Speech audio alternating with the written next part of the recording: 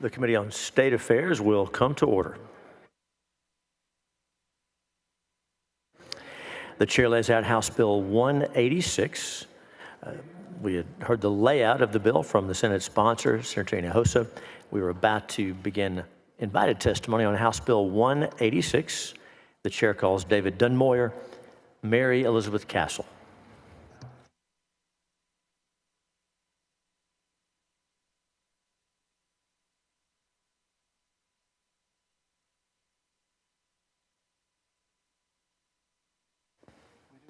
Doing well, Senator. How are you?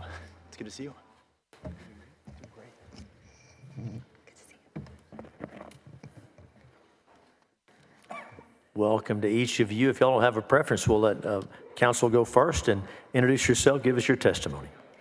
Good evening, Chairman Hughes and members of the Senate State Affairs Committee. My name is Mary Elizabeth Castle. I'm Director of Government Relations for Texas Values and testifying in favor of HB 186. Texas Values is the Family Policy Council for Texas, and we join a coalition of about 40 other similar organizations in 40 other states that support legislation to protect kids online. As it was already stated in the layout, in 2023, the Surgeon General Vivek Murthy had a 19-page advisory on the harmful effects of social media on minors, especially teenagers. And his conclusion was that there are ample indicators that social media can also have a profound risk of harm to the mental health and well-being of children and adolescents. Now, the legislature has already successfully protected kids from access to pornography online with the passage of HB 1188 that was signed into law and is currently at the U.S. Supreme Court.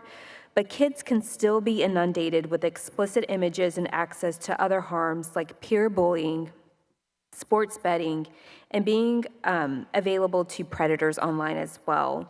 It also has the devastating effects on young girls especially, leading to low self-esteem, eating disorders, or poor body image. And we believe parents should be able to teach girls their true value and self-worth without social media interfering with that. Parents should be able to have control over social media, considering all the harms that it causes, and being able to have parents not only to view their social media accounts of their kids, which many parents already do, but actually grant that permission for their kids to use something that's so harmful is very important. And I was also given some different materials and stories from parents talking about the harmful effects that it has on their kids. One parent talks about the bullying their child experienced online. Another parent talked about the social harm and even the feelings of depression and despair that their kids experienced online. These are real stories from parents in Texas, and that's why I think it's very important that we have this bill to make sure that parents not only know what their kids are doing online, but have that control in order to protect them from some of the things that they're not able to assess and handle yet. So with that, we're in favor of HB 186. Thank you for your testimony. Ms. Dunmore, welcome. Introduce yourself. Go ahead. Great. Thank you, Chair Hughes, committee members. Great to see you all. And, it's been a bit of time since the layout, so I want to thank Senator Hinojosa for your moving, powerful layout this morning. I actually want to take us back a second here because I've been studying kid safety tech policy now for about 5 years. And this committee has been at the epicenter of a nationwide move, really a sea change in the push from parents and now kids to have consumer protection bills that are keeping our most precious population safe online. And the polling and data substantiate these points time and time again. At TPPF, I helped author a comprehensive research paper titled Social Media is a Harmful, Addictive Product. And I could give 20 conclusions. I'll distill it down to this. Not only is excessive social media use linked directly to and inextricably to sky-high increases in depression, anxiety, sex trafficking, body dysmorphia, self-harm, and suicide, but it's even worse than that because the very components and features that are contributing to these decimating outcomes in our kids are what allows these companies to profit further, and so they double down on these tactics and on this content. And for social media companies, kids are the product, and the longer they can glue their eyes to screens, the more data and revenue they can extract. There's a couple of statistics I want to highlight here just to really build out this picture. There are now more studies than I can count. Some of the more recent polling is even more troubling than what we've seen in the last 2-3 years. Specifically, 56% of 13 to 17-year-old kids had mind health quotient scores in distressed or struggling ranges. And comparing that with adult counterparts, that's at 20%. And what we're seeing is a widening in that delta between the mental harms in our minors and adults. It's only growing worse and worse for kids year over year. 51% of American children report being detached from reality. They can cut through the cognitive dissonance and recognize what they're seeing online does not conform to reality, and they don't even know how to exist in today's day and age. From 2010 to 2020, emergency visits for self-harm rose by 188% for teenage girls and 48% for teenage boys. And during that same period, the suicide rate in younger adolescents increased by 167% for girls and 91% for boys. One of the most scary statistics that requires a little context, a recent Pew report found that nearly 50% of kids report using social media almost constantly, meaning every waking second they have the ability to use their products and engage in social media, they are using. And this recent Pew report from April found that these data points are now starting to really manifest in parents and kids alike. Specifically, it found that nearly half of teens, 48%, say social media is harming themselves or their peers, and all but 10% of parents are concerned about the effect of social media on teens' mental health. Statistics are one thing, and I know Senator Hinojosa, you laid out a number of stories. I want to highlight a couple quick ones to really just. The data is one thing, but what we're seeing across the state of Texas and the country from parents and others is far more salient. 8-year-old Lonnie Walton. Lonnie's from Temple, Texas. She came back from a trip with her family and started using TikTok when her stepmom went to take a nap, and stepmom walked up to see her child, Lonnie, dead at 8 years old. And she was not the result of a death at suicide. It was the TikTok blackout challenge, which algorithmically encourages its users to choke themselves with purse strings and ropes just up to the point of suffocation. The story of 17-year-old Jordan, messaged on Instagram by someone posing as a girl, and after some back and forth and photos were exchanged, it was revealed as a blackmailer who demanded money or they would post these pictures online. Jordan scrounged together all the money he had saved up, sent it to the blackmailers, and they said, "Send more or we will, quote, watch you die a miserable death." Hours later, Jordan took his own life. Finally, 15-year-old Kristen, her parents waited until 15 for her to open an Instagram account. She made what she thought was a new friend shortly after opening it, and after a few months, she disappeared. Parents couldn't find her. Her parents later learned that she had been groomed and sold into sex slavery, and she still is missing and has not been found. In every single one of these tragedies, parents don't think it's going to happen to their kids. They raise straight-A kids who are in athletics and are well-connected in communities, and time again, it's the same parents who think it wouldn't happen to their kids who it ends up happening to. And I could go on. I want to be judicious with time and say, again, thank you, Senate State Affairs, because Texas is leading the country in kid safety, and this bill before us today is the boldest of them all.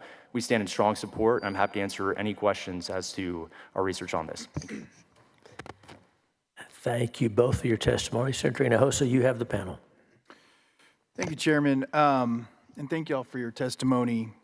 You know, for a lot of liberty-loving patriots like myself and others, you know, you try to justify, well, you know, are we infringing on people's our children's rights and you know, just ability to interact and do some of the things that we'd love for them to be able to freely do safely.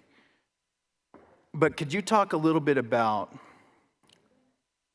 if you know, about this, how these algorithms that these social media companies use, and, you know, just, I'll tee this up real quick. It's just another, you know, experiment that was posted from the Wall Street Journal reported that Center for Countering Digital Hate researchers set up a new account in the United States and the United Kingdom, Canada, and Australia at the minimum age TikTok allows, 13 years old. These accounts paused briefly on videos about body image and mental health and liked them. Within 2.6 minutes, 13-year-old account, TikTok recommended suicide content. Within 8 minutes, TikTok served content related to eating disorders. Every 39 seconds, TikTok recommended videos about body image and mental health to teens. Now, this is a 13-year-old account. Now, we've talked about parental controls. Well, why don't parents just, supervise their children? I'd like to consider myself a pretty, in tune father, and realizing that, our limitation was at 16 for our kids, but realizing what my 16 and 17-year-olds must have been exposed to and are currently being exposed to without my knowledge. Can you speak to any of how those algorithms work? How, anybody who watching might feel like, well, just be a good parent and just, monitor their activity. How could we possibly monitor this type of activity when supposedly a 13-year-old account that is posed as a 13-year-old account is being fed this type of content? Yeah, I think 3 questions there. I'll try and answer all 3 of them. First, as it relates to algorithms broadly, there's 2 buckets on that. First is social media companies leverage what's known as dark patterns, and it's actually scarier than how it sounds. For example, I looked through on Apple and Google to see if you wanted the most privacy-centric, parent-empowered approach to protecting your kids on the app stores. It takes over 103 specific actions to enable the strongest, most robust parental controls as a default, meaning these products are engineered to make it as hard as humanly possible for even the most engaged parent to have the most protection enacted for their kids. Then, as it relates to algorithms addressing the content and what kids are seeing, it's amazing how 2 seconds of lingering on a post on TikTok or an Instagram reel, the algorithm can instantaneously learn, okay, you lingered a little longer on this content. We're gonna assume you're depressed and sad. And so we're gonna have a couple of cat videos, a couple of happy videos, and see if you are attached to that. They're not, they're gonna keep fomenting whatever that negative emotion is and experience that they're experiencing. And it goes as far as these companies can tell based on pupil dilation, based on how your eyes are scanning across the screen. They know more about your state of mental health in that second than you do, especially if you're a child who doesn't have full faculties of mind and a strong sense of emotional control. Then the question on limited government, or with the Texas Public Policy Foundation, that is a core monolith for organization. When you look at how this bill is drafted, it addresses contracts. You look at any other line of industry, go to a credit card website or a bank, and it specifically says that to enter into a contract, you must be 18 years of age or older. Social media companies are one of, if not the only major platform in industry that allows kids to enter into these contracts. And these contracts, which are 100+ pages of high density legalese that say all of your personal information, all of your geolocation, all your sensitive data is now in our control. And by the way, you are enshackled by this accept button that you hit without actually reading the full terms. So it really addresses that these kids should not be entering into these contracts with multi-trillion-dollar companies that are, again, engineering these products to be maximally addictive. And I think, was there one more, am I missing one more part of the question? You've addressed the main part of my question, but I have just, one more follow-up, if I may, and this is a slightly different subject matter, because I'm sure we'll hear testimony, I'm hopeful we'll hear more testimony about how this is a very dangerous thing for our teens. But I know there's going to be some out there who say, well, we've gotten young entrepreneurs now who are making a ton of money.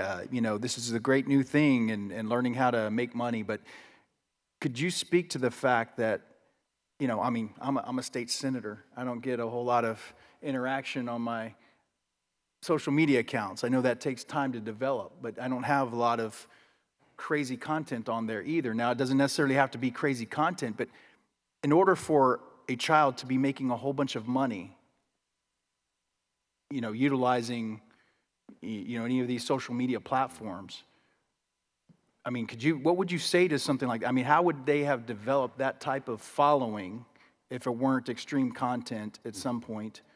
Or, is there anything you could address to that? Sure. Yeah, absolutely. There are no solutions, only trade-offs, right? And there are some good components of social media here. Our research concludes emphatically that the harms far outweigh the good. An example I tend to cite is China, ByteDance owner-operator. They have their own version of TikTok, which is educational and focusing on, how can we raise our kids to be more effective, dynamic economic leaders in the future. In China, the #1 aspiration for kids, career-wise, is to be an astronaut. The United States is to be an influencer. And so this begs a cultural question of, is there genuine economic value that we're losing in foregoing these social costs of kids who are more excited about being an influencer than state senators or representatives or whatever it might be? And it's not to look down on the profession, but simply to say we can look at, for the 0.01% of massive success stories, there are kids who are foregoing studying or spending time with friends or other things in pursuit of that 0.01%, which is, again, not reality. It's all through a filter, and the people who make it big oftentimes can misrepresent how likely that actually is as an outcome, because the vast overwhelming majority aren't going to have a massive profit revenue. And I say this as somebody who, when I was 17, I had a YouTube account because I wanted to get into policy and doing videos on that, and it can be a worthwhile pursuit, but right now it is unequivocal that the harms in pursuit of this far outweigh the benefits. And it's not a quantitative answer I can give you, but qualitatively we're seeing the effects in education outcomes, mental health, and these horrible stories that we continue to hear. And just one more question. I was watching some of the testimony previously, and I know there were some people also testifying that, this is social media is a great place to do research for your homework. Is there any data that suggests that social media is the place to go when you're looking for information on your research, for your research reports? I think the research comes from the social media companies themselves. No, there's nothing that replaces an actual engaged learning environment, and there are myriad other sources. This bill does not prevent kids from accessing, specifically educational content. It's defined narrowly to apply to actually how House Bill 20 from Chairman Hughes 2 sessions ago to be very narrowly tailored to hit the companies that are not going to be providing educational benefits. It's a distraction, and as the data I highlighted suggests, it's not resulting in educational improvement. Thank you for answering my questions, and I appreciate your testimony. Thank you for being here. Is there anything else you wanted to add?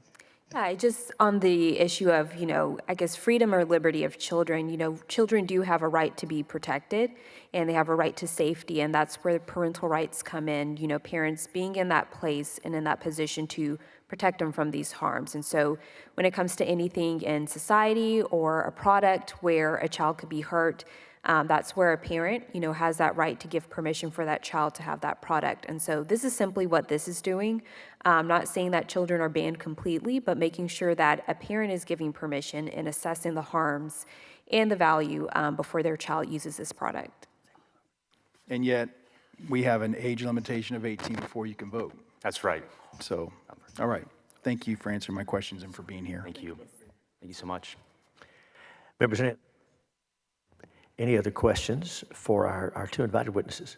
Very well. Thank you both for being here. Thanks for your testimony. We will now open public testimony on House Bill 186. And as we look at the registered witnesses on the remaining bills, we have over 200 witnesses registered who wishing to testify. And of course, everyone who shows up and registers will be heard, subject to the rules of decorum, of course. And so, since there are so many witnesses, and because we want to respect each one, especially those who end up being toward the end, we will be tied on the time requirements. So, as we posted in the notice, there's a 2-minute time limit, and we'll remind you about that.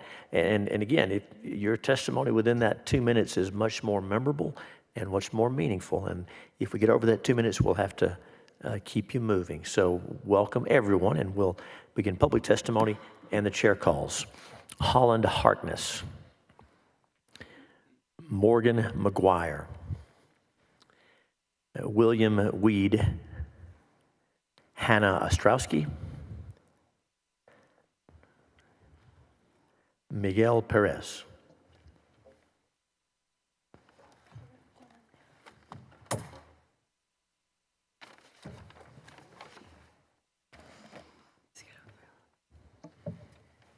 All right, welcome to each of you. It's customary for us to begin over here on my left, your right. Now, since you're on the end, you got to get close to that microphone so we can hear you because you're a little further away. So introduce yourself and give us your testimony. Welcome. Okay. First off, thank you, Chairman Hughes, and the members of this committee for allowing me and many other concerned and effective high schoolers to advocate today. My name is Holland Harkness, and I'm a junior at Vista Ridge High School, and I'm testifying against House Bill 186. We do recognize the intent of this bill, and we think this bill is great, and we do believe it should be implemented, but there needs to be some changes. This bill is having a blanket ban for everyone under 18. It will be inefficient and counterproductive. We believe that this bill just delays an issue. The harmful content that young people are exposed to online does not disappear when they turn 18. In fact, the impact will be even more damaging. This bill throws young adults into a digital world at a time when they were living on their own for the first time without the support systems that they have as minors. So sending them into this environment without preparation or protection, especially during a vulnerable and transitional stage like starting college, can seriously harm their mental health. Social media isn't going away, and we shouldn't pretend that turning 18 makes someone immune to its risks. We propose to move the age from 18 to 16. At 16, the state of Texas trusts us to drive and to work. It is also the age that Australia deemed appropriate for social media usage when they banned it last November, which Representative Patterson mentioned in House.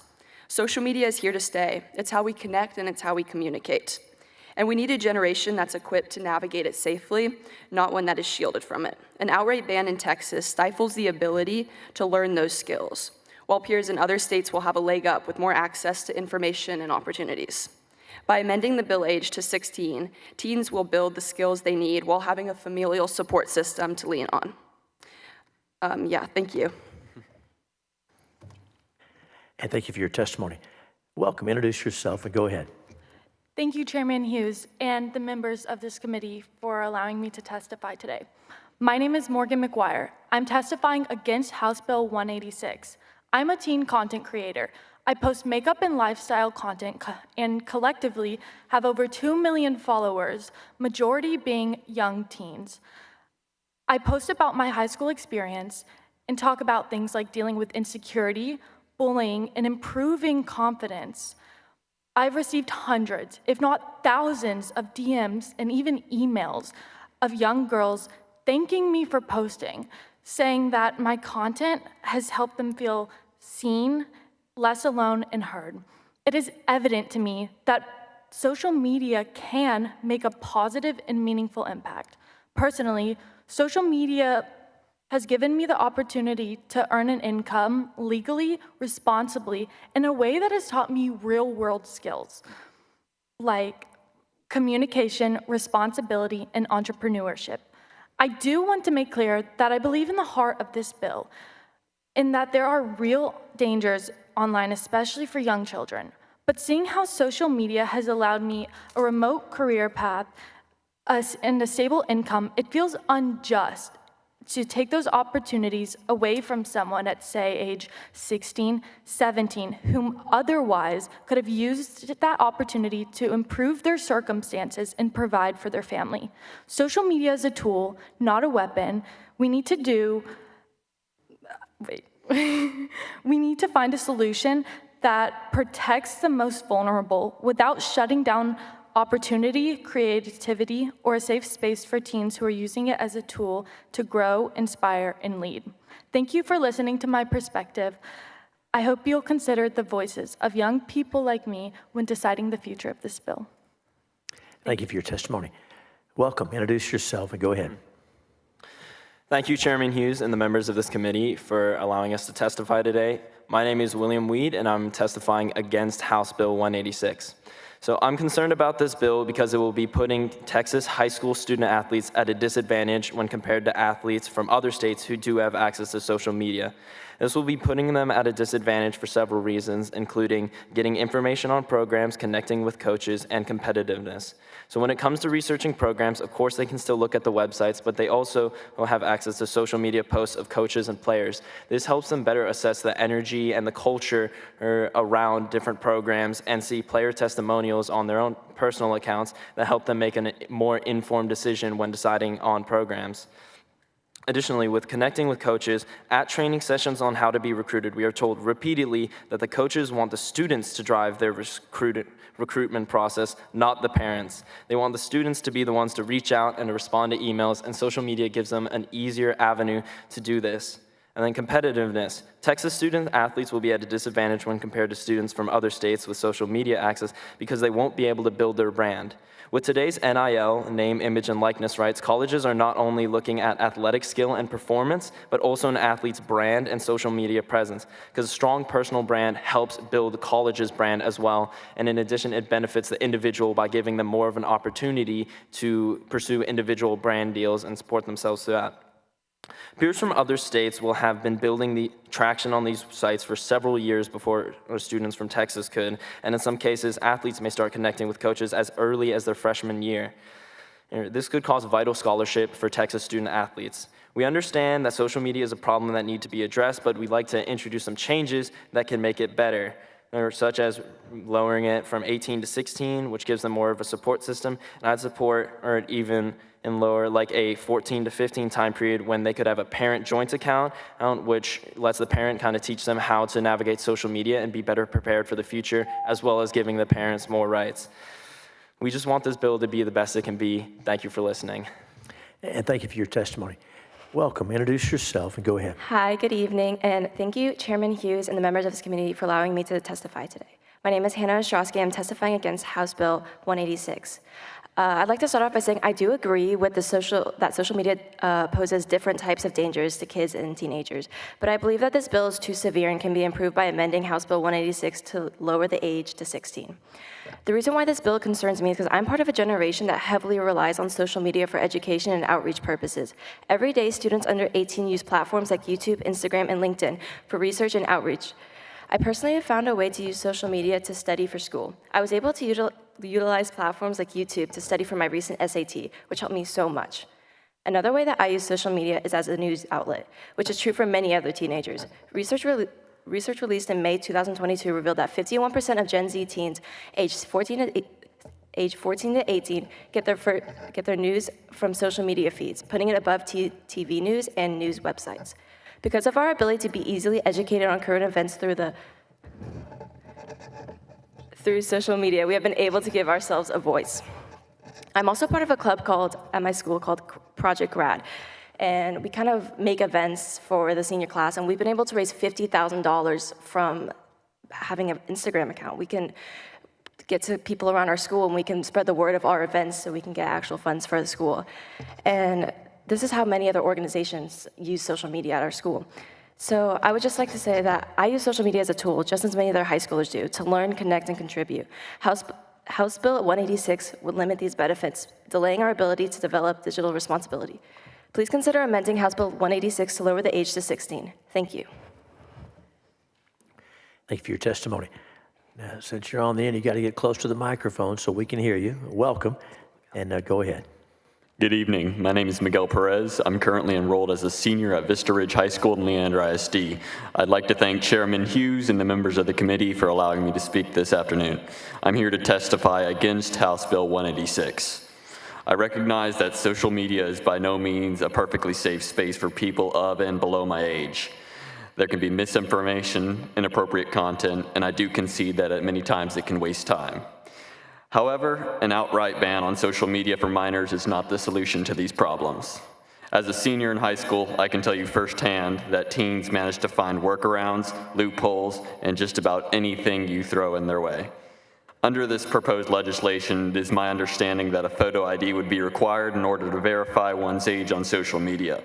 From fake IDs to using friends or parents' IDs, fooling a verification process would not be hard to do. In addition, virtual private networking softwares have proven to be effective at bypassing such bans, allowing users to essentially teleport their device out of state or country, effectively diminishing the primary purpose of this bill. I firmly believe that this legislature can address the concerns and dangers of social media for minors while allowing for the continued usage of social media by those that are under the age of 18. At the age of 17, I decided to pursue and obtain my pilot's license. Under this bill, I could legally fly an airplane across America, but not be able to access social media. Please consider the effects that this bill will have on silencing the voices of teens in Texas. Thank you.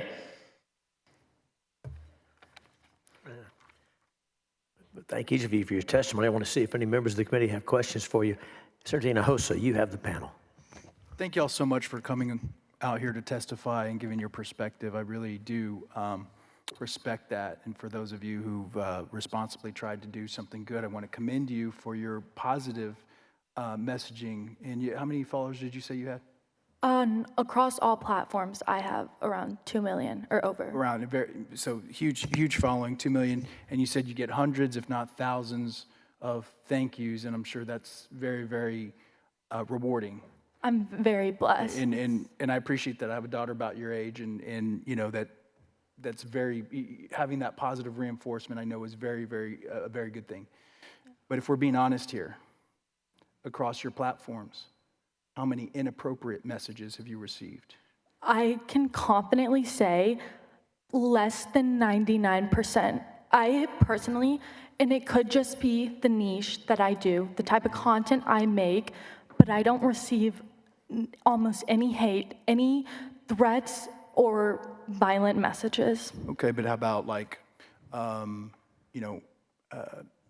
somebody not age appropriate to you, over complimenting, any kind of. What would not age appropriate be for my age? I'm 17. In terms of like just being inappropriate, Gotcha. Sexually or any other kind of way, where you seen any of those types of advances?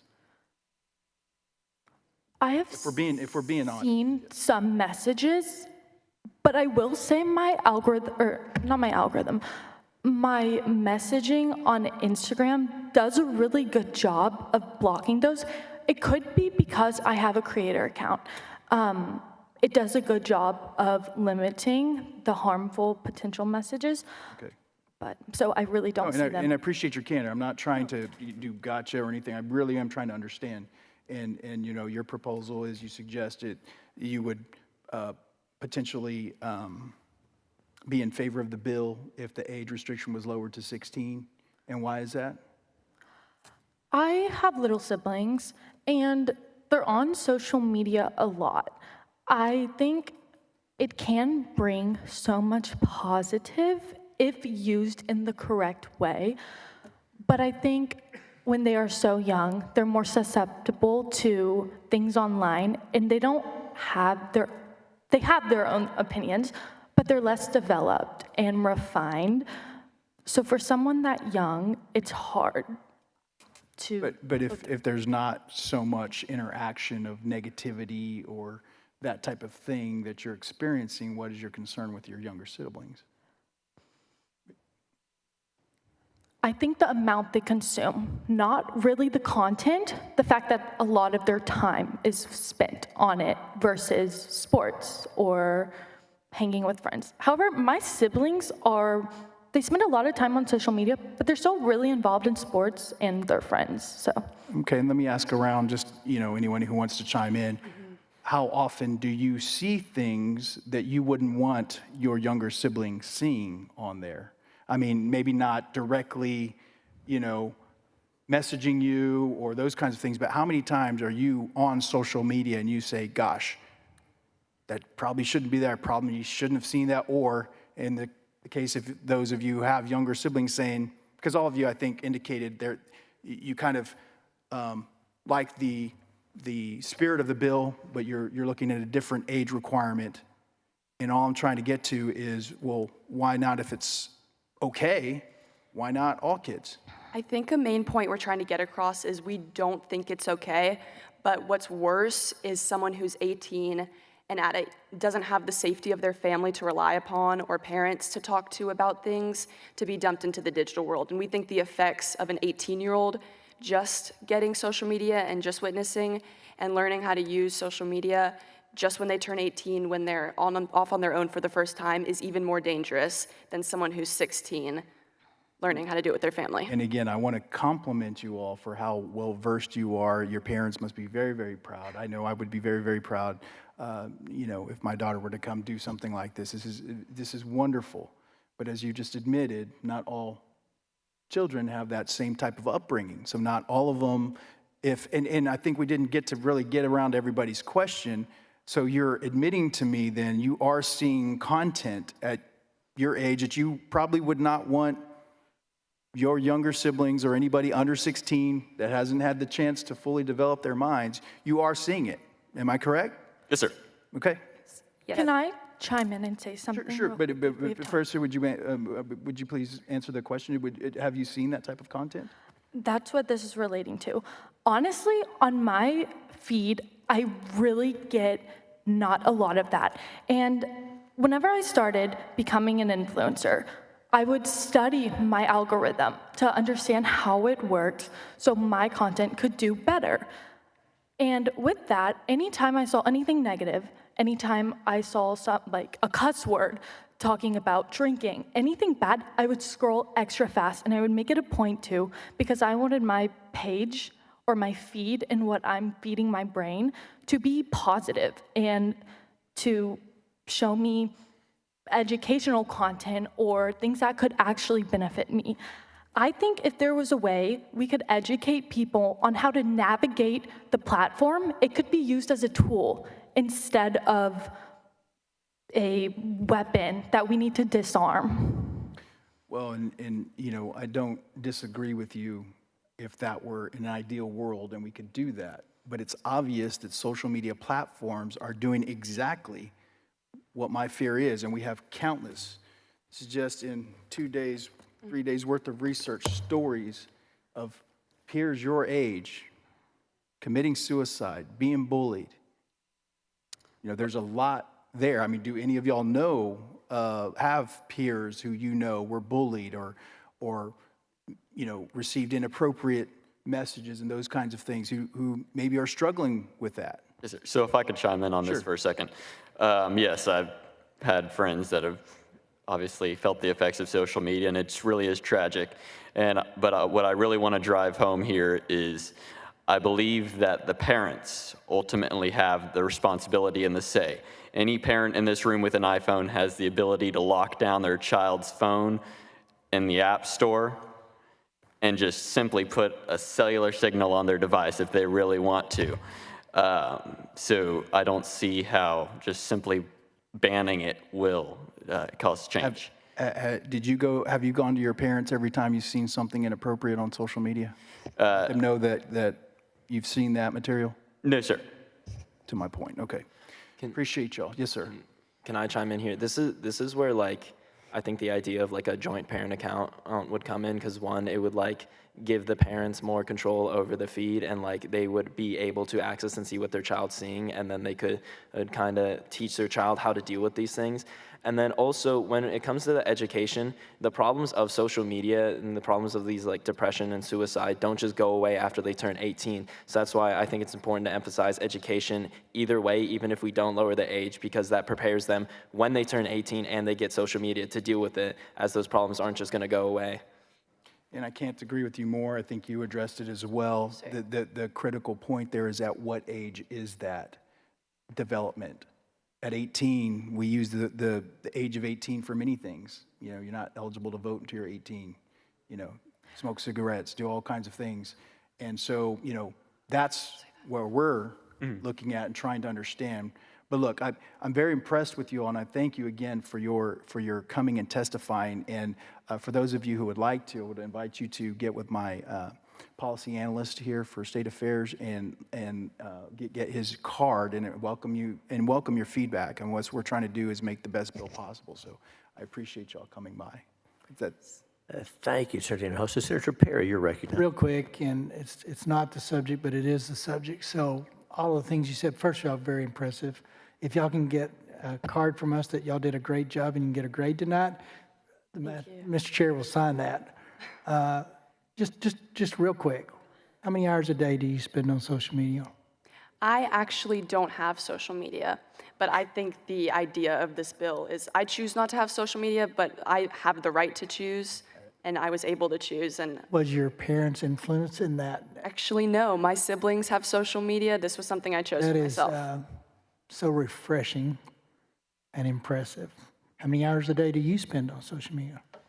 I Would you say consuming or creating? Because when If I'm you're on looking social at a media, screen, if you're not talking to someone in person, having a dialogue, but you're literally at the screen, how many hours a day do you spend on that? I would say on average, maybe 3, but I'm working and generating. And it's a little different. myself. Yes. I would agree that that's kind of a more employment. My job at 15 was working at Wiener Schnitzel, and at 17 was working in the oil patch, and at 18 working offshore. So times have changed. How many hours a day do you spend on social media? So on more social platforms like Instagram, it's most likely like 30 minutes to an hour at most. But more often than not, I'll be on something more educational like YouTube, because if I'm just sitting at home, like my friends are all busy and I'm not hanging out with them, I'd be on more of an educational like app like YouTube, where I'd be consuming content that teaches me things. But I've been on YouTube, and I know how I am with woodworking stuff. And, I look up and it's 3 hours, and I haven't built anything. But it's kind of that deal. So how many? I would say probably about 3-ish. Okay. Same, I also use social media for like YouTube and educational purposes. There's lots of great things that you can use with social media, and it's also, I feel like YouTube is one of those ones that's like kind of like more obvious, but like surprisingly, there's other apps like TikTok, for example. They actually have like a stem. So at top of the screen, it has a For You page, and then it has a stem page, and where you scroll, and all it is content it's educational content, basically, and it's actually surprising. But on average, so far, you, sir, and I got to tell you, man, you got a voice for communications. Whatever you want to do, it's awesome. I hope everybody takes note. I mean, phenomenal. I was not expecting that. Senator Perry, Good pilot voice. I told him to get close to the mic, and it wasn't necessary. Yeah, Please go ahead. First of all, it's very clear. Thank you I so just much. love that. But so, how many hours? So I'd say I'd spend about an hour and a half to 2 hours, but I will confess that a lot of that time, I am a student athlete as well. I do connect with companies and do some community outreach, and so that is where some of that time is spent. I get it. It's just different. I'm old. I'm having a hard time getting up to this deal. So anyway, I just think it's the antisocial aspect, and I think that there's been a mischaracterization of what social is. Social, talking through a screen that you never meet an individual, is antisocial. Agreed. I mean, you got to have the one-on-one. You got to be engaged with people with real and skin in person and talking things. But it doesn't sound like it's crazy. I had a family member, and if she was awake, she was on the phone. And I will say it contributed to her demise at 18. So, not that was the direct cause, but that lifestyle didn't promote good health. And she got sick. And that lifestyle didn't change, and just bad things happen when you're sedentary and just on a phone. So, that's the negative side, and that's what I see. COVID exacerbated a lot of this stuff, and it's never recovered in the sense that people got used to not talking to people. This became the babysitter, and it's not a good place to be. But I'm impressed. I think we have a good future. I don't know where Vista Ridge is. I know where Vista Ridge water pipeline is. Close enough. So I would say you must have a very good public education. I assume public ed, every one of you? Yes, all public. Good, that's impressive. Thank you, Senator Perry. Senator Parker, you're recognized. Well, thank you, Mr. Chairman, and I just want to very simply tell you how proud I am of all of you. What a terrific job you did, and I know our future is bright when I see young people so engaged that take time away from all the things that are happening in your high school lives to come and to the big Texas Capitol and come before the Texas Senate Committee on State Affairs and view these issues very seriously and to talk openly with us as members. It really just encourages us and gets us very hopeful for the future. But the feedback you've given us has been really excellent because we take this issue very seriously. And we're worried about the number of children that are dealing with depression and suicidal ideation and so forth, all that we've seen such a tremendous spike since the advent, obviously, of modern social media. So the questions that my colleagues asked were very enlightening for us, and so we really appreciate you guys being really role models in the way that you're deploying it or using it, or in your case, choosing not to use it at all. So I know your parents are all very proud of you and wish you all the very best in life. So God bless you all. Thanks for being here. Thank you. So, Senator just Perry, real go ahead. quick, most important question in May, has prom already happened? Yeah. It has? Yes, it has. Oh, wait. Prom? It has. Prom Prom has happened. has happened, so that does the junior class have to put on the senior prom? For us, juniors and seniors go to prom together. They all go together. Well, that's different too. I can't keep up with it. Changing times. It was fun. Yes, thank you. Thank you all so Thank much. Any other questions for the witness? Let me just say, before you leave, you haven't been excused yet. Hold on one second, just a moment. I haven't had my turn yet. Have a seat, thanks. Please sit down. No, that's okay. No, the chairman now speaks. Yeah, no, I just try to go last after all the members of Senator Betancourt may have questions. So a few things for you and for all of our witnesses. You probably know this, but it may seem cliche, but the government does work for the people around here. And so you're the boss, and not individually, but you're the boss. We work for you and we listen. In the U.S. Congress, sometimes you see those hearings on C-SPAN. They'll have a few invited testimony and members are in and out. And here, our members are in and out because we have multiple hearings going on, but our staffs are here. It's all being recorded. But the point is, we learn a lot from these hearings. I don't know what's going to happen to this bill, what it's going to look like, but we learn a lot. And so your voices do matter. So Mr. Perez, Mr. Ostrowski, Mr. Weed, Ms. McGuire, Ms. Harkness, thank each of you. Your testimony here matters. And thank you. Senator Betancourt, you're recognized. And I'm still going to get the last word, but go ahead. Well, and the last word is, this is an unusual institution, the Texas Senate, but more importantly, you can walk in and testify. Now, in the federal Congress, you can't do it. But this is the biggest state in the union where you can walk in like this, and certainly in the heartland states, and testify and have your voice be heard. So remember it and tell others that you can do it too. Because as the chairman said, make your voice be heard, because it's important. Because everything that we do here, you all will know about it the rest of your lives because you'll see it. That's true.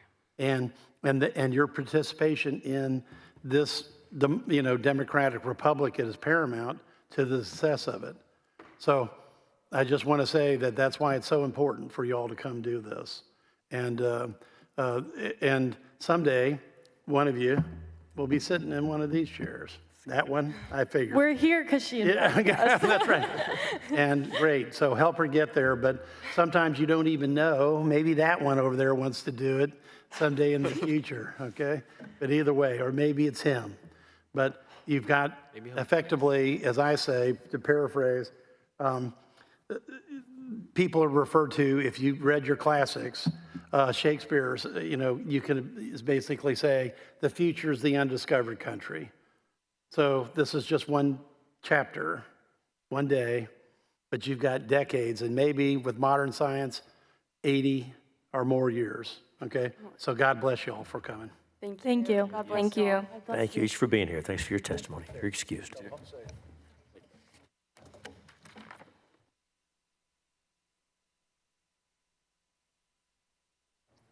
Continuing public testimony on House Bill 186. The chair calls Bartlett Cleland, Stephen DeLine, Megan Stokes, Hayden Cohen, Andrew Tran.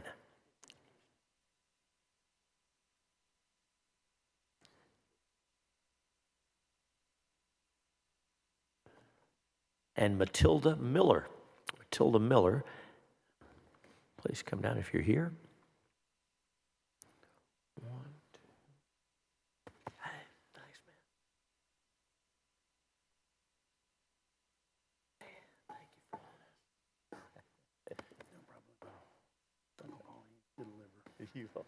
I got to go fix 2 other big problems. Okay, Welcome to each of you, and we'll begin over here. Some of us have testified before. Now remember, on the end, you got to get close. Introduce yourself and go ahead. Hi, my name is Matilda Miller, and I'm here against HB 186 today. I have my qualms with many social media sites. I'm sure that we all share some concerns about how children use the internet addiction, body image issues, alt-right pipelines, cyberbullying. However, these problems are still perpetuated by sites not classified as social media by this bill. Requiring ID-based age verification is not a solution to the problems social media causes for children. It is a source of problems for everyone. Social media sites are considered by many to be the new public square. They're an almost mandatory part of communication in the 21st century. The companies that own these sites exploit that position enough already to get our data, which they don't even safeguard well. Every other week, we see a new data breach in the news, and I don't want that data to include all of our government IDs. And on the other side of that equation, if these companies decide it costs more money to implement age verification for Texans than they gain from letting us use the site, they may just block Texans from accessing the sites altogether. We saw adult film sites do exactly that after HB 1181 was made law in 2023. How can we have free speech in the digital age if we're blocked from the digital public square? How many people will be afraid to use their free speech on the digital public square if they're afraid of giving their ID data to notoriously insecure sites? And how will that reduction in social media traffic impact small businesses in Texas that rely on social media to advertise to people who actually can visit their stores? How can Texas be a part of the interconnected world if we're completely disconnected? Social media does need to be more responsible, but this bill does not help that. You need to return to the drawing board and focus on the algorithms and incentive structures of these websites, where the problems truly originate and can be solved without harming Texans. This bill suppresses free speech, harms small businesses, and disadvantages Texas and Texans compared to the rest of the country. Thanks for your testimony. Welcome. Introduce yourself. Go ahead. Thank you. Good evening, everyone. I'd like to say thank you so much to Chairman Hughes and the members of this committee for allowing me to testify today. My name is Andrew Tran, and I'm testifying against House Bill 186. So I've just turned 17, and I'm currently a junior at McNeil High School, and I'm a singer-songwriter, and I've experienced many positive outcomes and opportunities through my use of social media. So just last January, when I was still 15, I started posting on Instagram. Now, Instagram didn't make me ask, but I did ask for my parents' advice and approval before I started posting videos of me singing covers of famous songs online. And my goal was to find an audience of listeners. So being on Instagram has helped me grow my audience to over 30,000 people. And it helps me find events and opportunities to grow myself as an artist and as a person. So after seeing this fun ad for a Grammy camp, I applied and ended up being one of 80 kids nationally to spend a week with professionals at a camp hosted by the Recording Academy that actually awards the Grammy Music Awards. And it was so amazing for me as a person, and it was enriching as an artist. And I host this singer-songwriter open mic night just across UT, and I use Facebook and Instagram to promote my music in a similar way. Promote my open mic. This open mic fosters a community while also giving singer-songwriters a place to workshop their songs and be heard, which I think is very important. So I strongly believe that with education and awareness, social media is a wonderful and powerful tool that can enrich our lives as teenagers beyond just entertainment. So there's no denying that social media is here to stay. So shouldn't we find the best way to help kids grow in a world informed and safe? If we can legally work at Chick-fil-A and get a learner's permit at 15 and a license at 16, should you legally restrict our access to social media until 18? Wouldn't it be better to educate and raise awareness for our youth in Texas so that we would be able to navigate social media in a positive and productive way while still at home with parents to teach, advise, and support us, just like we do with driving? So at 18, when we graduate from high school, we are prepared and more competent to deal with a digital world. So thank you so much. I'd love to answer questions. Thanks for your testimony. Ms. Clennell, welcome. Welcome back. Introduce yourself. Go ahead. Mr. Chairman, as you know, I love coming back home, so thank you for having me. I'm Bart McClellan, General Counsel for NetChoice. And on behalf of NetChoice, I want to share that our sponsors' goals are exactly the same as what you profess here, and that's exactly why we are concerned largely with the constitutional challenges that will come from this legislation. Quickly to note that several states have done exactly the same thing. And for the lawyers in the room, 2 states have already been stopped, Arkansas and Ohio, just on permanently being enjoined. And as you know, that's not easy to get. That's before you can get to the merits. Beyond that, we have 3 more states, California, or 4 more, it includes Texas, California, Mississippi, and Utah, who are pending a full review. So we know where this legislation is headed. It's headed to the courts. It's headed to be deemed unconstitutional, probably on its face, before you even get to the merits. But you know what, as I think about that, I actually don't even want to be here as a lawyer. I want to be here as a dad. And I'm so inspired by this, the citizens who were here earlier, because let's remember, they are citizens. They have rights. They have First Amendment rights, regardless of their age. Different rights, maybe, but rights regardless. And I want to share as best I can. I'm not sharing this in public, so my voice is a little shaky. But my kids both have excellent stories to tell about being online.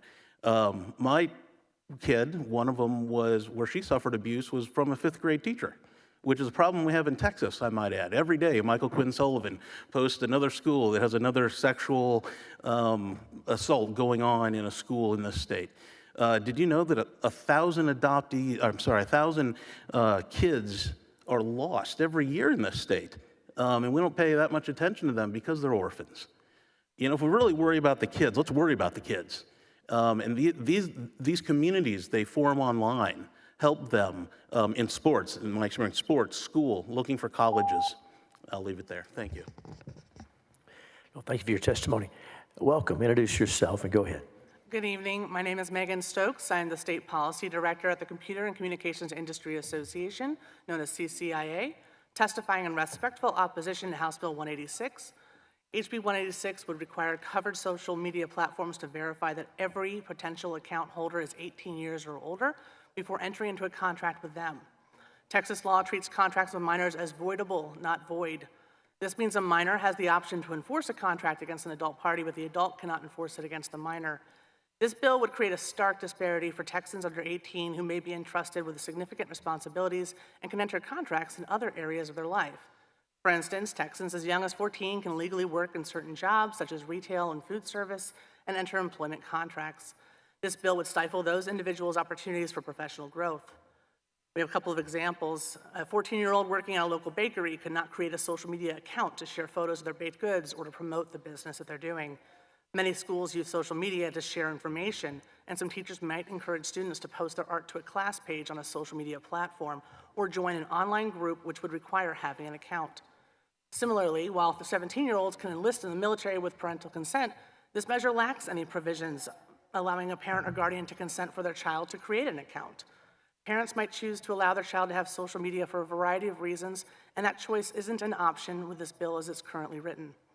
House Bill 186 would bar those same teens from accessing platforms where they can express themselves, learn more about the world around them, or begin networking professionally. But this bill is not just aimed at those contracts. That's a Trojan horse that would end up restricting the First Amendment. Banning teens from social media curtails their First Amendment rights to access information and communities. Many Texas teens rely on online platforms to connect with their peers who share their interests, finding support for personal or academic growth. CCIA is concerned that House Bill 186 would pose significant First Amendment issues.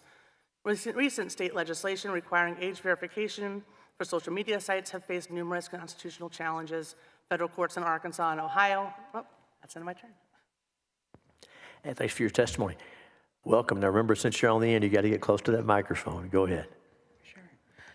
Good evening, Chairman Hughes and members. My name is Hayden Cohen, and I'm here as the State Policy Director of Students Engaged in Advancing Texas to oppose HB 186. We're deeply concerned that this bill does not make any exception for educational platforms that do fit the definition of social media, like Blooket, Kahoot, or Quizlet, all platforms that I use as a student. These are interactive tools used every day in our classrooms across the state to help students learn, collaborate, and stay engaged.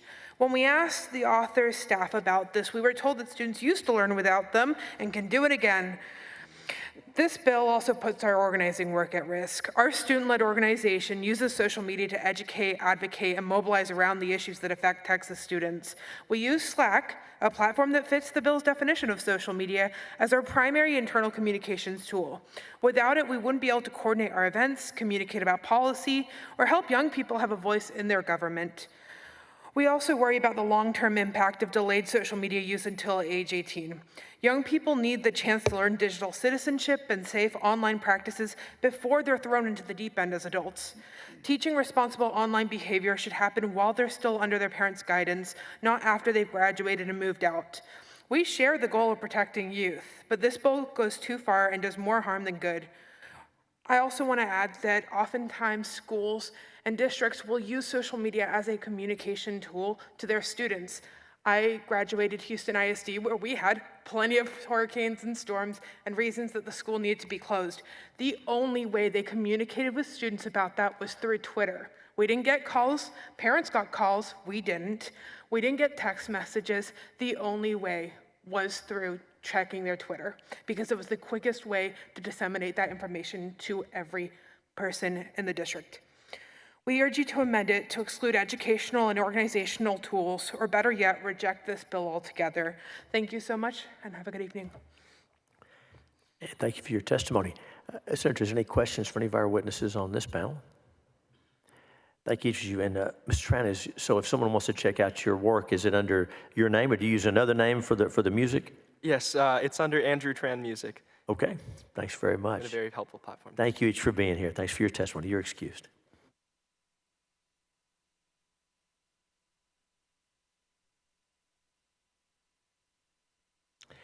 The chair now calls Alex Nam, Abdurrahman Karbat, Emily Deptula, Donald Gamblin, Sarah Beck. Again, we're looking for Alex Nam, Abdurrahman Karbat, Emily Deptula, Donald Gamblin, Sarah Beck. Ryan Bell, chair calls Ryan Bell. Call Manuel Flores Arguelles. Manuel Flores Arguelles. Garson Ormiston. Garson Ormiston. Kyle Dixon. Call Kyle Dixon. Nicholas Mulberg. Nicholas Mulberg. All right, come on down. Thanks.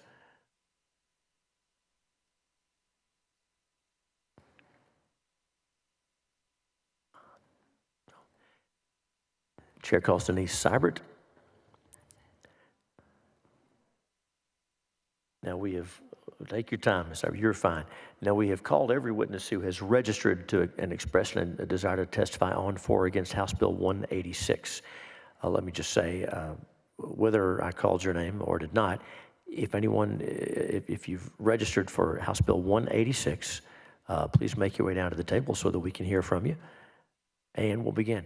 Seibert, welcome. You know how to do this. Introduce yourself. Give us your testimony.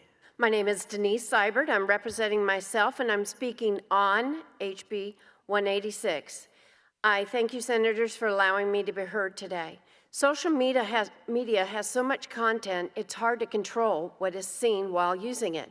We need to protect our children from unwanted influence and unwanted explicit sexual information. Too many children have learned to go beyond preset limitations. We need to set stronger blockers and better protection for our children when they use any social media. The account verification process must be upgraded so children can't get past the verification process. We also must have adequate enforcement to make sure our children are protected. A bill without substantial penalties is weak and unenforceable. We must do more than pass weak laws that have no adequate enforcement penalties to make the media platforms take notice and become more responsible in protecting our children. I agree, you cannot have our children, as Senator Hinojosa said. We especially need to protect against sex trafficking, and posting of explicit images is a big concern. So thank you for letting me be here today. And thank you for being here. Thanks for your testimony. Welcome. Introduce yourself and give us your testimony. Hi there.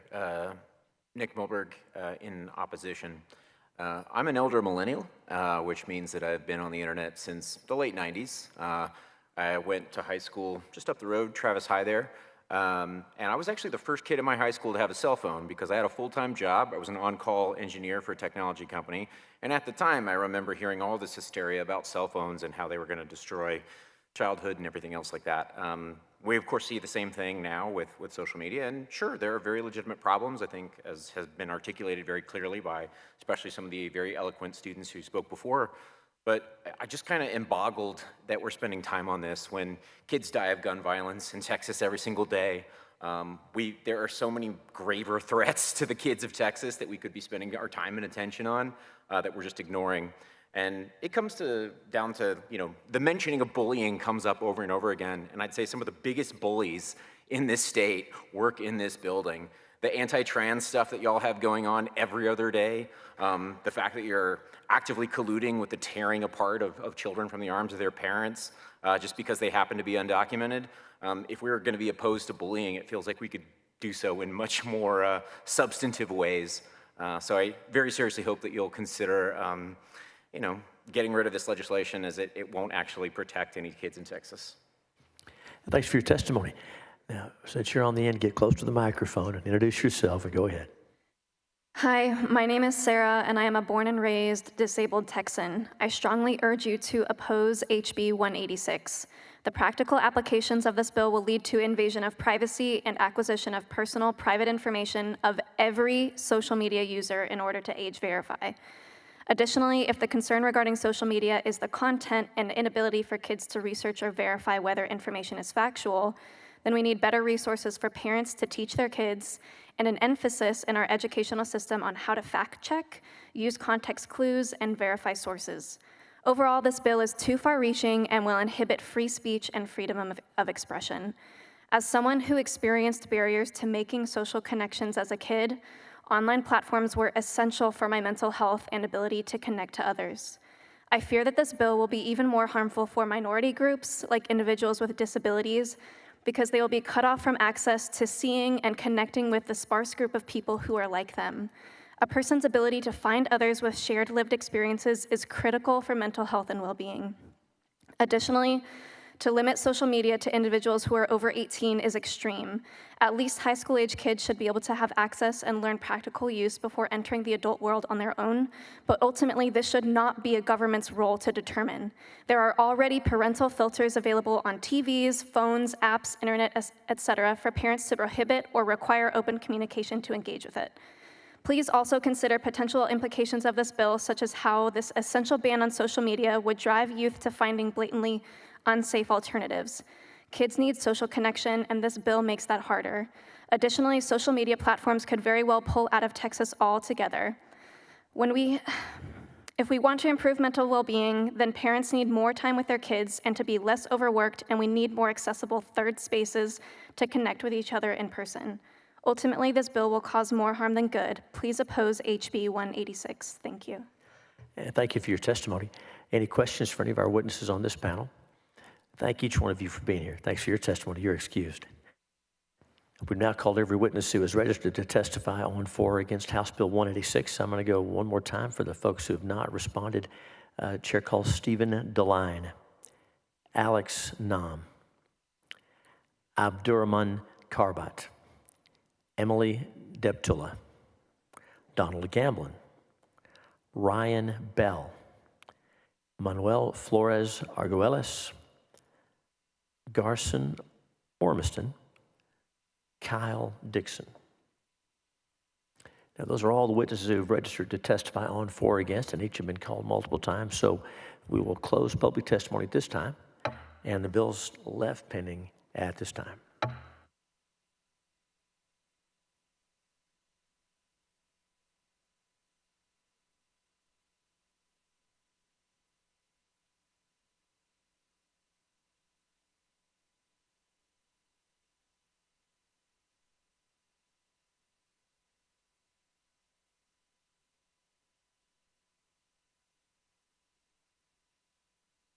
Yes, sir. Thank you. HB 5138. Chair opens up public testimony for HB 5138, H1 5138. Chair calls Stephen DeLine. Oh, I thought you laid it out early. I'm sorry. Chairman's going to lay out the bill first. I thought he'd already done that, so no problem. Chair lays out House Bill 5138 as the Senate sponsor Chairman Hughes to explain the bill. No, thank you, Mr. Chairman. House Bill 5138 is similar to Senate Bill 26, which this bill and the Senate has passed, and the substance of which has been passed by the Senate more than once. This goes back to the Stevens case, where the Court of Criminal Appeals found that the Attorney General was not allowed to prosecute election crimes, potential election crimes, unless invited in by the local prosecutor. That holding was based on Article 4, Section 22 of the Texas Constitution. Many lawyers and judges disagree with that ruling. Nevertheless, this bill would respond to that, and by changing the statute from a bill allowing the Attorney General's office to prosecute, by changing it from one that allows them to one that requires them to, we believe it addresses the constitutional question that was raised by the Court of Criminal Appeals in Stevens. So that's what this bill does, and I will yield for questions. No problem. No questions from me. Chair opens up public testimony for House Bill 5138. Chair calls Stephen DeLine, Zachary Doling, Jackson Bailey, Miranda Carter, and Garson Armstrong. Chair will call Zachary Doling, Jason Bailey, Stephen DeLine, Miranda Carter, Garson Armstrong. All right, assuming they are. Yep. Yep.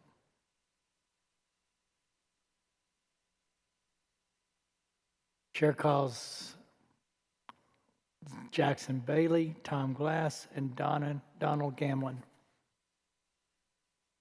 Jackson Bailey, Tom Glass, and Donald Gamlin. Is that it? That's all we shall wish to testify publicly on HB 5138. Is there anyone else wish to testify on, for, or against House Bill 5138? Hearing none, public testimony is closed. Oops. And state your name. I'm sorry. Chair opens up public testimony again for HB 5138. Are you registered? Yes. All right. State your name, who you're with, 2 minutes, and position on the bill. I'm Dr. Susana Carranza, and I'm testifying against this bill. Go ahead. This is the one about the AG and elections, right? I know I signed up not to testify, but I signed up to. All right. So to me, the main thing is there are many, many bills in this session, in previous sessions, that keep encroaching more and more in the power of local elected officials and local authorities. And each time it's saying like, well, it's trying to prevent people from not prosecuting things. But there is a lot of things that are meant to be local control. Texas is supposed to be a state that likes to leave the control to the smallest part of government. Yet, again and again, this body keeps creating more bills about preemption, about giving more power to the AG to take over the discretion of what happens locally. So I oppose this bill in principle, and we need to stop overreaching into local control. Thank you. Any questions for the witness? Mr. Chairman.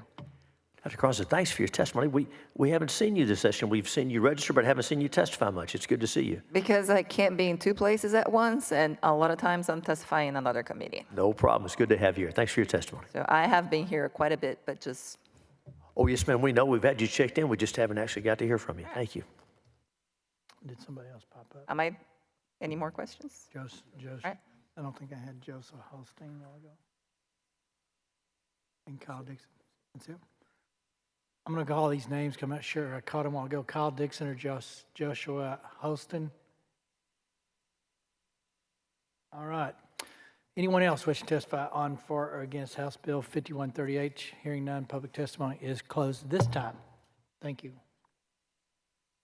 Yours out. Undo it.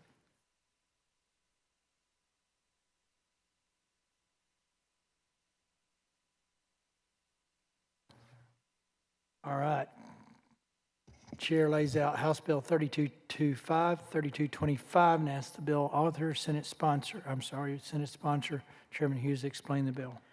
Thank you, Mr. Chairman, and thank you, members, for looking at House Bill 3225. Comes to us from Representative Alders, new member of the House from Tyler. whom I represent. This is the companion to Senate Bill 2101 that this committee heard at the end of April and voted. You may recall this is about protecting children in municipal libraries by making sure that sexually explicit books and materials aren't placed in areas meant for minors. And again, you've seen some of the materials. I think some folks hear about this bill, they just think we're being prudes until they read the materials we're talking about. They're pretty graphic. They're very graphic. And so this bill requires these books to be moved to the general or adult section, not removed from the library, but moved to the general or adult section so minors can browse safely. Also requires libraries to implement age verification measures to prevent minors from checking out sexually explicit material, including through digital format. The House made some changes based on testimony, also testimony that we heard. Tightened the bill's language to clarify that the limits on access and age verification, as well as adding a mechanism for parental consent and revising the review requirements. These adjustments were made in consultation with the Library Association to make the bill more practical for libraries to implement. Of course, that's important. We want to make our libraries safe for families and children, but not create a confusing or a cumbersome process. And so again, this is the same subject matter we heard before with some refinements in response to testimony, and I'll yield for questions. Any questions, members? Hearing none, chair opens up public testimony for House Bill 3225, calls Gordon Jones, Amanda McLaughlin, Sarah Beck, Minda Anderson, Oxford Delarvey.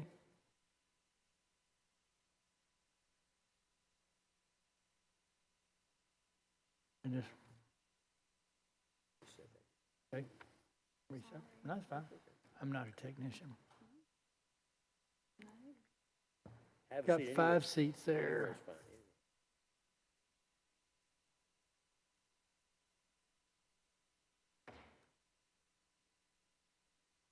That's fine. Got it? So I've got a Gordon Jones. Is he in this group? Okay. I've got Amanda McLaughlin. Is she present? Are you Amanda? Okay, good. Sarah Beck? Sarah Beck. I think Sarah Beck may be gone. I'm going to go ahead and call up Sarah Stevenson. Sarah Stevenson. Stephen DeLine. Minda Anderson. All right, we'll just go with these 3 till we clear this slate. All right. State your name and who you're with in 2 minutes and position on the bill, please. We'll start here with Amanda. All right, thank you. I am Amanda McLaughlin. I'm representing myself. This bill states that its purpose is to keep sexually explicit material from children. On the surface, that seems like a good goal, but I'm concerned about how the bill will be implemented. Would this bill be used to condemn and hide any lifestyles or people that don't fit someone's opinion of morality or racism? I'm concerned that this bill will be used to target gay and transgender material. Censorship of LGBT is one of the targets of these bills, but there are many targets. We're seeing a removal of references to LGBTQ, Black people, women, and other marginalized people from our libraries, history, and websites. We live in diverse communities. Children need to learn about diversity so they can have richer lives and live peacefully in diverse communities.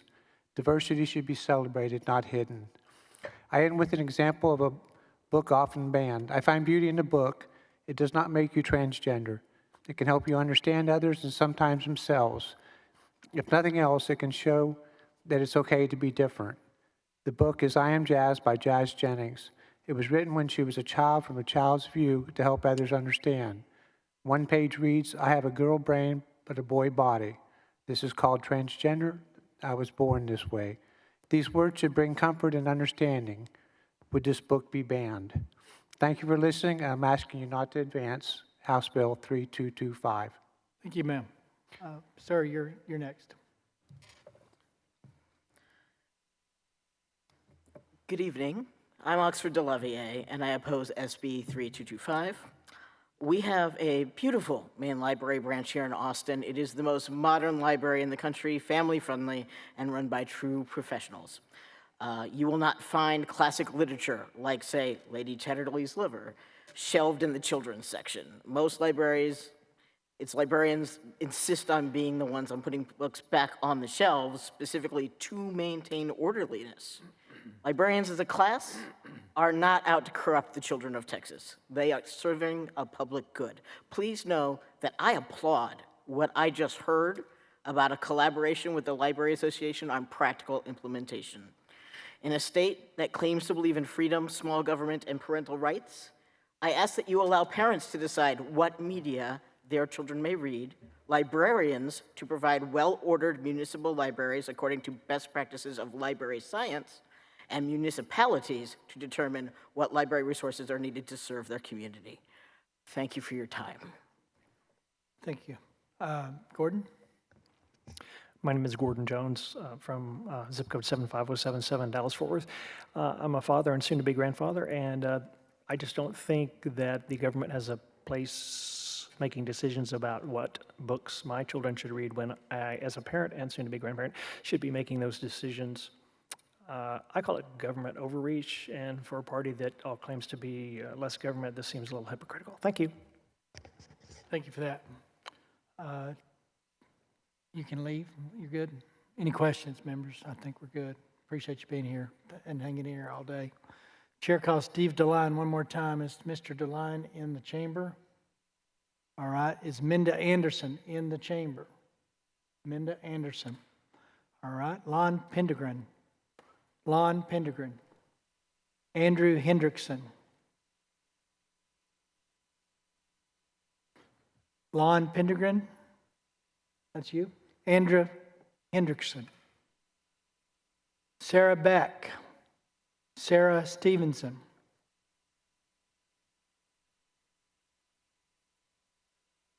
Y'all you're good. I'm sorry. I thought you heard me. You're all right, Amanda.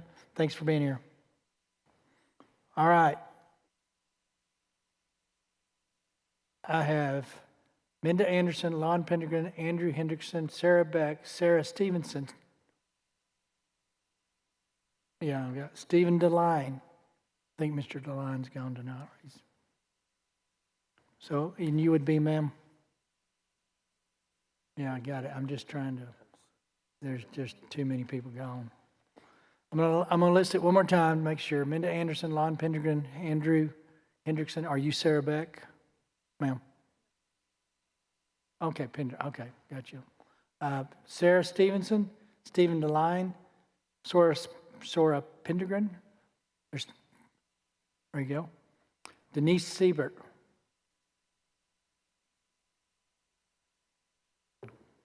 Elizabeth Switek. I'm calling Elizabeth Switek. Come on over. Cindy Asmussen. Cindy Asmussen.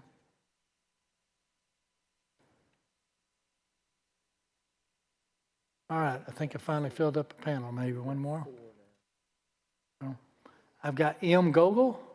M. Gogol. All right, come on over.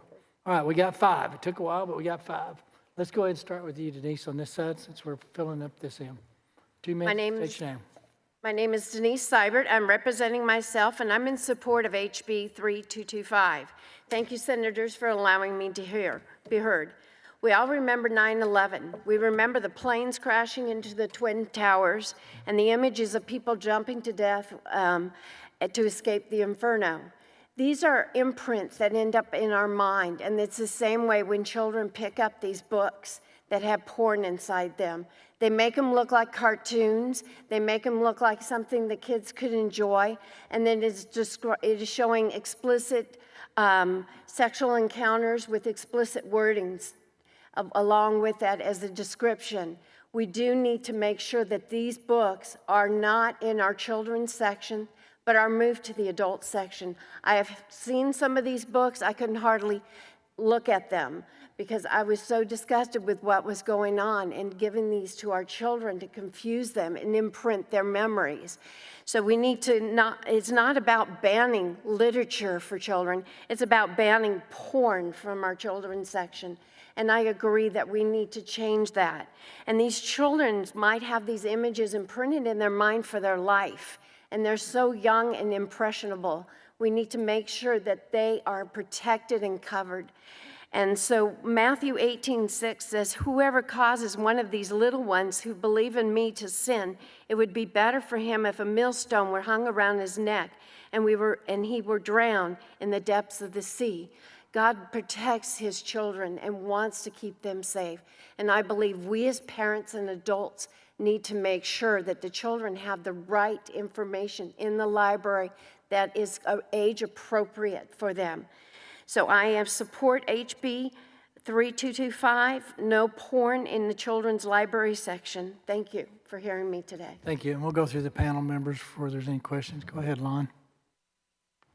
Good evening. My name is Lon Pendragon, and I am in opposition of 3225. I won't waste your time with pleasantries, as I have been here since 8 a.m. and my tact is waning. This bill is asinine, malformed, and a half-baked attempt to censor media. You don't care about minors. If you did, you define bestiality, masturbation, and all the other scary buzzwords you've slapped into the sham of a bill. There is no reason for a child who may not have the privilege that many certainly do, that they cannot learn that their own body and the absolute horror that is puberty. You are saying you are fine with a little girl breaking down because she believes she is dying when she has her first period.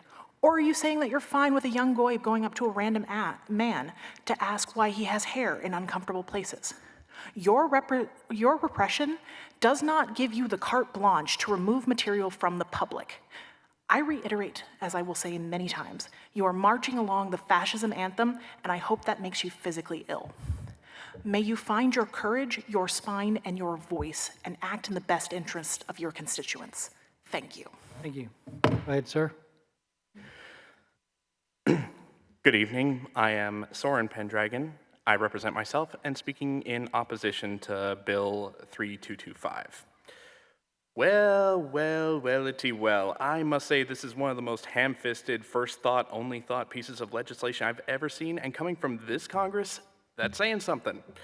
I doubt any of the sponsors of this bill, whom I guess is currently losing a fight with a dictionary, have ever set foot in a public library. Maybe the smell of socialism keeps you away like vampires and garlic, I don't know. But let me point something out very important. Libraries don't have an 18 and up section behind a beaded curtain that anybody can just walk behind. It seems that this Congress thinks that by forcing kids and teenagers to remain ignorant of their own bodily functions somehow protects their innocence, an odd concept from a Congress that seems content with children being well-versed in active shooter responses by the age of 6. Puberty is a horror show of Wes Craven proportions, and even in your advanced age, you surely remember the embarrassment, the isolation, the sheer mortification of witnessing your body change and feeling like you couldn't talk to anyone about it because people are raised to feel uncomfortable discussing subjects like vaginal discharge, random erections, wet dreams, and hair growing around the anus. Kids feel like they're going through a monstrous transformation, and access to knowledge of what is happening, and that is not only natural, but reassuring that their peers are also experiencing this discomfort, saves lives by showing kids that they are not a freak, they are not broken, and they are not alone.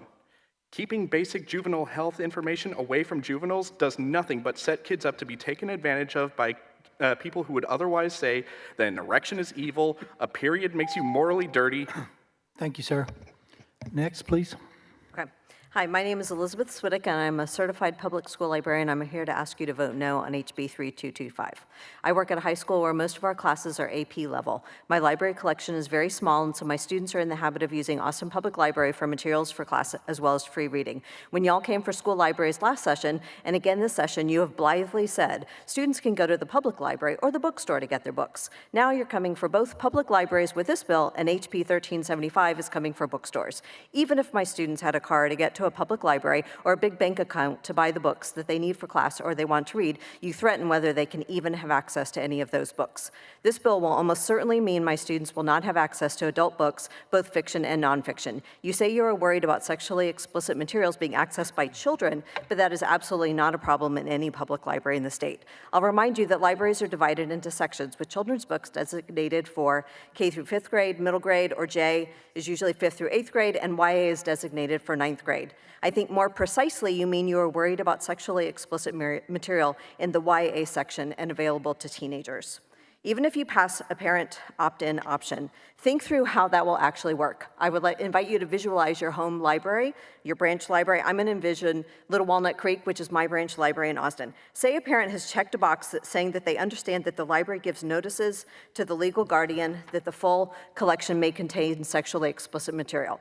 Is that a readily identifiable sticker on the front of a physical card? Most of my students don't have physical library cards. They have a username and a password for their student account that they get through a cooperative between APL and AISD. There's no card on which to place a sticker. Will everyone have to enter the front door and get checked in and then get a stamp like when you're entering into a bar? Are the adult books going to be moved to an area with a staff member sitting outside looking up each student's account to find out if they have their parents' permission? At Little Walnut Creek, you actually have to walk through the adult section to get to the bathrooms and to get to the common areas, which is where the children's summer and after-school programming occurs. How do kids walk through that area? Thank you, ma'am.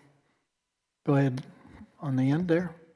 Hey there, my name is M. Gogol. I'm registered as self and I'm testifying against the bill.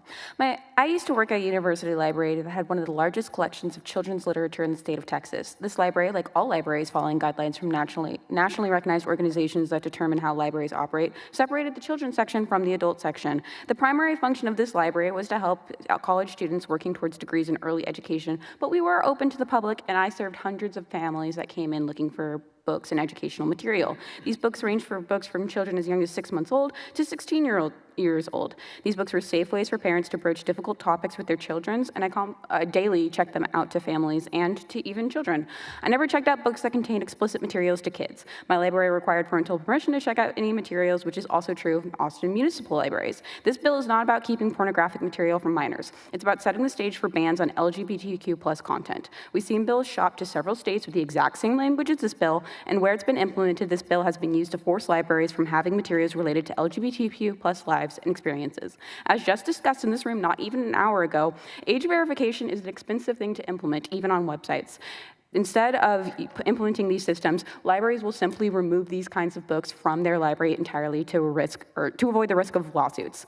Children are curious, and books and movies are some of the safest ways for children to experience complex subjects. If you take books and movies out of libraries, gay children will not avoid queer media. They will simply try to find it in other places. They will go online, they will find pornography online, they will find explicit material online, and they will go into chat rooms where they are conversing unmonitored with adults. This bill does not protect minors. It doesn't do anything to reduce minors accessing pornographic material. This material, again, is already separated in every national library. They are not putting pornography in children's library section. You can ask me, because I've worked at a library, you can ask the other witness on this on this panel that has worked in libraries. Please vote no against this bill if you actually care about preventing children from accessing pornography and let them access books that are safe in libraries. Thank you. Members, any questions? Thank you guys for being here. Thank you guys for hanging in here. Chair calls Chris Barton, Gordy Camarna, Mandy Giles, Summer Dunford, AJ Jaraska. Chris Barton, Gordy Camarna, Mandy Giles, Summer Dunford, AJ Jaraska.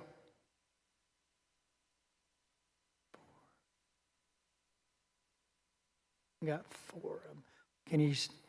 Can you tell me who you are? You're Mandy, and you on the end, ma'am? Ma'am, what's your name? Summer, okay. Chris Barton, and you, sir? Corey. So, is there a Carolyn Foote? Carolyn Foote? Is she coming? All right.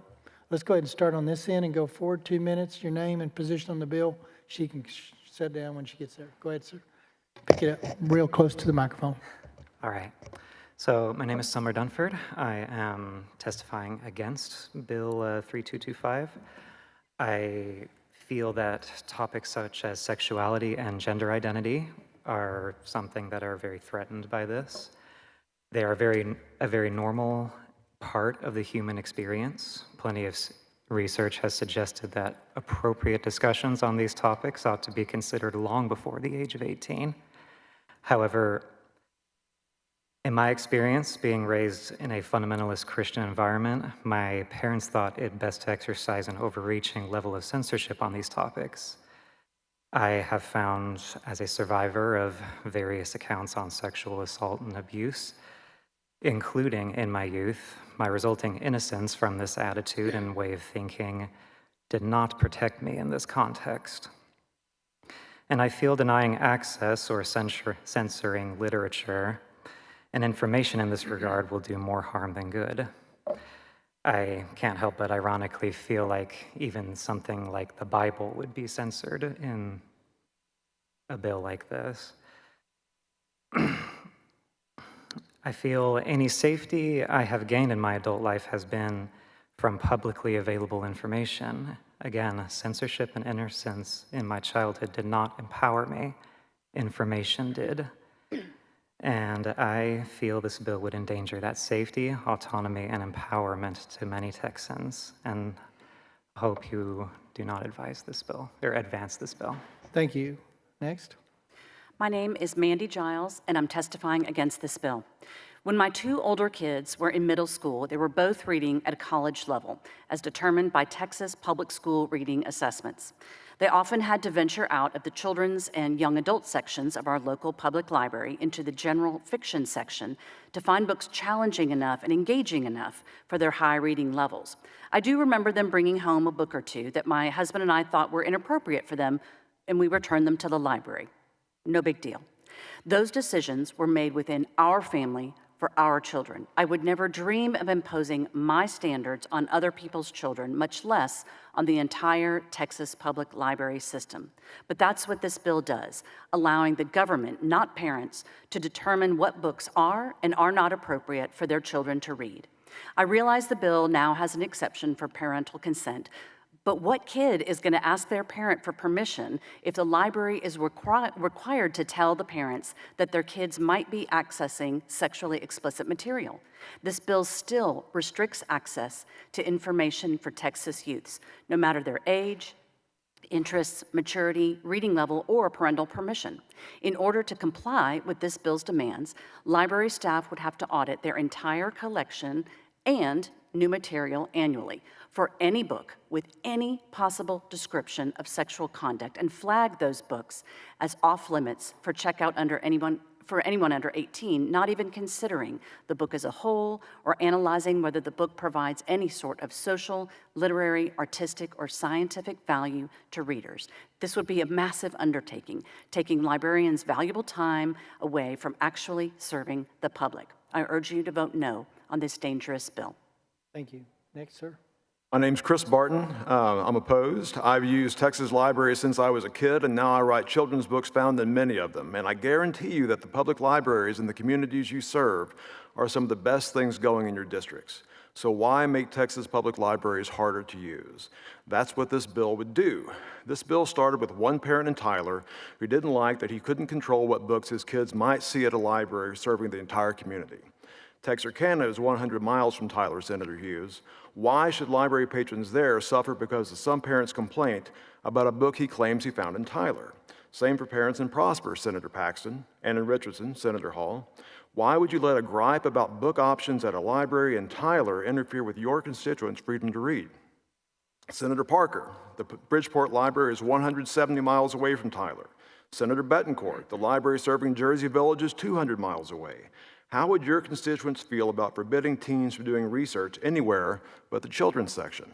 Senator Schwartner, I can't imagine that your constituents who use the Round Rock Library will find it any more acceptable. Senator Birdwell, have you talked with Stephenville City staff about the consequences for them because someone in Tyler doesn't trust his kid to read independently? Senator Middleton, this bill would turn the Rosenberg Library, 250 miles from Tyler, from a temple of knowledge into a shrine to the nanny state. 400 miles away is a Mayon Public Library in Lubbock, Senator Perry. The library in Laredo is 450 miles away, Senator Zaffirini. That's quite the reach for a petty complaint from Tyler. Brownsville is 500 miles away, Senator Hinojosa. How is keeping the 16-year-olds in your district from accessing the adult section of the library going to help your constituents? This is a family issue, not a state affairs issue. Texas parents don't need anyone telling them where in their public libraries their own kids can go. They don't need it in Tyler, and they don't need it anywhere else. Vote against this bill. Thank you. Go ahead, Ms. Foote. Hi, I'm Carolyn Foote, a third-generation Texas mom and a former librarian against the bill. You may not be aware, but as the librarian mentioned earlier, libraries have sections: easy books, middle grade, young adult, adult books. Library kids use their own section, but as teens mature, they move back and forth between YA and adult materials. And I think the teens you heard earlier, you can see how sophisticated their academic needs might be. Think of the courses our Texas high school students take: medical technician training, AP anatomy, American literature, art history, dual college credit. So we are saying they can take all of those courses in high school, but they can't access the adult section of a public library where books about these topics are shelved, like the arts section with paintings of Adam and Eve, classic novels like Fahrenheit 451 that they're taught in their high school classrooms. Even with opt-out, some students, especially those most disadvantaged, will have uninvolved parents that cannot sign the forms. Librarians care very much about children and teens who visit their libraries, and we want age-relevant materials. But part of that is also respecting their academic needs and the variety of their needs. You heard all the different things those teens were using social media for. It was astounding. My own mom reminded me this weekend that in 1953, as a teen, she was sent to the public library to learn about sex education. I was shocked to hear this story. 70 years later, Texas teens can't do that. There's also a cost to taxpayers, as other people have enumerated, adding staff to check IDs, making software changes to their library software, reviewing their whole collection that are costly. Supervising children is a parent's gift, right, and responsibility. Just like at Walmart, it is not the state's place to legislate what each family needs for their child. Go ahead, sir. Good evening, committee. Very close to that. Good evening, committee. My name is Gordy Carmona, and I'm opposition to this bill. I'm afraid I did see that there was a carve-out for religious texts, which clearly states that this is a censorship bill, because there are some materials within some religious texts that are inappropriate for some youth as well.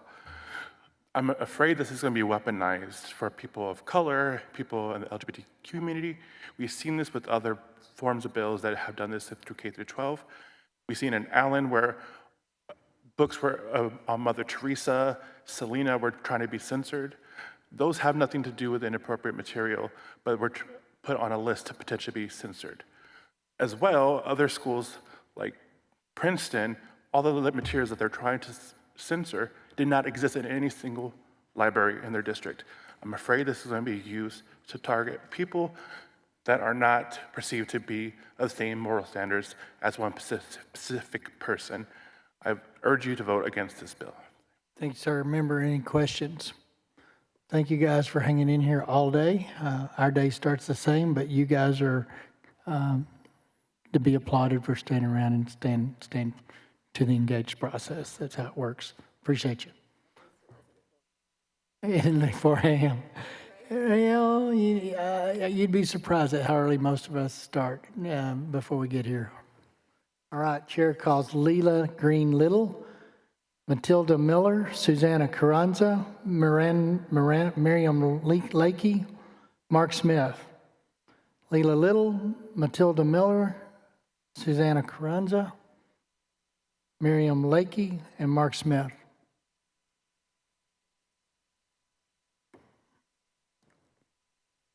Got one more. So who am I missing? I know. What's your name? Okay, and Matilda, is that you? And Suzanne, Miriam, and you're Miriam. So it's her, Susanna Caron, that's you. Alex Nam.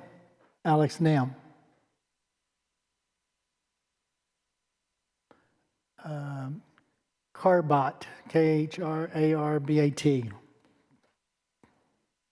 Karbat. Nathan Sigmiller. Aaron Walter.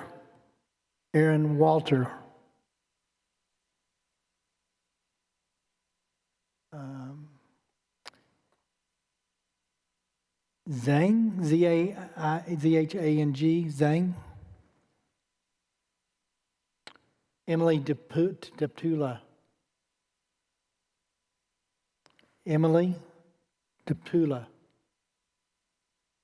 All right. Alexandria Connor.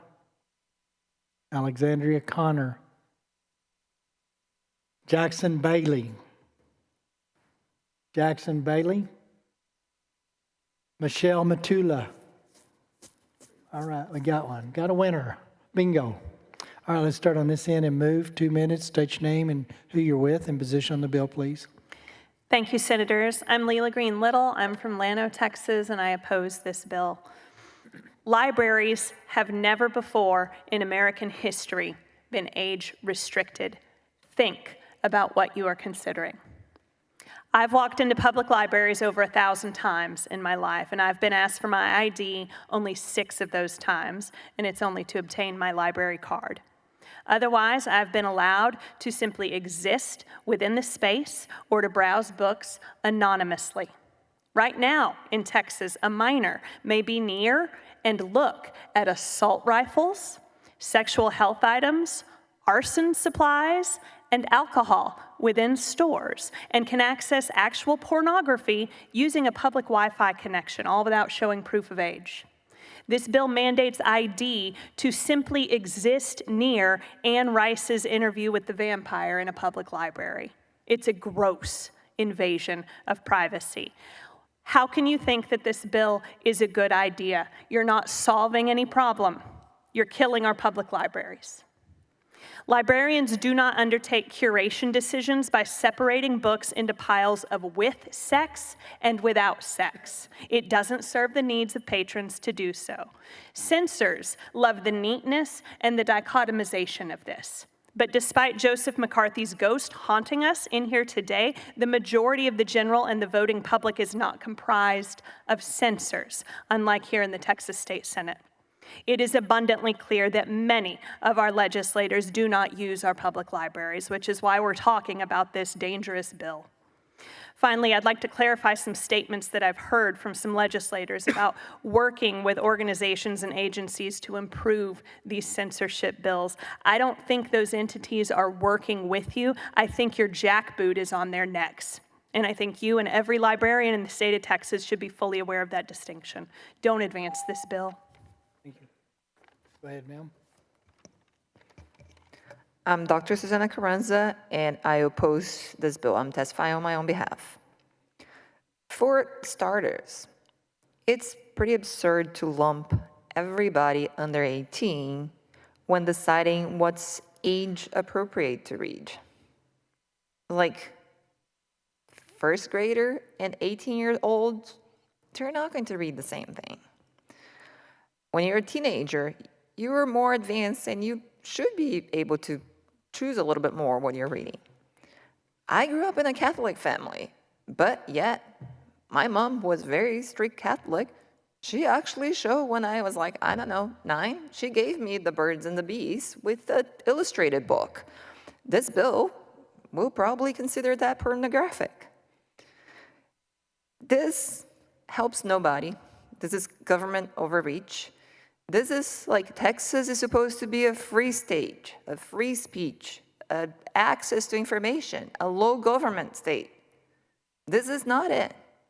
And as another witness testified earlier, it's really interesting that this bill excludes religious materials from the restrictions because clearly is a recognition then that even the books that many of you consider holy have materials that would be banned by these bills. So why is it okay one is in a religious book, but is not okay elsewhere?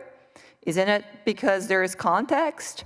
So why not ban everything, including religious books? Why the inconsistency, right? This bill is absurd. It would really hurt Texas. It would hurt libraries. It would make Texas the laughingstock of the country for daring to kind of check ID from aisle to aisle within the library. It is ridiculous. Thank you. Thank you, ma'am. Go ahead. Good evening, Chair and members of the committee. My name is Michelle Venegas-Matula, and I am speaking today on behalf of myself, a Texas mom, and Texas Unitarian Universalist Justice Ministry to express strong opposition to House Bill 3225. As a person of faith, I'm grounded in values that call us to uphold equity, interdependence, generosity, justice, transformation, and pluralism. HB 3225 violates these values by limiting the freedom to learn and by promoting censorship instead of community trust. This bill, under the guise of protecting children, would impose sweeping restrictions on public libraries and undermine the role of families, educators, and librarians in guiding young readers. The vague and overly broad language around sexually explicit material opens the door to the removal of works that affirm the lives and identities of LGBTQIA+ youth, people of color, and others whose stories are already underrepresented. I want to speak from my lived experience. I was raised in a high-control religious environment and was shunned as a teenager. During that time, the public library became my sanctuary. It was the only place where I could explore the world beyond what I had been taught. Books helped me survive abuse, isolation, and rejection. I discovered reflections of myself in stories and saw possibilities I had never imagined. And let me be clear, I never once encountered anything obscene or pornographic at the library. What I did encounter were books that sparked hope, courage, and understanding. Frankly, I saw more explicit content from a boy on the playground sharing his dad's magazines, and now that kind of content is everywhere on phones and laptops. This bill is not about safety, it's about control, and it will be used to erase marginalized identities, lived experiences, and true history. As a people of faith, we cannot support a law that punishes curiosity, silences voices, and criminalizes the people who make our libraries places of welcome and growth. I urge you to vote no on HB 3225. Thank you for hearing our deep concern. Go ahead. Thank you, Senators. My name is Miriam Locke, and I serve as the Government Affairs Director for Equality Texas, the largest statewide organization advocating for the rights of LGBTQIA+ Texans. We are here to express our respectful opposition to House Bill 3225 because of its potential to censor stories that reflect the diverse experiences of students and families in our state, particularly those who are queer.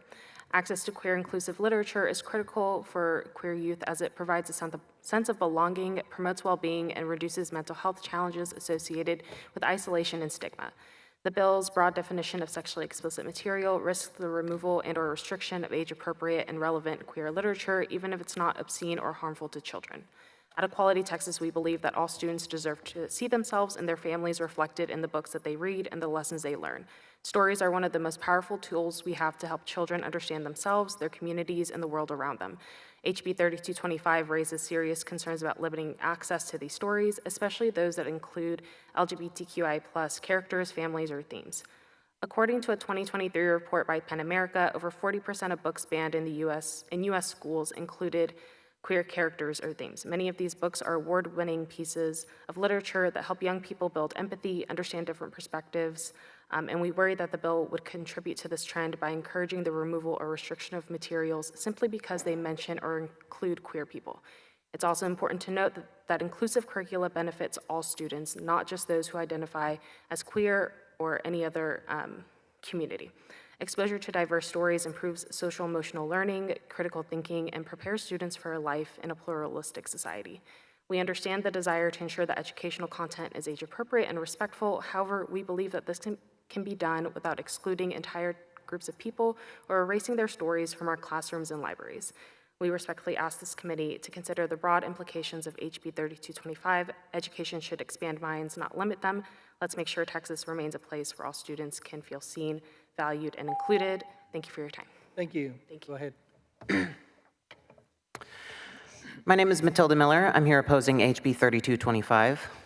There's been a lot of shocking book passages read to try and justify this bill in its previous hearing, but none of us against this bill are arguing that every single book ever written should be allowed in a library. You can already challenge a book if you think it's too explicit.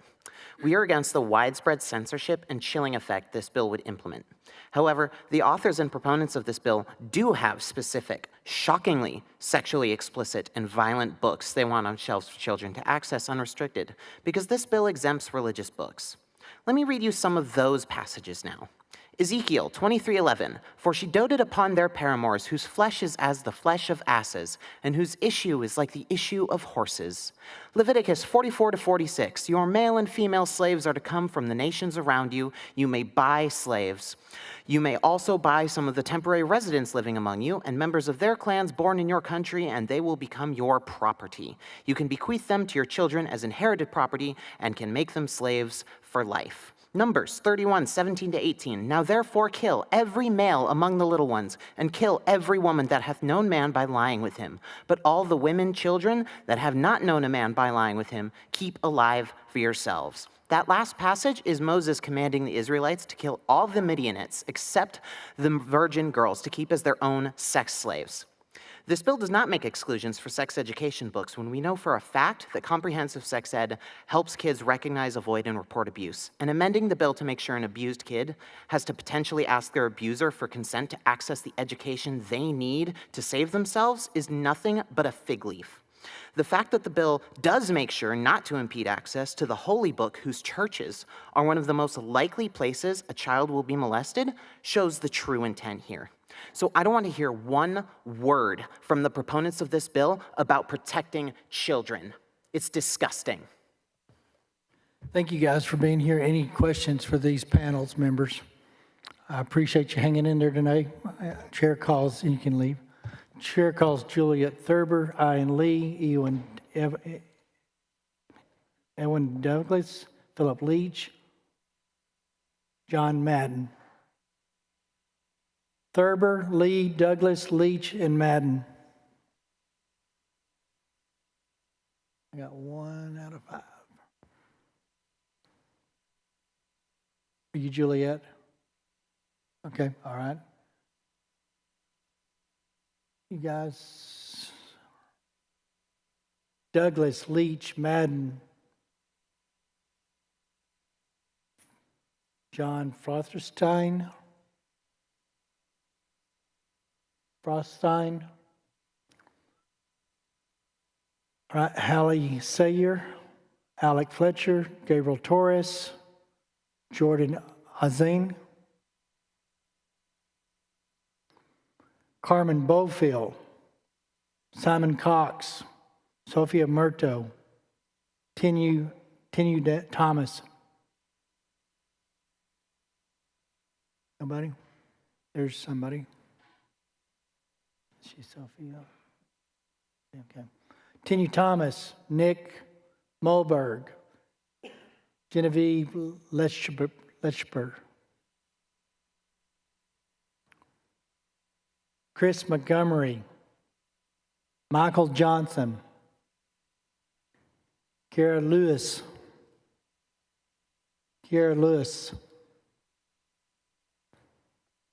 Michael Muhop,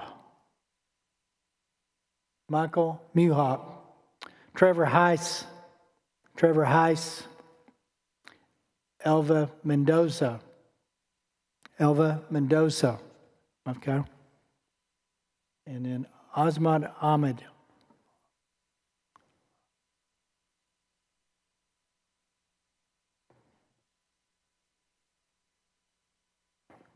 Is Ahmed?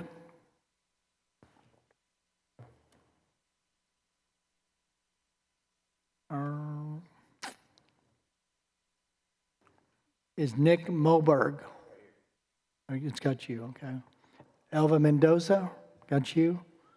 Arnett Argueta. Argueta. Stephen Carlson.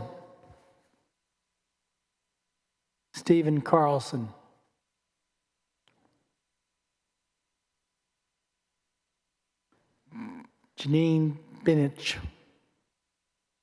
Janine Benich. Ashley Breedlove. Ashley Breedlove. Thomas Langan. Thomas Langan. Miranda Carter. Miranda Carter. Ryan Bell. Michael Cesares. Manuel Arguus. Manuel Argulus. Garson Ormiston. Ormiston. Garson Ormiston. John Parkinson. John Parkinson. Suzika Sampson. Suzika Sampson. Sarah Knight. Sarah Knight. Autumn Lanier. Autumn Lanier. Got one? All right. All right. Let's start here on your left, or my left. Move this way, 2 minutes, position on the bill, and who you're with. Thank you. My name is Elva Mendoza. I'm here representing myself as a mother of 3 school-aged children and as a representative of Texas Freedom Network, an organization of parents, clergy, young people, and other Texans who support public education and justice. TFN strongly opposes HB 3225. As a parent, I understand the desire to protect our children, but this bill would create a harmful system that undermines our library's ability to serve all families in our community. Libraries have always been safe spaces where knowledge is freely accessible, and professional librarians have long helped parents find age-appropriate materials for their children. This bill would impose excessive bureaucratic burdens on our municipal libraries by requiring annual reviews of entire collections and creating a petition process that could be weaponized by small groups with political agendas. Every book challenged would require a 10-day review period, potentially overwhelming our already underfunded libraries. The vague definition of sexually explicit material could lead to the removal of important educational resources about puberty, health education, and classic literature. Religious materials are exempted, creating an uneven standard that privileges certain perspectives over others. The up to $10,000 civil penalty for each violation and the threat of losing state library grants would financially cripple our local libraries. These institutions already operate on tight budgets and serve as essential community hubs, particularly for families who cannot afford to purchase books or access technology at home. Our children deserve honest and accurate information that prepares them for the future. When we restrict access to diverse perspectives and experiences, we compromise their education and development. For many children, books are the first time they see themselves represented, and removing such books would be a profound disservice. Libraries should remain places where families make decisions together about appropriate reading material. Trained librarians already organize collections by age appropriateness and can guide parents in making informed choices for their children. I urge you to reject HB 3225 and instead focus on supporting our libraries. Thank you. Go ahead. Hi, my name is Juliet, and I'm here in opposition of HB 225. This bill bans anyone under 18 from accessing sexually explicit material, a term so broadly defined that it includes books of any description of sexual conduct, regardless of context or intent. I remember when I was a teen in high school, I found solace in several books, like the Neverwhere series and several mangas that I used to read. These were a formative foundation for me. If this bill gets enacted, kids will lose the ability to find wonderful books of all kinds. Kids need freedom to explore expansive ideas and worldviews. The freedom of ideas is something we should all seek out and explore. So why are we going to limit such ideas? Preventing libraries from curtailing or displaying many important books in teens and children's sections, including sexual education material, young adult novels, and even classic literature and art books. This restricts youth from accessing the general collection, even for school assignments or research, potentially blocking students from reading The Great Gatsby, The Color Purple, or Lonesome Dumb. Dove. It forces libraries to implement constantly impractical segregation of books and spaces or risk legal consequences. This is an attack on the freedom of ideas and worldviews. Under the anti-free speech 3225, the occasional pokes and carrots might have been enough to keep the library from allowing me to access to those books, or maybe access to the entire adult section, or maybe access to the library itself, just to make sure that the library doesn't incur losses of funding or enabling a young patron's intelligence and curiosity. If you think anti-library 3225 wouldn't have this effect, that's one that no one would try to interpret this book ban so strictly. Restricting book access is its point. Approving this bill would do a disservice to the families who value their own children's curiosity and education. It would dissuade such families from moving here. Thank you. Thank you. Good afternoon. My name is Sophia Murto. I spent a lot of time in my neighborhood public library as a child. I can assure you that public libraries in Texas already have designated reading sections for very young children reading picture books, a section specifically for early readers, a section specifically for teenagers, and so on. Your salaries are paid by public tax dollars, and your staff is paid by public tax dollars. So I'm concerned that you are spending our public tax dollars debating such a shockingly un-American bill. I don't understand why this committee is using its time to have a conversation about a problem that doesn't exist. Public libraries in the state of Texas are not providing sexually explicit materials to children. Imagine how easy it is for a young child to access explicit content through digital programming on TV or the internet, compared to a child having to go to the library, try to check out something that is not for their age group, and of course being denied. This problem doesn't exist. This is a thinly veiled attempt to police access to information and further disenfranchise people of the global majority and queer people. Restriction to information is a mark of authoritarian governments. Texans are fiercely protective of our liberty, and based on the testimony we've heard, you have enraged the majority of Texas people by pandering to the vocal few. The state does not have a mandate to parent our children in place of the wisdom of individual parents, and I will finish by quoting the Constitution, which you took an oath to uphold. Texas Constitution, Article 1, Section 8, no law shall ever be passed curtailing the liberty of speech or of the press. Section 6, no preference shall ever be given by law to any religious society or mode of worship. First Amendment to the United States Constitution, Congress shall make no law respecting an establishment of religion or prohibiting the free exercise thereof or abridging the freedom of speech. Hi there, Nick Milberg in opposition. Not sure if this is allowed, but I'm going to try anyway. Could I get a show of hands for the number of people in the gallery today who have been to a library in the last 6 weeks? All right, good number of you. That makes me happy to see. My grandma was a librarian. She'd be very happy by that. Now, if you raised your hand, could you raise your hand if you are also in support of book bans in the United States? Dang. Where are, maybe I missed somebody up there. Anybody up there raising their hands for book bans? No? No? State troopers up there, you see anybody raising their hands positively for book bans here in the People's House? I sure don't. Okay, well, cool. That's kind of overwhelming if we look at the room here, right? So as our employees, everybody sitting here, first of all, thank you so much for all your hard work. Can we please focus on things that make this state better? Can we please focus on protecting the lives of children in Texas? Can we please focus on our abysmal education system that you chronically underfund? Why are we doing stuff like this? The Nazis banned books. There has never been a time in American history where the people who banned books were the good guys. Why are we wasting our time with this nonsense? All these people are here tonight because they are in opposition to this garbage legislation. There is no reason for this. You are not protecting kids, you're not helping children, and you're not protecting them from anything.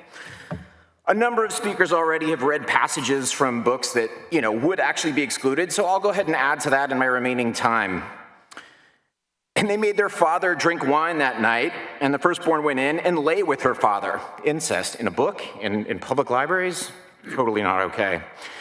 And he perceived when she lay down, nor when she arose, and he came to pass on the morrow that the firstborn unto the younger, behold, I lay yesternight with my father. Let us make him drink wine, and also go thou in and lie with him, that we may preserve the seed of our father. And they bade their father drink wine that night also, and they were both, incest in Go ahead. religious books. My name is Autumn Launer. I'm a transgender Texan and vice president of the Texas Transgender Non-Discrimination Scholars. I'm here to testify in opposition to HB 3225 on behalf of our organization and myself. First, I want to be clear.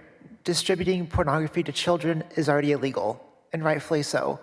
If people truly believe criminal materials are present in public libraries, then the legal system already provides pathways for prosecutions. Pull cameras, see who put it there, and arrest them for giving pornography to children.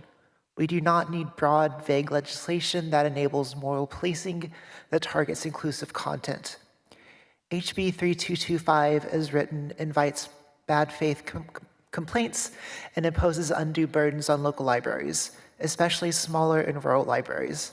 The threat of up to $10,000 in civil penalties per violation, coupled with a 45-day compliance deadline and state funding risks, will force libraries into compliance even when challenges are illegitimate or discriminatory. This bill risks a chilling effect on literature by and about marginalized communities. Studies from PEN America have shown that over 40% of books removed from schools and libraries in 2021 featured LGBTQ+ characters or authors, and books by black or brown authors were 4.5 times more likely to be banned than those by white authors. If this bill must move forward, then it needs guardrails. Add explicit language preventing content removal based solely on race, sex, ethnicity, gender identity, or sexual orientation of the authors or characters. That would be a meaningful step towards preventing discrimination and reduce the likelihood that this bill would have a disparate impact on people who hold these identities. I urge you to vote no. At the very least, ensure that this bill cannot be weaponized to censor identities if it moves out of this committee. Add protections from discrimination and enforcement. Thank you. Thank you for that. Any questions? Thank you guys for hanging in with all day. It's been a long one, but I appreciate your participation. You have a good night. Chair calls Sabina Savlya. I'm terrible with the names tonight. Savelyeva, Jordan Azine, Rachel Merlis, and Heather Rowland. Those are the last four people I show registered to publicly testify on House Bill 3225. If you wanted to testify, please get registered now. Jordan Azine, Rachel Merlis, Heather Rowan. If you haven't registered, you can go ahead and testify. Is it registered closed? I'm sorry. Okay, yeah, it's fine. You just if you were registered, and go ahead and sit. And so I've got more people. I don't have Ash on the list. It's all right. I didn't. If she was here earlier, let's go ahead. I thought I was running short on panel space. Go ahead, ma'am. We'll take you on the end. Yes, it is. So if you haven't been registered, you can't register and you can't testify. That was closed at 6 o'clock? 6 o'clock. Its registration was closed at 6. It went from 8 to 6 today. And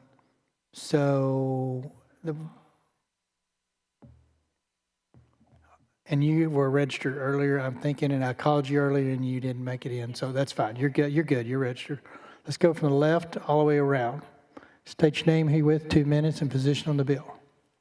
Hello, Senators. My name is Heather Rowan. I am representing myself, and I'm speaking in opposition to HB 3225. A bit more than 30 years ago, I was a little girl in small-town Texas who discovered her love of reading on the second floor, the grown-ups floor of the public library. You see, I'd read everything about ancient Egypt on the children's floor, and my hunger for knowledge was insatiable. In 1992, my parents had the freedom to allow me to choose what I could check out from the public library, a freedom that HB 3225, as it stands today, would eliminate. This bill seeks to protect children. As an educator and a Texas public librarian, I too want to protect children. But what this bill will do, if passed, is lock away most of the public library from Texas youth. Youth books are chosen to be developmentally appropriate for children and teens by librarians with master's degrees, using professional review journals written by other librarians. This law will place an undue burden on public libraries. Libraries do not have any way of searching the full text of their collection for content that may violate this bill, and with more than 50,000 titles in the teen print collection of my library and 7,000 new items arriving at my library monthly, staff could never hope to review all of these materials, meaning we would have to remove minors' access to the teen collection in its entirety. Further, this bill would prohibit access to items not shelved in areas with dedicated access, such as Lord of the Rings, birding guides, certain study guides, Agatha Christie mysteries, and hundreds of thousands more, in order to usurp parental rights to make those choices for their children. This bill tells me I can't check out almost any book on puberty to a middle schooler going through puberty. A book like Speak, that for the past 10 years has helped so many teens deal with the trauma of their own sexual assault, in anything with the same level of sexual content equivalent to the unabridged Bible. Senators, I am highly qualified as a librarian, but I know I am in no way qualified to make these decisions for Texas parents and guardians. And senators, I would ask why you think your esteemed selves are any different. Thank you. Go ahead, ma'am. Thank you so much for hearing our testimonies today. My name is Rachel Merlis, and I'm representing myself. I strongly oppose HB 3225. I want to ask the writers of this bill, when was the last time they visited a local library? I've noticed that many people who claim terrible things are happening in libraries have not actually stepped foot in one since they were kids. I'm there every day, serving patrons in 3 languages as a children's librarian in a low-income neighborhood. And I want to warmly invite all supporters of this bill, none of whom seem to be here tonight, to visit the local library. These are some of the things I've done at work lately. Led a story time in English, Spanish, and American Sign Language, complete with puppets. Help a child find books in dyslexia-friendly formats. Help a teen look for Spider-Man books. But I do see something genuinely disturbing at the library. I see adults who can't read. At the library, we don't just champion literacy because books are educational and inspirational and feed our souls. Illiteracy is a public health issue, and we know that the best way to prevent it is to help kids fall in love with reading when they're young. They'll love to read when they choose what they read, and as a result, they will live healthier, safer, and longer lives. What we will see with this bill is kids not having access to books about body anatomy or bodily autonomy, books that represent their families and relationships, and classic books that are part of their AP English curricula. When a similar bill was passed in Idaho, libraries found that the only way to enforce the law was to not allow children and teens in the library at all. In my neighborhood, this would be devastating. The library I work in is the only place for teens to access free, high-quality books because their school library closed. I cannot imagine telling the teens that come to the library every day that they can't check out books anymore. If these concerns are not addressed, I'll have no choice but to believe that this is not about children's health and safety, but about the state's ability to limit what they can know. While I'm helping kids find the dinosaur books, supporters of this bill are decrying sexually explicit content at age-appropriate anatomy books. So which one of us is sexualizing children? While I'm helping teens find the books that will make them lifelong readers, supporters of this bill are trying to take their books away. So which one of us is endangering children? Thank you. Go ahead. My name is AJ Juraska, and I am testifying today in opposition to House Bill 3225 on behalf of myself. I am a seminary student living in Austin. I'm also a member of the Texas Unitarian Universalist Justice Ministry, and 40 of our congregations and over 5,000 people of faith around the state join me in opposition to this bill. While it is written to sound good, HB 3225 is harmful to our communities because it can lead to the banning of books that are appropriately informative and educational to children. My religion, Unitarian Universalism, along with the United Church of Christ, have created a curriculum called Our Whole Lives, which is used to teach young people a faith-based understanding of their bodies. This curriculum uses age-appropriate, parent-approved information for youth. I worry that bills such as this one would effectively ban books that get used in thoughtful, age-appropriate, faith-based curricula such as Our Whole Lives. While the bill states that it does not apply to religious materials, how that gets defined may be very subjective. My religion teaches me generosity, and municipal libraries are a great example of a place where people from all walks of life get services and are treated with dignity and respect. Some of these patrons are also likely to have the most barriers to having ID. Young adults who are unhoused, for example. This bill could put up unintended barriers to people being able to access needed resources in the library by requiring ID from people to be able to access books. Additionally, I would like to echo what I heard others mention earlier about the Bible. If you've read Judges, for example, you know that it includes sexual assault and other abusive acts. Also, there are many parts of the Bible that can be interpreted as representing LGBTQIA people and themes, including the great love between David and Jonathan. This bill allows that the Bible is okay for young children, but puts at risk other accurate, informative materials about puberty, sexual assault, and LGBTQIA+ identities that could be life-saving for our young people. Please do not advance this bill. Thank you for your time. Go ahead, Ash. Thank you very much. My name is Ash Hall. I represent myself and the ACLU of Texas here against the bill. We have major concerns about the First Amendment issues that this bill brings up. The standards used in this bill are so vague and broad and fall so short of the legal definition of obscenity or harmful to minors that they will inevitably lead to discriminatory censorship in violation of the Constitution. The Supreme Court has held that children's First Amendment right to receive information is violated when the government bans a book from a library simply because of the ideas contained in that book. This constitutional protection is even stronger in public libraries and when adults' rights are implicated. The bill's sexually explicit standard does not at all align with the Supreme Court's definition of obscenity or obscenity as to minors. For example, it does not require a consideration of the book as a whole or analysis of whether the book provides any sort of social, literary, artistic, or scientific value to readers, or a determination of whether the book is patently offensive or appeals to a prurient interest in sex. Banning or restricting a book without these guardrails will inevitably result in the banning of books beyond what the First Amendment allows. This is censorship. Governments commit an even more egregious form of censorship when they engage in viewpoint discrimination, such as allowing some forms of otherwise prohibited content as long as it comes from a favored viewpoint. This bill does exactly that when it makes an exception for religious materials that fall under the sexually explicit definition. That's not the only problem with this bill, though. It creates a hugely expensive bureaucratic nightmare for already underfunded municipal libraries and would likely force many libraries to close completely or to ban minors entirely. The undertaking that libraries would have to go through would be extremely burdensome, expensive, and in many cases completely unfeasible. Small, rural, or underfunded libraries won't have the space, budget, or staff to audit and completely separate their adult and minor sections. A similar law in Idaho caused a public library to convert to an adult-only library because it was too small to host an adult-only section, and it lacked the resources to review all the books in its collection. The law caused a massive decline in book circulation and is now facing a legal challenge from a group of many authors and an authors guild, teachers and students, and more. Please oppose this bill. You're up next. Hi, my name is Minda Anderson. I'm a fifth-generation Texan and a Texas librarian. You might remember me from my testimony with my dad. From Lubbock, I think. My dad, yes, from Lubbock. Yep. My mom was born in Mundy, Texas. And I have a lot of concerns about this bill, as I did for 2101, especially about the impact on rural libraries and the small systems and counties that will be taking on these unfunded mandates. So as I shared with 2101, I believe in the freedom to read, and I believe in having access for teens to be able to explore and find literature that they are interested in reading.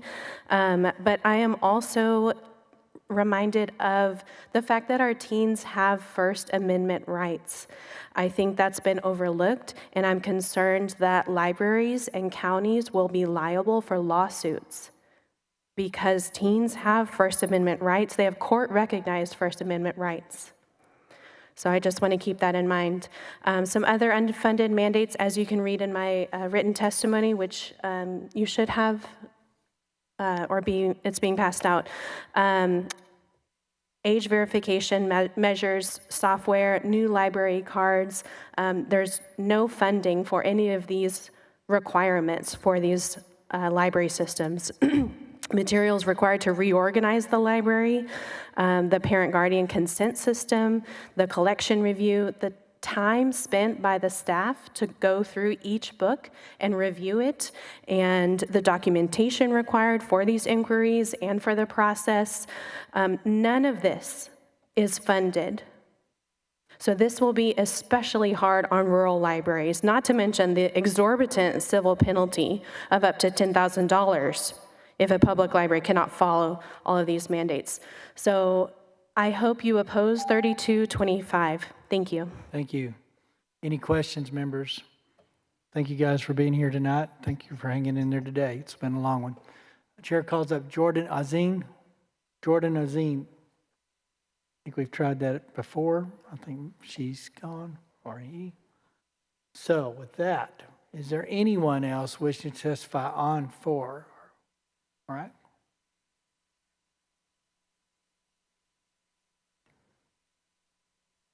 You didn't register. Are you the one that missed the registration? 8 to 6 today? When I arrived. I'm sorry? When I had arrived earlier. Yeah, so what time did you arrive? An hour ago. Yeah, so we had testimony from 8 a.m. to 6 p.m. today. Okay, I'm sorry. And I'm sorry too, because if we open it back up, then anybody that, it just kind of opens it back up, so is that? Registration is closed. I'm sorry that I've been waiting all day long. And why did you just register an hour ago and not the whole 9 hours? Did you register a position by chance? Anything on the bill? I tell you what, who else wants to be at the table that has not registered today? I got 2 people. I'm going to open public for 2 people that did not register because you have been here all day. And I think it's important that people get to hear their voice heard. That said, that is not a precedent for the next one. So if you have not registered for the next bill, between 8 to 6, you might as well go on to the House. Come on in and sit down, tell your name, who you're with, and before you leave today, you get with the desk and get registered so we have record of record. Name, position on the bill, and who you're with. 2 minutes. I have been registered. You did register? Position, just not testimony. So your position, so we're going to convert you to public. That's fine. Okay. So all we do is change the little flag that you had registered, so that's good. Go ahead, ma'am. Thank you. I really appreciate it. No problem. Thank you. My name is Vanessa Sivich. I am the president and founder of Protecting Texas Children. I've heard many people here today before me testify to their outrage and concern over this bill and how they feel it would, quote unquote, ban books. So let me take us down a trip through memory lane to revisit some recent history, because there seems to be some selective memory in the room. In 2020, there were a few notable instances where classic American books were criticized or removed from syllabi, primarily by individuals or institutions aligned with progressive or left-leaning perspectives. To Kill a Mockingbird by Harper Lee, Adventures of Huckleberry Finn by Mark Twain, Of Mice and Men by John Steinbeck, The Adventures of Tom Sawyer by Mark Twain. So to those people who are expressing their outrage over what they consider to be a dangerous act to ban books, spare me the outrage, because I'm not buying this act. Our public libraries are pillars of learning, discovery, and imagination, but they must also be safe spaces, especially for our youngest Texans. HB 3225 ensures that sexually explicit materials are not placed within arm's reach of children, shielding them from content that is developmentally inappropriate and emotionally harmful. Some will argue that this is censorship. But let's be honest, if we don't draw a line somewhere, then we are choosing permissiveness over protection. We are surrendering the innocence of our children to the lowest common denominator. That is not freedom, that is negligence. At the heart of this bill is a question: do we believe children deserve to grow up without being exposed to graphic sexual material in public institutions? If the answer is yes, then our path is clear. Thank you. Thank you. And you can sit until we have questions, possibly. Go ahead. Name, who you're with, 2 minutes, position on the bill. My name is Spencer Cook, representing myself, and I am against this bill. In the misguided attempt to protect children, this bill only makes them unsafe and more lost. I will tell you about a classmate I knew, a young lady who had been sexually assaulted at a young age. In the quiet still the school library, she had found solace in a book of poems. Poems that understood the kind of pain she felt, the way it shook her worldview. She held those poems close and through them understood herself in the way she wouldn't have been able to otherwise. As a previous testifier mentioned in her testimony, there are images that stick with us as we grow. Shocking, touching images. To find those and to understand our own catch of experience is invaluable. And of course, testimonies before me had mentioned the restrictions that lead children on other paths to seek out the answer to their curiosity. The goal becomes clear when looked at in the greater context. Further restriction. No access in the library, no access in the bookstore, no access on the computer, no access on the phone, no access at all, no answer. Thank you for that. Any questions, members, for the panel? Sorry, I hadn't completed. I was waiting for full attention. My bad. This bill speaks words of control. But if you stop again, you're over. You got 2 minutes. It's almost done. Go ahead. This bill speaks words of control. I urge you to shut it away. Thank you for your time. Thank you. All right, Vanessa, make sure you stop at the desk. I appreciate you guys hanging around. That is all I show willing to testify or wanting to testify publicly on House Bill 3225. Any others wishing to do that? Public testimony is closed. Thank you. You didn't, Nelson?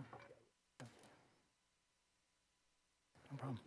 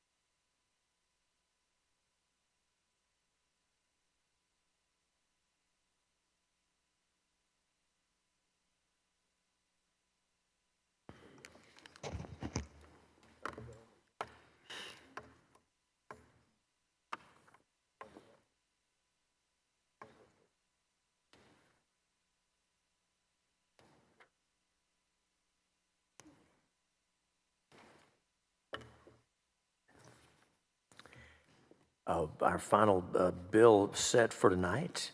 The chair lays out House Bill 229 by Representative Troxclair and recognizes its sponsor, our colleague Senator Middleton, to explain the measure. Hey, Mr. Chairman and members, for allowing me to lay out House Bill 229.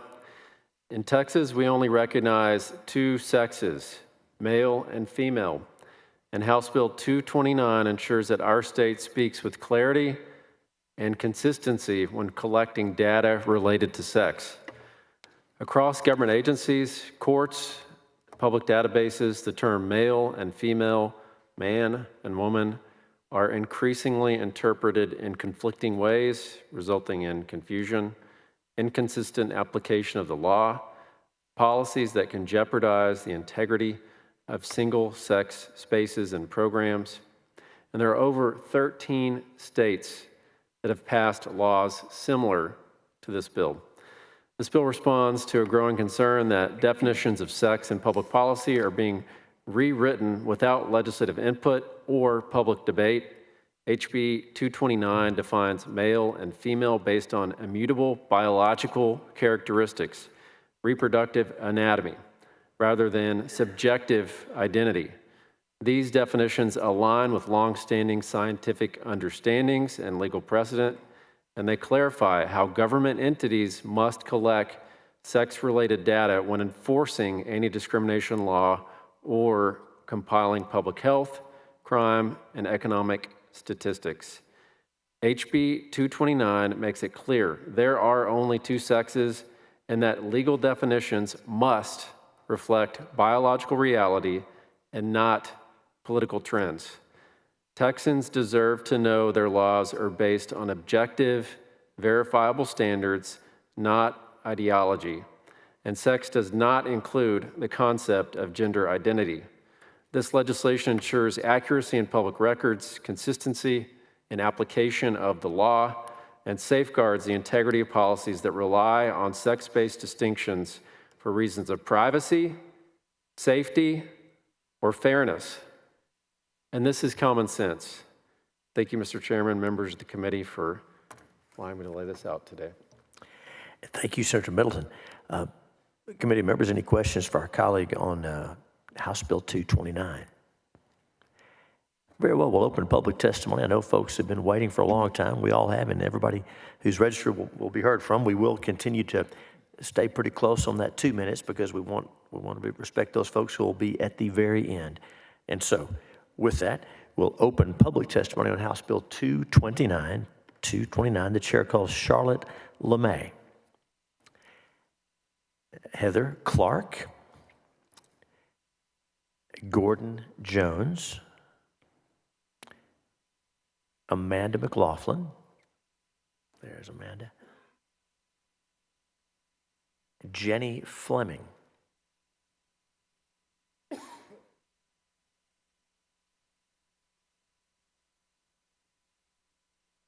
Samuel Vaught,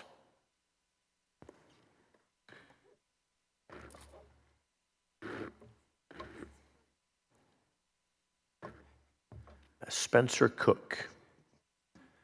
All right.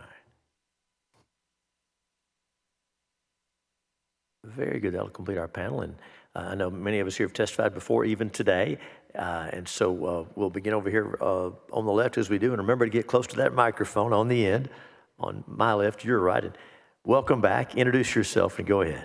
Yeah, I'm Amanda McLaughlin. I'm representing myself.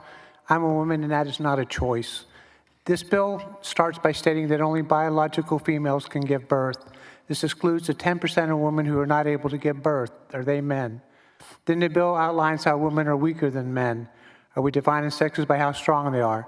Then the bill just details how women have historically suffered discrimination and need separate spaces to succeed. This is DEI. Are we now allowing DEI? It concludes with separate but equal. That's familiar. The bill also tries to define sex by sex organs, which often do not fit in traditional boxes. What about intersex people? What about babies that can't be assigned sex at birth? All this proves that defining sex is not as simple as we are led to believe. This bill creates a narrative based on fear. The reality is that the data shows that threats to women need to worry about do not come from transgender women. In less than a 2-year period, Dallas reported 1,743 sexual assaults. None of them were from transgender women. There were 5 cities in the study with similar findings. Putting transgender women in men's spaces significantly increases the odds of them getting assaulted. This bill ignores the danger to transgender women. We are being treated as less than human. This message is that our lives don't matter. This bill does not address any real issues, but it does create a serious issue. Legislation should focus on real threats to women. I thank you for listening, and I ask you not to advance House Bill 229. And thank you for your testimony. Welcome back. Introduce yourself. Go ahead. Hello, my name is Spencer Cook. I'm representing myself, and I am testifying against HB 229. I live in Gerald, Texas, but between middle and high school, I lived in Cedar Park, the district of Representative Troxclair, the author of this bill. In Cedar Park, I grew up alongside wonderful transgender peers, and as a cisgender Texan myself, I've had the joy of watching my trans friends grow up and self-actualize in ways that inspire me. With this bill, we are expected to adhere to overly simple and unfair concepts of make-up roles that are forced upon us. These restrictions make any sense of nuance or nonconformity a failure to exist on paper. Seeing trans folks break barriers empowers me to live more freely. In the time it has taken me to grow, I've only loved the trans people in my community more, the people that this bill explicitly works to exclude. Have you ever seen someone light up from simply being greeted by their correct name and a soft smile? Have you ever felt pride for someone dressing up as the real self? The light in someone's eyes when they realize they're in accepting company is all you need to know that this bill is wrong. In this chaotic mess of a world, the certainty we get from understanding ourselves is one of the few things that let us find our center and take on life's challenges Growing up in Cedar Park, I was shown that by the trans kids I knew, the trans kids who were themselves, despite the state, like this bill, using exclusionary tactics to single them out and punish them for existing, from trying to jail parents for offering their child the necessary care, to the now hundreds of bills filed this session looking to further police their lives and snuff out their due respect. This bill, speaking as a Texan, fails me. It fails my friends. It fails the people I love. It fails the people that represent that Troxclair represents in a district, and it fails Texans as a whole.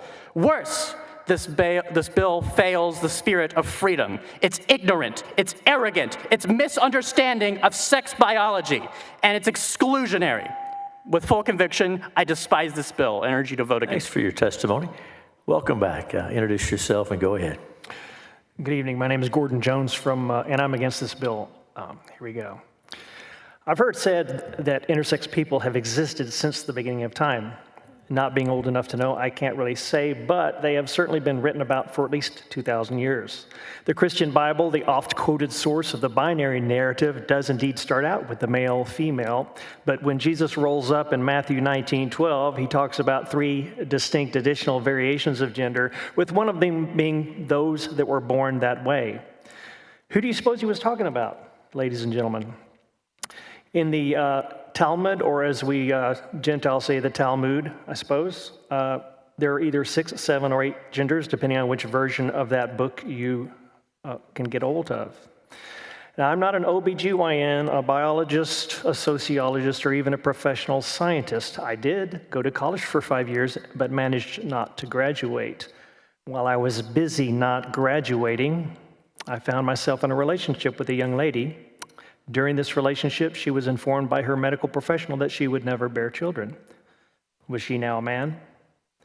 Years after this relationship ended, she discovered that she, along with her vulva, was, by your definition, a boy with XY chromosomes, no uterus, no ovaries, and undescended testicles.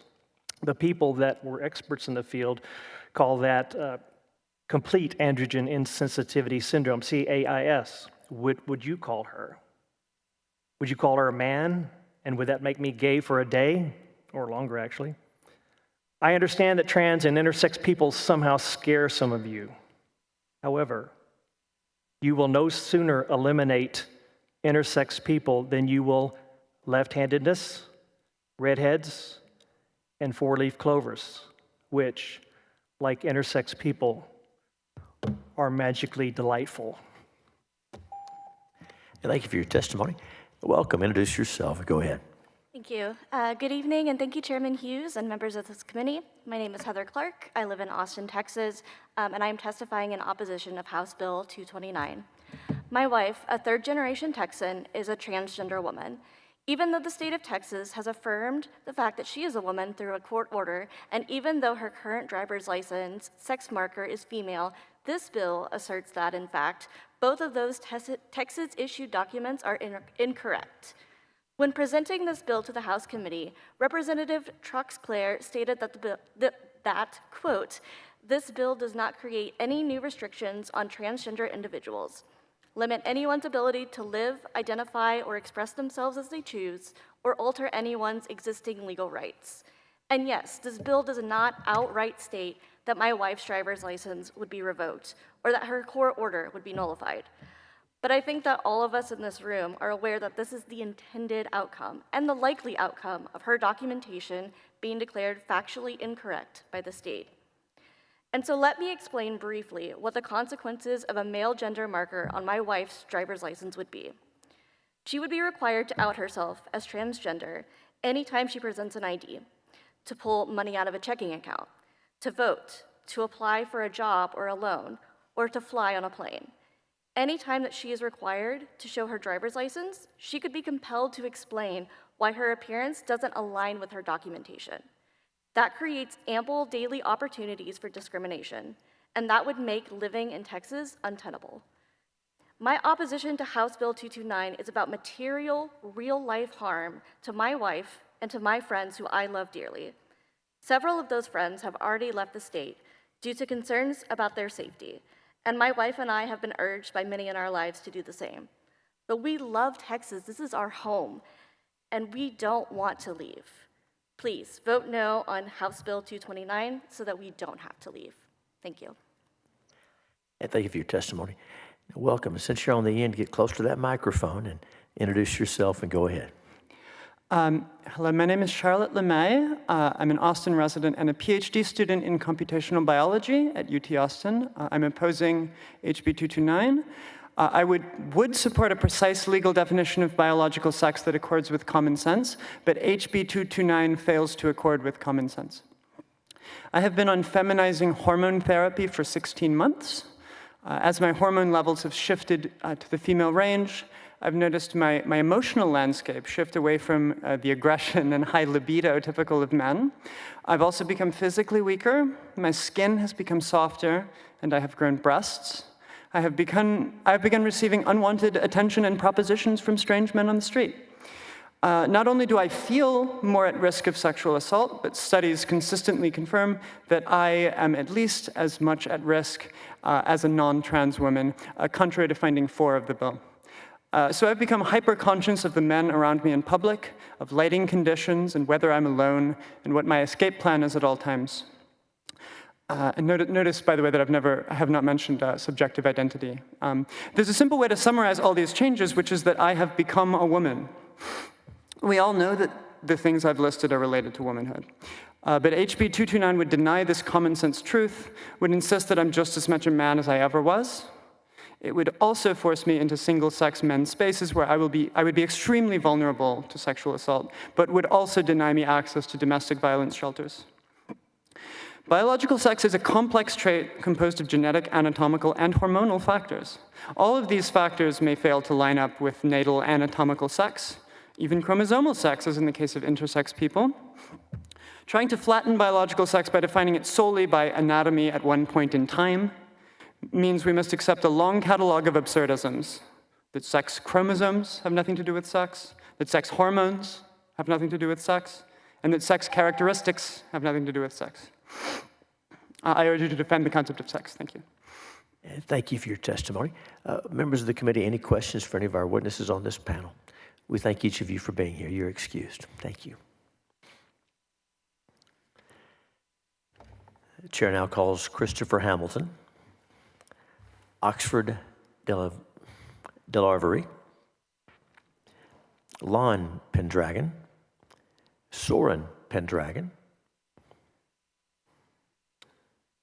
Sure. May I ask a question of the author of the bill? Let me get the panel seated, and because I want to be colonized. Well, yes, sir, I'll recognize you in just a moment.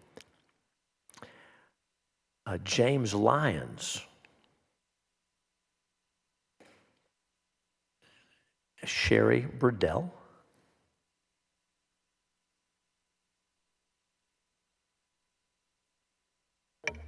Oh, we've done that. I apologize. We should have warned you about that. All right, and while our panel's getting seated, Senator Hinojosa, you are recognized. Thank you, Mr. Chairman. I did have a question for the author of the bill before we continue. I know it was stated in some reasons people are for or against the bill, but in your layout, you were referencing quite a few issues that you were trying to resolve with the bill. Then I had the opportunity to start reading on page 2, starting on like line 9 through 13. And you actually, or the author of this bill actually specifies that there are other legitimate reasons to distinguish between the sexes with respect to other issues. Can you want to expand on what some of those other issues are? Yeah, thank you, Senator. And we touched on it a little bit in the layout about safety and privacy, but one of the key components of this bill and one of the key purposes of it is what you just pointed out on page 2. And it says there are legitimate reasons to distinguish between the sexes with respect to athletics, prisons, and other correctional facilities, domestic violence shelters, rape crisis centers, locker rooms, restrooms, and other areas where biology, safety, or privacy are implicated. And obviously, when we better define and further define biological sex, as this bill does, I think it helps ensure that exact intent, which is safety and privacy. Obviously, we passed SB 240, which is the Women's Privacy Act, off the Senate floor. But this bill makes it clear that there are only male and female. And when we better define that, I think it helps ensure that safety and privacy in women's private spaces. So that's a big component of this piece of legislation. And thank you for expanding on that intent. That was, I think, an important designation we needed to get on the record. Thank you. Thank you, Senator Hinojosa, Senator Middleton.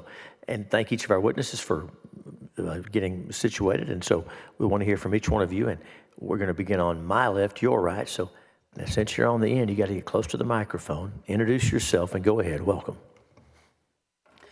Hello, everyone. My name is James Lyons. I live in Bastrop, Texas, and my representative is Charles Schwertner. In the past, I have mentioned how biologically I am more like a typical woman than I am man. I mentioned things like testosterone, strength, body hair, facial hair, hemoglobin count, breast tissue, risk of breast cancer, cardiovascular issues, even breastfeeding. My voice is just a little deeper than most women. Then, this past Monday, I watched the House vote on amendments to this bill. I saw Representative Reynolds propose an amendment that would have removed the phrase, "separate is not inherently unequal," a phrase that ties this bill to one of our nation's darkest times and histories. It fundamentally didn't change the bill, yet 85 representatives voted to keep that language in the bill. They wanted to tie this bill to a horrid time in our nation's history.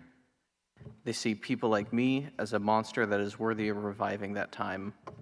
They think people like me sneak into women's restrooms, live in our basements, and prey on children, when actually I spend most of my time helping people find support groups, therapists.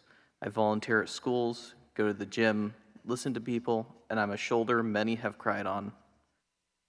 The hate runs so deep that they would rather pass this bill that would result in a yearly loss of $2,500,000 for Texans.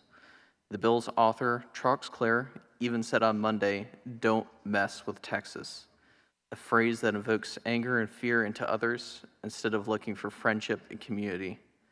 From what I witnessed on Monday, only one group is living up to the legacy of Texas, the friendship state, and it is not supporters of this bill. I urge you to vote against HB 229. Thank you for your testimony. Welcome back. Introduce yourself and go ahead. Thank you. My name is Sherry Brodell. I represent myself and I stand in support of the transgender and intersex communities to oppose HB 229. I am a Texas mother here to implore you to hear my words, to hear my desperation for relief from what is being perpetrated on families like mine.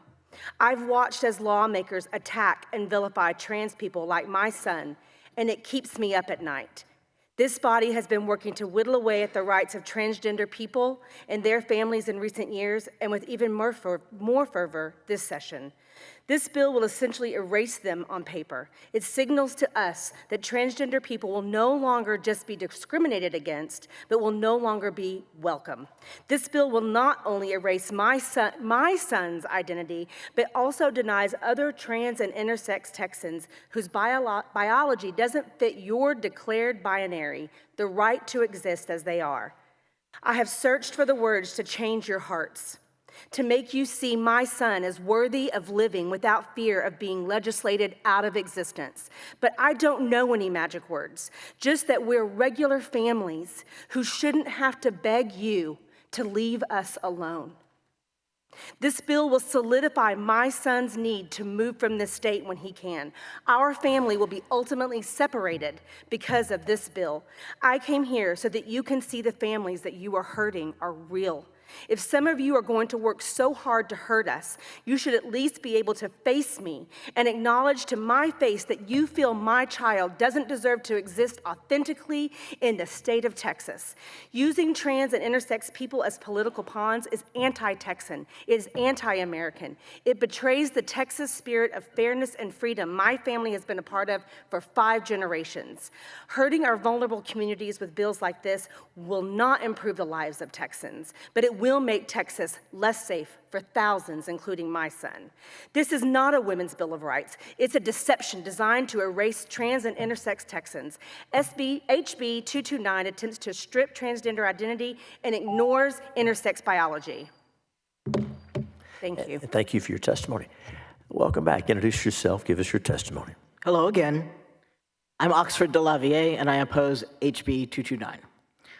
For my last business at a driver's license office, an agent left me sitting at her station, silent, minding my own business, while she briefly went in the back room. During that moment, a DPS trooper, hand gripping his gun, came up to me, demanding to know what the problem was. I told him, there was no problem, everything is fine.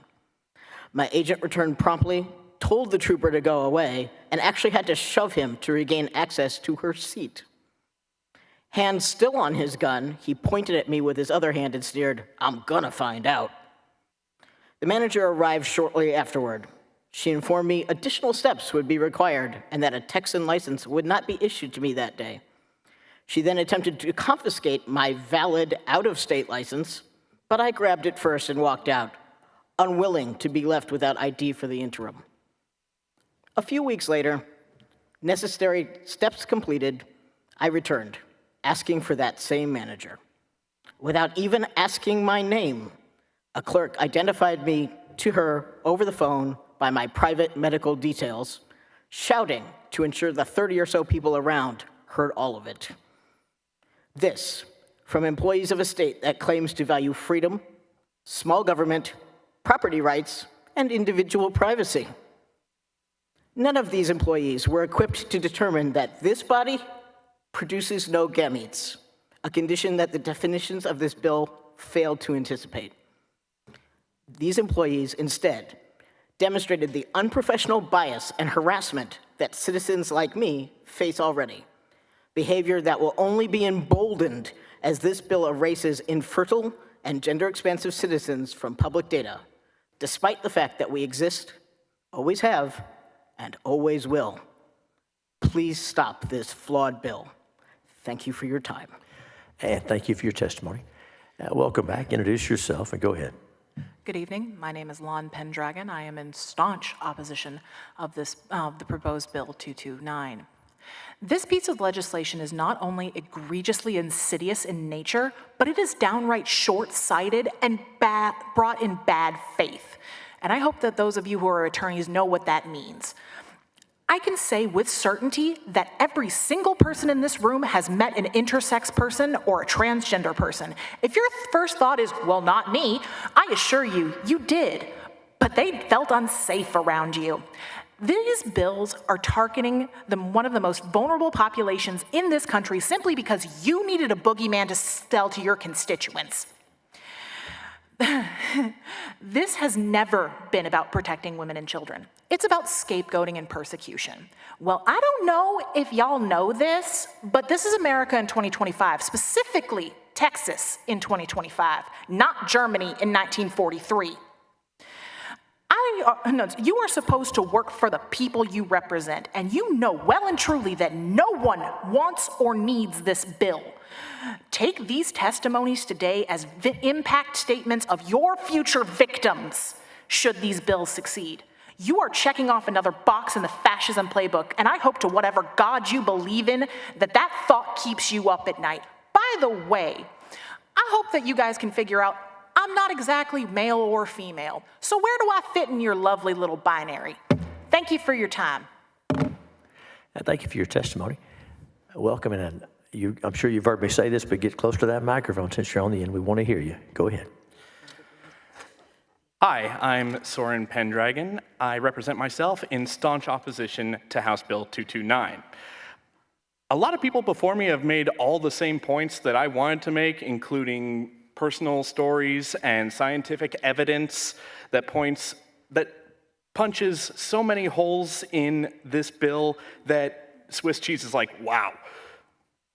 So now I just get to vent a little bit on just what? Wow, okay. So first off, I'm a veteran.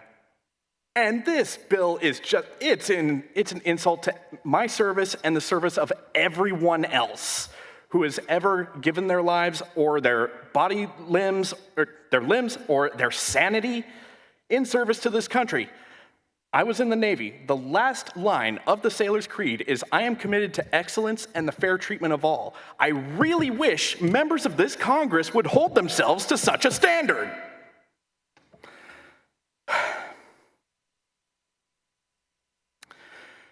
The fact is, you don't care about trans people. You don't care about intersex people. You want to throw red meat to a base to get reelected and get overpaid for another 2 years. So, congratulations, you got your 15 moments of fame. Now,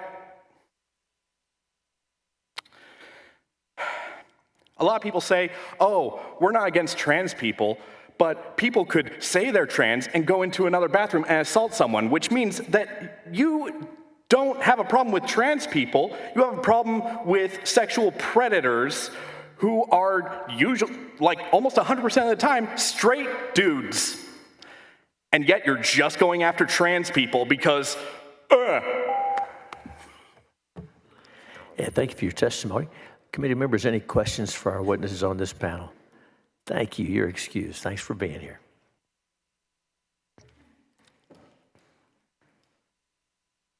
The chair calls Denise Seibert, M. Gogol,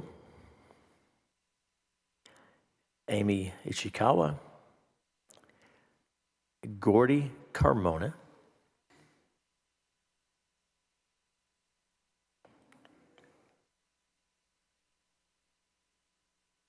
Adrian Brown,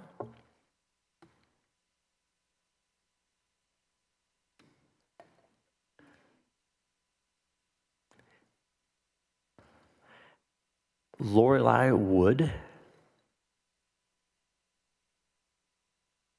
thank you, Megan Fairbanks. Right.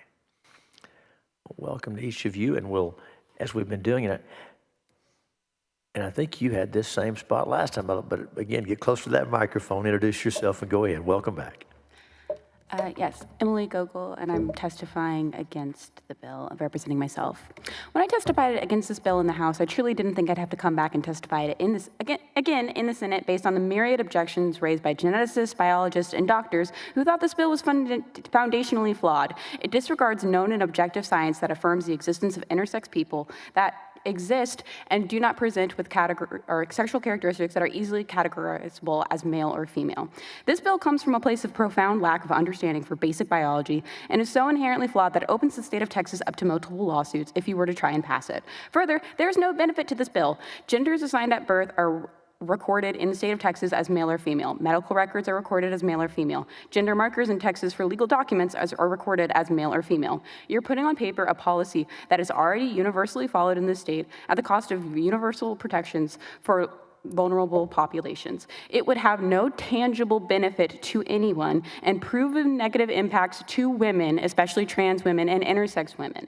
I want to affirm that trans and intersex individuals are deserving of legal recognition and protections. We deserve to have accurate information on our population taken for vital statistics. We deserve to be protected against discrimination on the basis of our sex and identity. We deserve to have identifying documents that accurately represent us. We don't deserve a bill with an 8th grade understanding of biology that legislates us out of existence using segregational language of separate but equal. That is absurd and insane to pass in the year of 2025. Gender is not as simple as a M or F assigned by a visual exam on the first day of your life, divorced entirely from the representation and development of secondary sexual characteristics at puberty, which is a very medically significant time at a person's gender development. Any representative that votes in favor of this bill does so at the expense of their constituents, at the expense of science, and at the expense of basic reality. Please vote no on this bill. Thank you. And thanks for your testimony. Welcome back. Introduce yourself. Go ahead. Good evening, Chair Hughes and committee members. My name is Gordy Carmona, and I'm here representing myself in opposition to House Bill 229. One of the amazing things with definitions is that they expand or change when science advances our understanding about the complexities of humanity. Confining sex to these small boxes does not change the reality that transgender, non-binary, and intersex people have always existed and will always exist. They have existed across this globe dating as far back as 400 BC and have existed on this continent before this country was founded. Trans and gender diverse Texans are our friends, family members, neighbors, and our colleagues. Gender regulation begins the process of stripping away our most basic civil rights. But Texans are more welcoming and more generous than the lawmakers fixated on a culture war. Texas is big enough for all of us. I strongly urge you to vote against HB 229. And thank you for your testimony. Welcome. Introduce yourself and go ahead. Good evening, Chair and members of this committee. My name is Adrian Brown, resident of Austin, Texas, representing myself. I stand before you with a simple question: what weighs more, a plastic card or a human life? This committee is about to decide. House Bill 229 is more than legislation. It's personal, it's political, it's painful.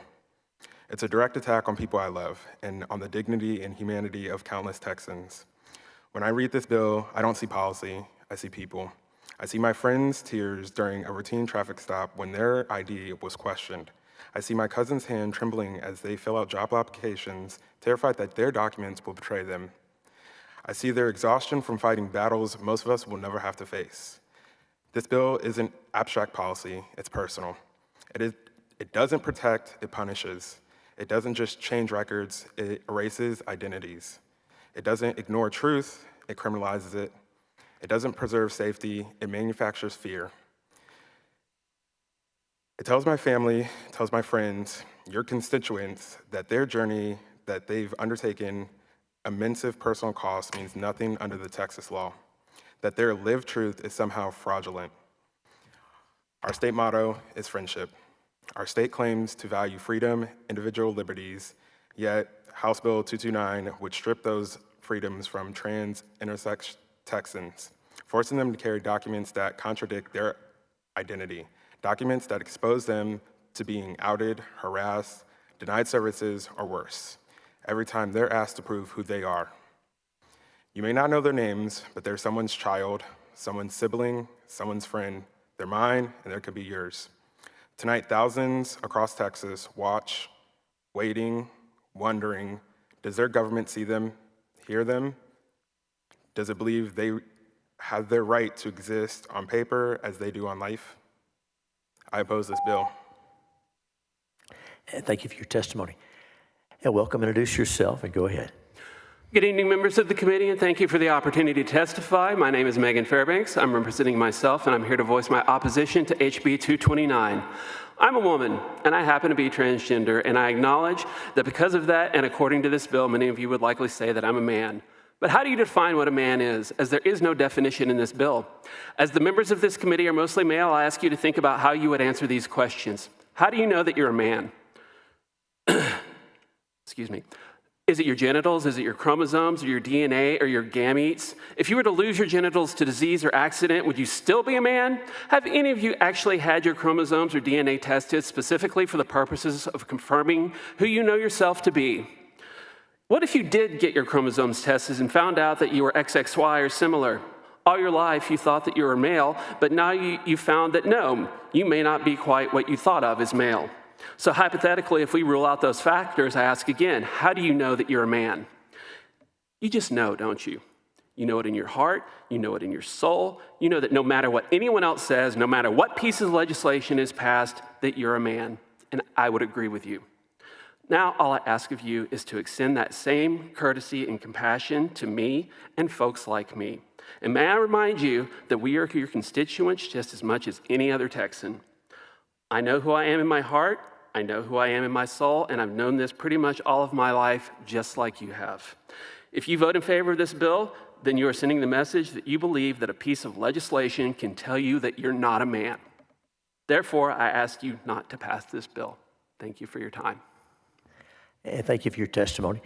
Welcome back. And remember, on the end, you got to get close to the microphone. Go ahead, give us your testimony. My name is Denise Seibert. I'm representing myself, and I support HB 229. Thank you, Senators, for this bill. Thank you for allowing me to be heard. There are immutable differences between males and females. The biological differences are that only females can get pregnant, give birth, and breastfeed. I gave birth to 2 sons. I also breastfed for over 11 months.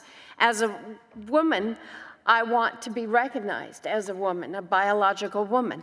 While watching Shark Week a few years ago, the narrator described the shark as it's a 10-foot male shark, easily identifiable by the 2 reproductive organs on the underside called claspers.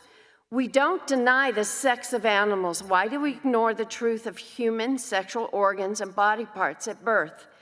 Genesis 1:27, so God created man in his image. In the image of God, he created him. Male and female, he created them. The Declaration of Independence says, we hold these truths to be self-evident, that all men are created equal, that they are endowed by their Creator with certain unalienable rights, that among these are life, liberty, and the pursuit of happiness. You can't protect what you can't define. As a woman, I have immutable characteristics, and I should be valued and respected as a woman. I should have these unalienable rights of liberty, life, and the pursuit of happiness. Males and females have biological differences.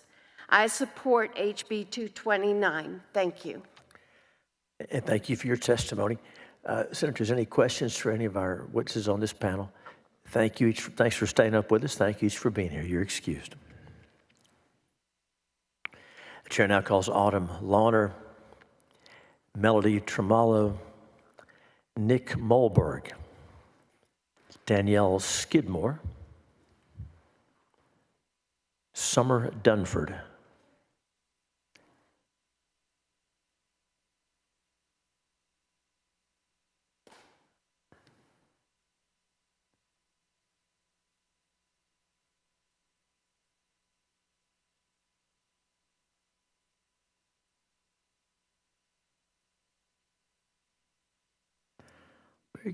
We'll begin over here on my left, your right, and make sure and get close to the microphone since you're on the end.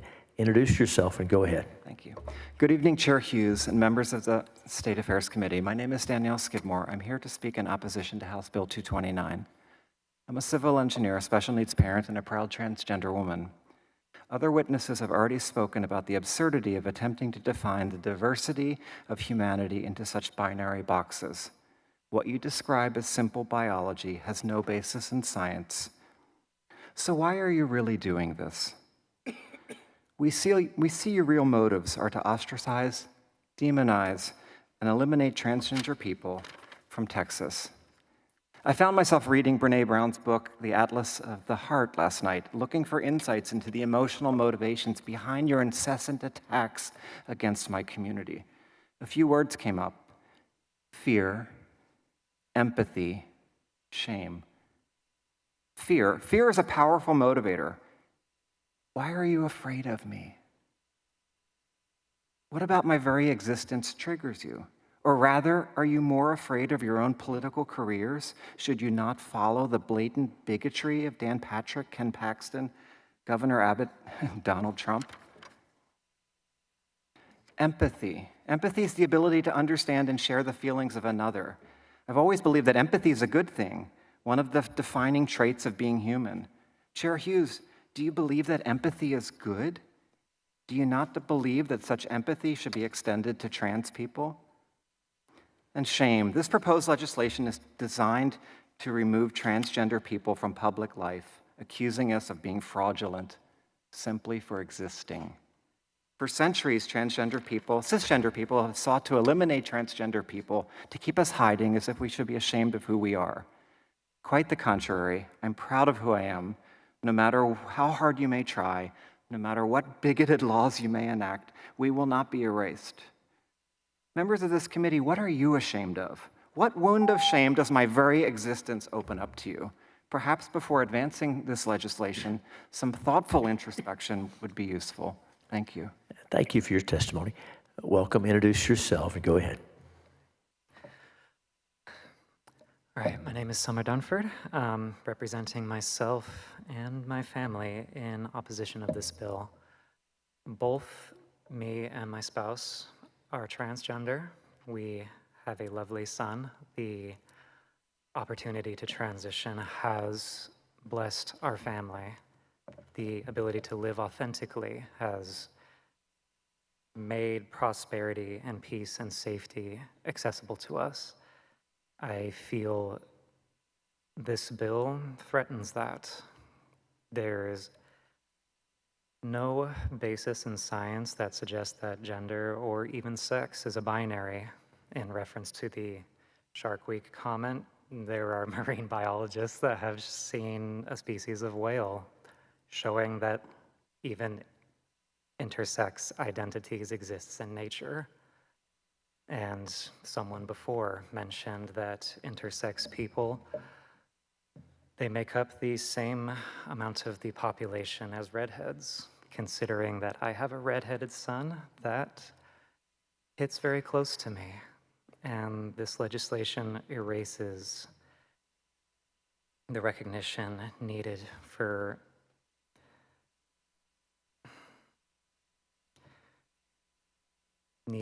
to help people like me live a happy and a prosperous life.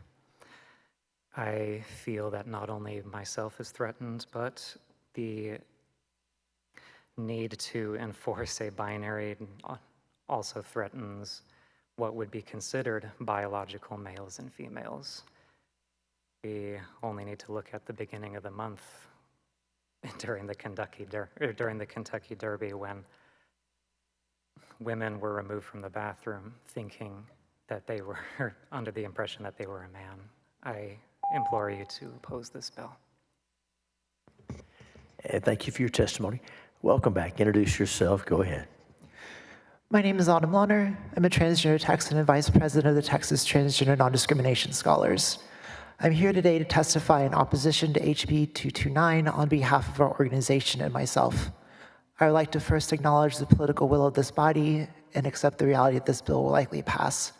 But I want to say that this bill accomplishes nothing. It does not protect children. It does not support families. It serves only to erase, to attempt to write transgender and intersex people out of the story of Texas.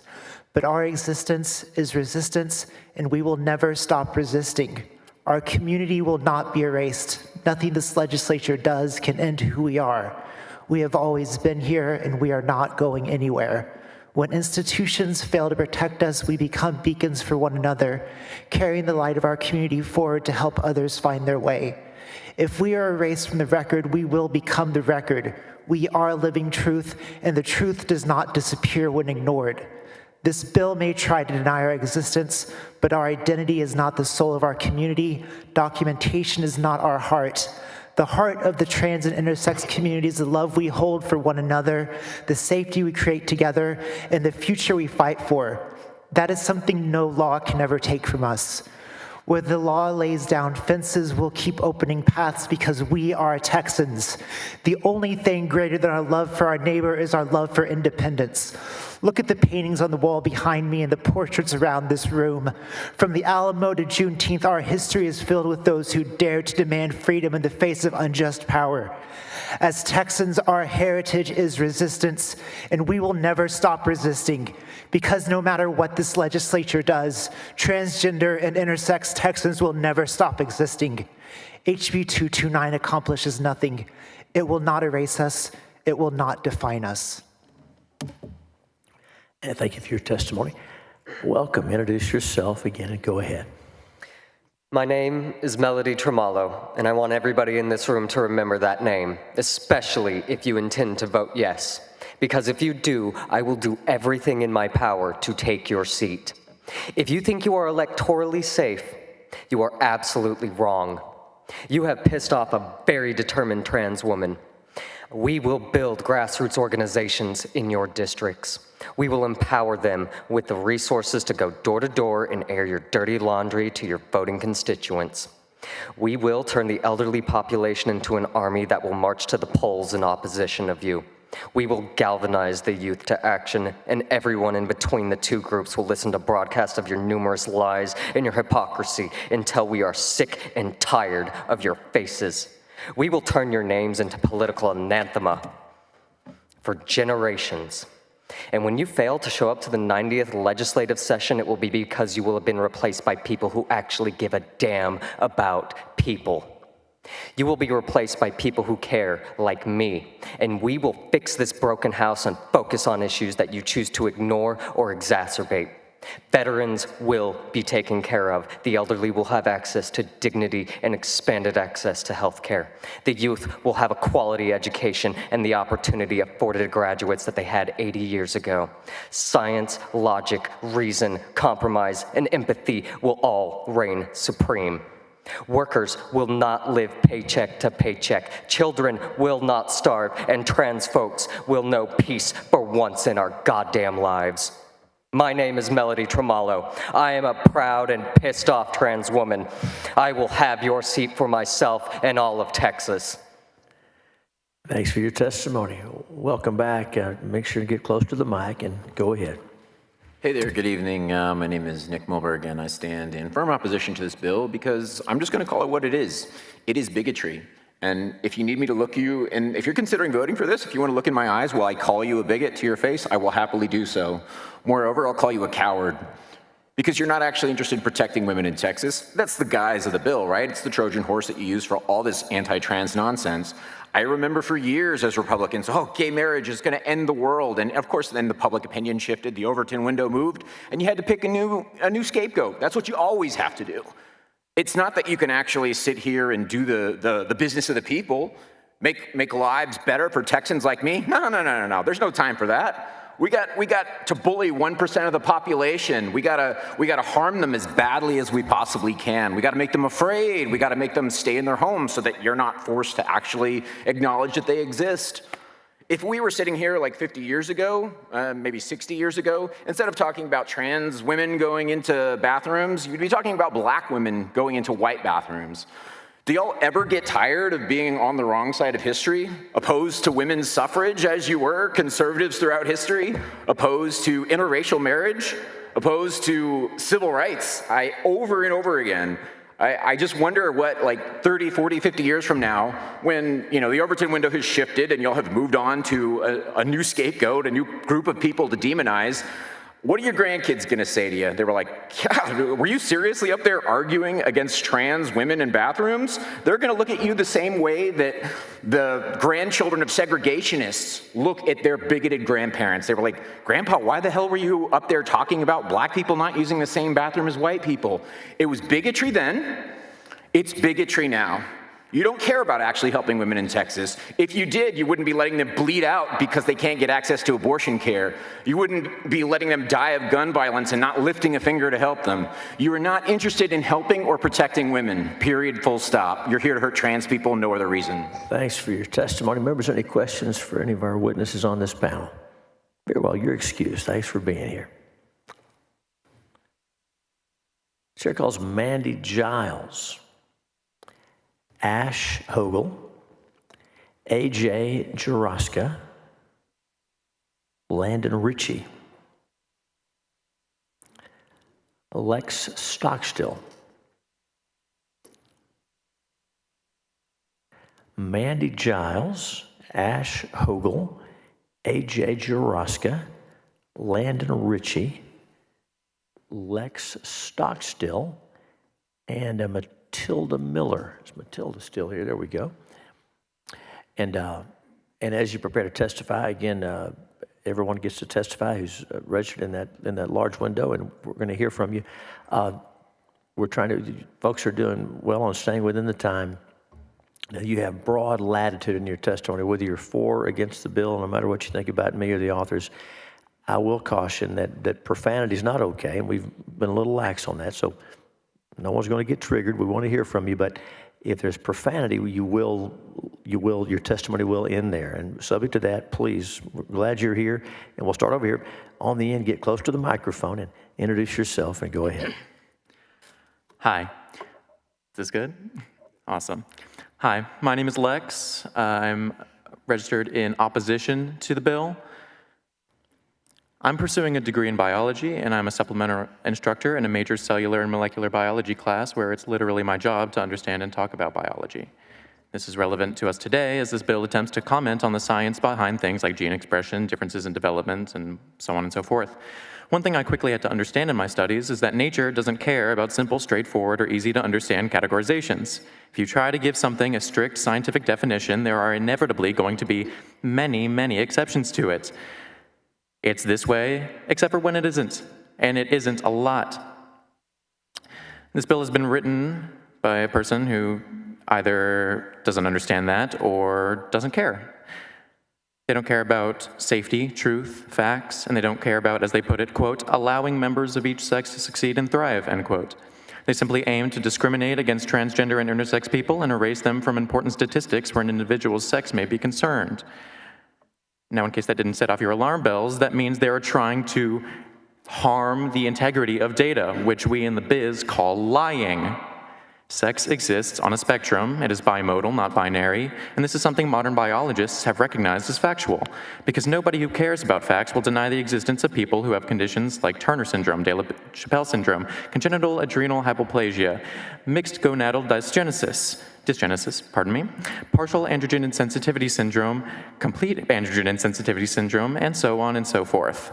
Not to mention all of the other reasons one assigned female at birth may not be able to produce ova, be it presently or ever in their life, or somebody assigned male at birth may not be able to fertilize said ova. But then again, anybody with movable arms and a turkey baster can fertilize an ova. Would you deny that a male who is assigned male at birth and has always identified a male but who cannot fertilize an egg is a male? Even if the bill... Thanks for your testimony. Welcome back. Introduce yourself. Go ahead. My name is Mandy Giles, and I'm testifying against HB 229. This bill negatively affects my family in two ways. First, the bill defines women solely by their reproductive capacity. This is offensive to me. As someone unable to get pregnant on my own, under this bill, I would never have been classified as a woman. And after my total hysterectomy, I definitely wouldn't be defined as one. But I think I'm a woman. I refuse to be defined by my reproductive system or my abilities in comparison to men. I'm more than that. This bill won't protect women. Separate dorms, separate bathrooms, and other women-only spaces didn't protect me from being sexually assaulted in college. Teaching our children about consent and respect is what will protect everyone. Second, this bill's definitions completely ignore the existence of transgender people in general and non-binary people specifically. 2 of my adult children are non-binary. For them, that means they don't identify as male or female, but somewhere else on the gender spectrum. So the terms in this bill, male, female, man, woman, father, mother, don't apply to them. They are not defined by their reproductive systems. As a parent, that was hard for me to understand at first, and I'll never fully understand because I'm not non-binary or transgender, but I don't have to understand everything to believe them or respect them. This bill does the opposite. It disrespects and targets transgender people, my children, through gender regulation. And that's heartbreaking to know that my state disregards who my children are. Please vote no on this bill. Thank you for your testimony. Please introduce yourself, state your position on the bill, and give us your testimony. My name is AJ Juraska, and I am testifying today in opposition to House Bill 229 and on behalf of myself. I am a seminary student and intern minister living in Austin. I am also, as I mentioned before, a member of the Texas Unitarian Universalist Justice Ministry, and 40 of our congregations and over 5,000 people of faith around the state join me in opposition to this bill. HB 229 is harmful because it unnecessarily limits the definition of biological sex. Unitarian Universalists believe in treating people with dignity and respect. All people deserve the dignity of having an accurate ID. This bill would make it so that IDs would not be accurate. Here are some reasons why. Ministry is actually my second career. My first career was in public health and specifically supervising an analytics team of a health center. We dealt with collecting data about patients. I worked with doctors to make sure all of our forms were correct and aligned with healthcare best practices. One thing I learned is that what we call biological sex isn't actually all that helpful to doctors to know. In fact, what they need to know is what body parts you have, and sex doesn't tell them that. That is because certain people might not have body parts for all kinds of reasons. One, as stated, is that 1.7% of the population is intersex. A further 92,900 Texans are trans. Is someone not a woman simply because they can't produce ova anymore? What about postmenopausal women? What will people do who neither produce ova nor have a reproductive system that is developed to fertilize the ova of a female? All this to say, what you lay out as a simple matter here is not. In my own situation, I'm a non-binary Texan. I produce ova, but I'm not able to get pregnant due to fertility challenges. This bill would pigeonhole me into a category that doesn't fit who I truly am, and it does that without making me any safer, as it purports to do. If we are made in God's image and we are fearfully and wonderfully made, shouldn't that include all our permutations? And shouldn't our records reflect the beautiful diversity of humanity? Thank you for your time today. Thank you for your testimony. Please introduce yourself, give us your position on the bill, and give us your testimony. Hey, I'm Matilda Miller, and I'm here opposing this bill and representing the planet Earth. We're happy to welcome immigrants from Planet Republican, but I feel obligated to inform you of some facts of our society and our social customs so that y'all might function better here. I understand on your planet part of introducing yourselves requires that you compare genitals and test each other's gametes before you gender each other. But here on Earth, that's considered extremely inappropriate and just plain weird. I don't know much about your alien biology, but human sexual dimorphism is a bimodal distribution of many traits, not a solid binary, and neither is gender, which is a social outgrowth of some of those bimodal traits. Attempting to understand human gender through such an alien and simplified lens will only lead you to harmful and frankly ridiculous conclusions. For example, bathrooms. We don't possess the kind of advanced sperm and ova repelling force fields on the doorways of restrooms on your planet. Trying to force people into certain bathrooms on Earth requires eyeballing it, something that is demonstrably unreliable, disruptive, and leads to misogynistic violence. When you apply that to prisons, you end up with V-coding, the standard practice of men's prisons wherein they give transgender women incarcerated there to the most violent inmates in the prison to placate them, like meat. Sorting social and demographic data based on invisible characteristics that do not factor into social interaction would mean economic outcomes, health outcomes, and violence against transgender and intersex people would be undetectable in the data. Here on Earth, we find it a priority to be more accurate with our data, not less. Were this bill being put forward by humans, people who know better because they actually live on this planet, it would obviously be an attempt to cover up the harms of systemic discrimination. Based on this bill, Planet Republican is not sending us their best. Some of you, I assume, are good people. But if you can't integrate with normal humans, we're gonna have to start talking about building a big, beautiful space wall and making Planet Republican pay for it. Thank you for your testimony. Please introduce yourself, your position on the bill, and we look forward to hearing your testimony. My name is Landon Ritchie, and I'm the policy coordinator for TENT, the Transgender Education Network of Texas. I'm also a proud transgender Texan, and I'm speaking in opposition to HB 229. First, it's frankly an insult to our integrity that you who care so little about the harm you're causing are either absent altogether or here on your phones, ignoring the people who you work for. It's childish, and it tells us everything we need to know. Second, I want to use my time before you not to belabor statistics nor lay out for you why this bill is harmful, and make no mistake, it is. Instead, I want to tell you about what it means to be trans Texan. To be a trans Texan is to be as brilliant and as bright as our summer sun. To be a trans Texan is to be as integral to our state as the bluebonnets that coat the land every spring. To be a trans Texan is to be forged by fire to come out a diamond. To be a trans Texan is to be human in the place that we call home. Trans people in Texas deserve to grow up and to grow old. Trans people in Texas are loved, are divine, are beautiful and necessary. Trans people are the living embodiment of creation and of possibility. We represent unbridled freedom and the possibility, no, inevitability of another world. A world that is beautiful and fluid, that invites interpretation and expression and individuality. A world that allows for existence without constraint, without rigidity, without the idea that a sexed existence is predestined and immutable. A world that frees not just us, but everyone. I urge you to vote against HB 229, but know that even if you choose to advance it, which I'm sure you will, and even if this bill becomes law, it doesn't change the fact that a world without trans people has never existed and never will. Thank you for your testimony. Members, are there any questions for the witnesses? All right, hearing none, you're excused. We appreciate you being here.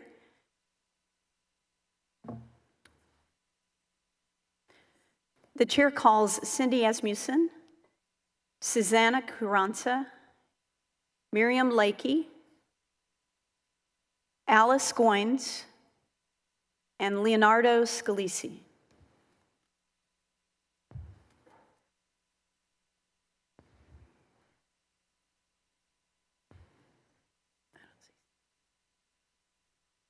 Let me call one more person.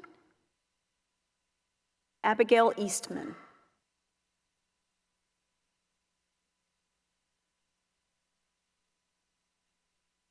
Anna Eastman. Erica Slaymaker.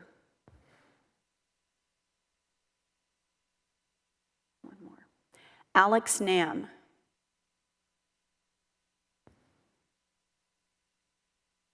Hunter Allen.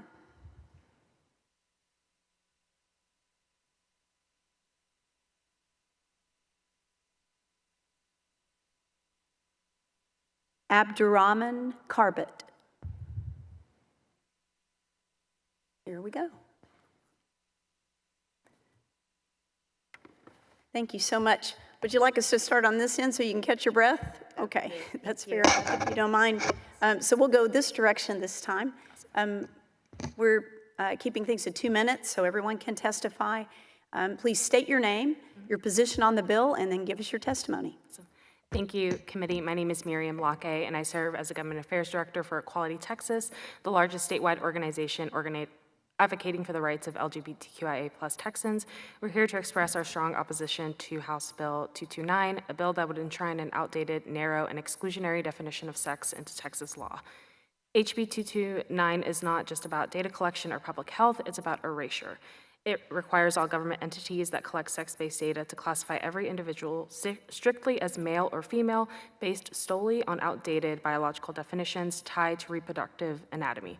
It defines man, woman, boy, girl, mother, and father in rigid binary terms without any regard for gender identity, medical science, or the lived experiences of millions of Texans. Let's be clear, this bill does not clarify the law, it distorts it. This bill undermines both privacy and dignity. It forces individuals into rigid boxes that do not fit, and were designed not to improve services, but to erase those who do not conform.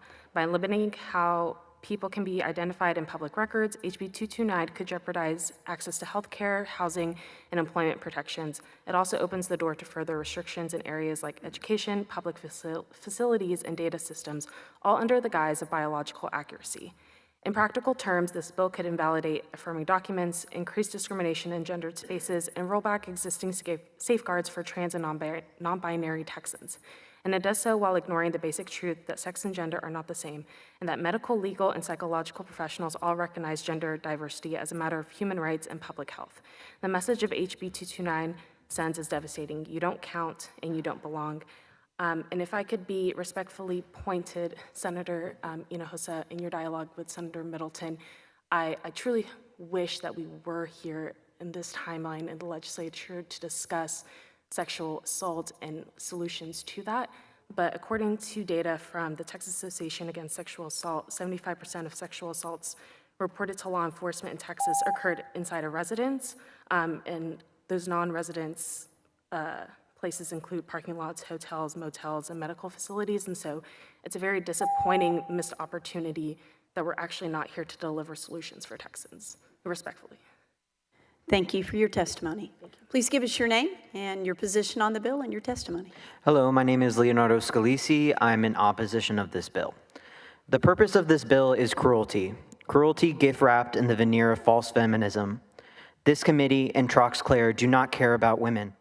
This legislative body preaches the need to protect women while women die in our streets, in our hospitals, and in their homes.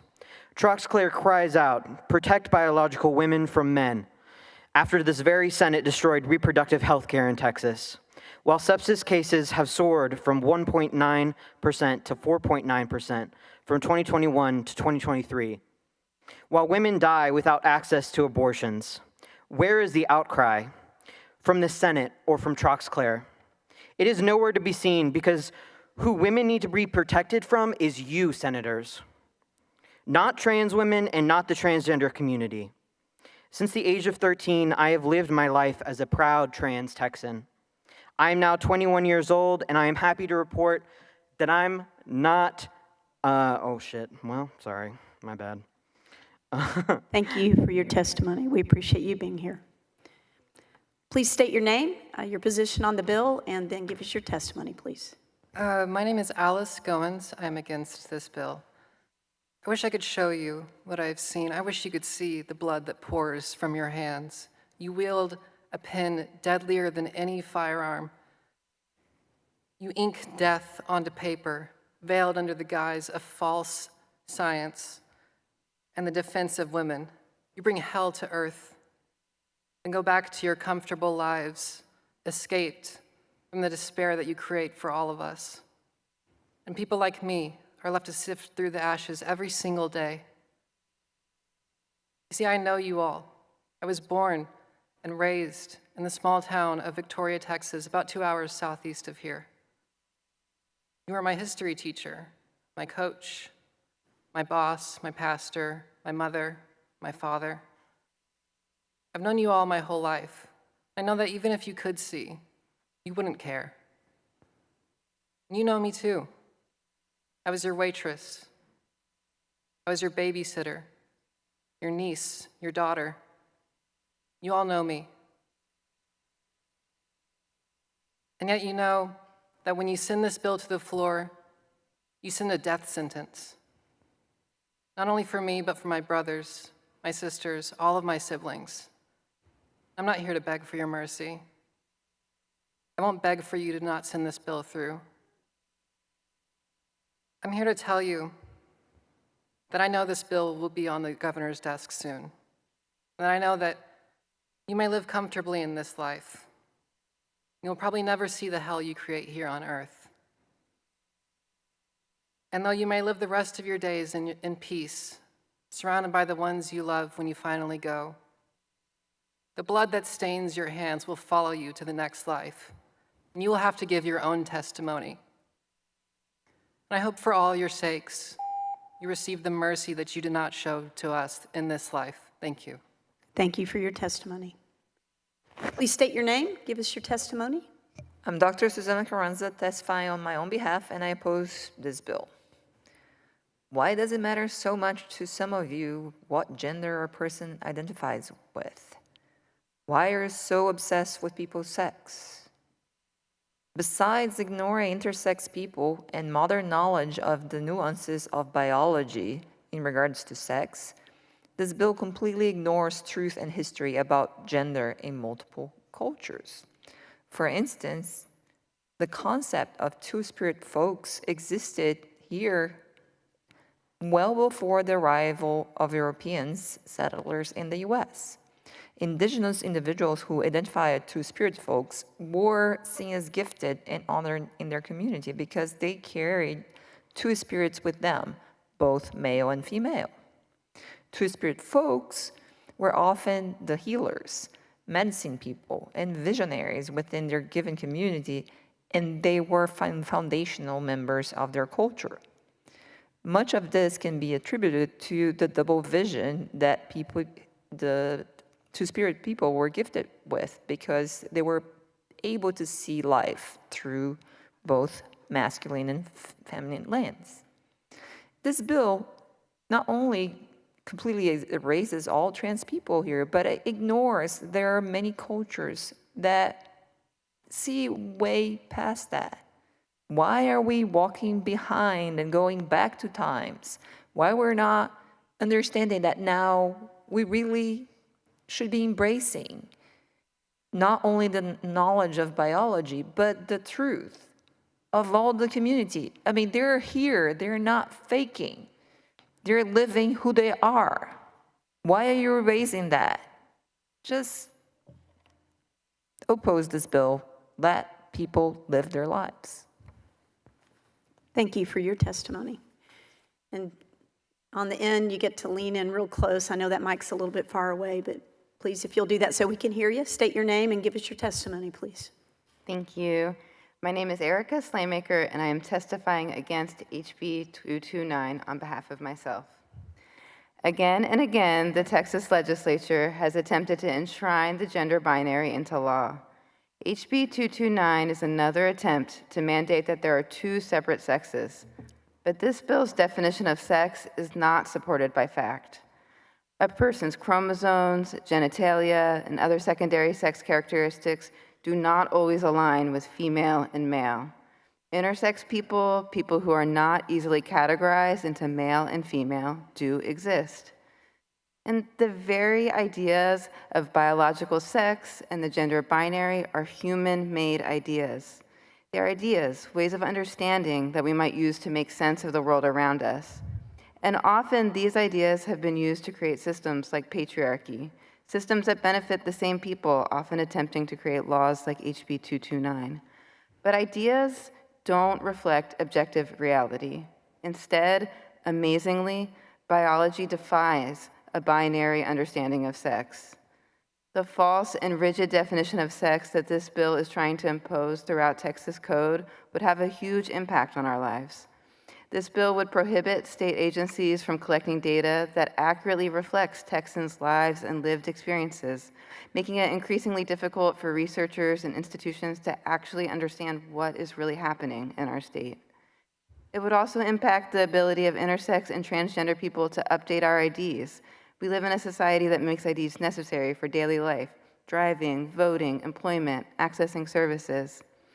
Amending the code in this way would make basic tasks of life even harder for many, many Texans, simply because some lawmakers have an idea about what biological sex means. Please stop imposing this false understanding of biology on Texans. Please vote no on HB 229. Thank you for your testimony. Members, are there any questions for these witnesses? All right, thank you so much for being here. You're excused. The chair calls Amy Ichikawa, Aaron Walter, Emily Deptula, Alexandria Connor, and Jackson Bailey. We'll keep going. Michelle Venegas Matula, Donald Gamblin,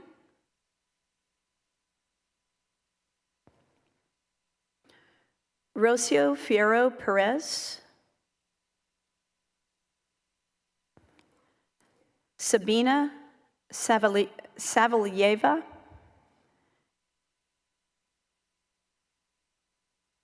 Juliet Thurber, and Ian Lee.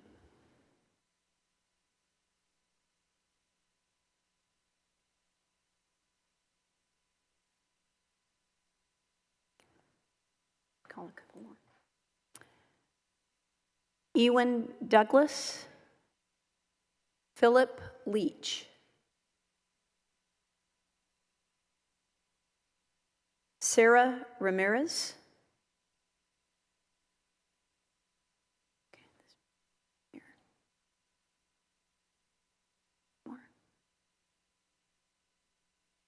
John Madden,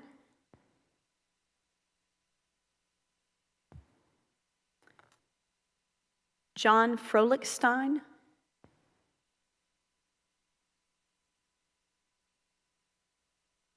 Becky Bullard,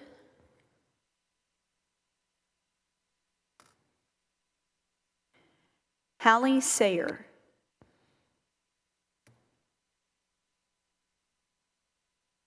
Alec Fletcher, Gabriel Torres,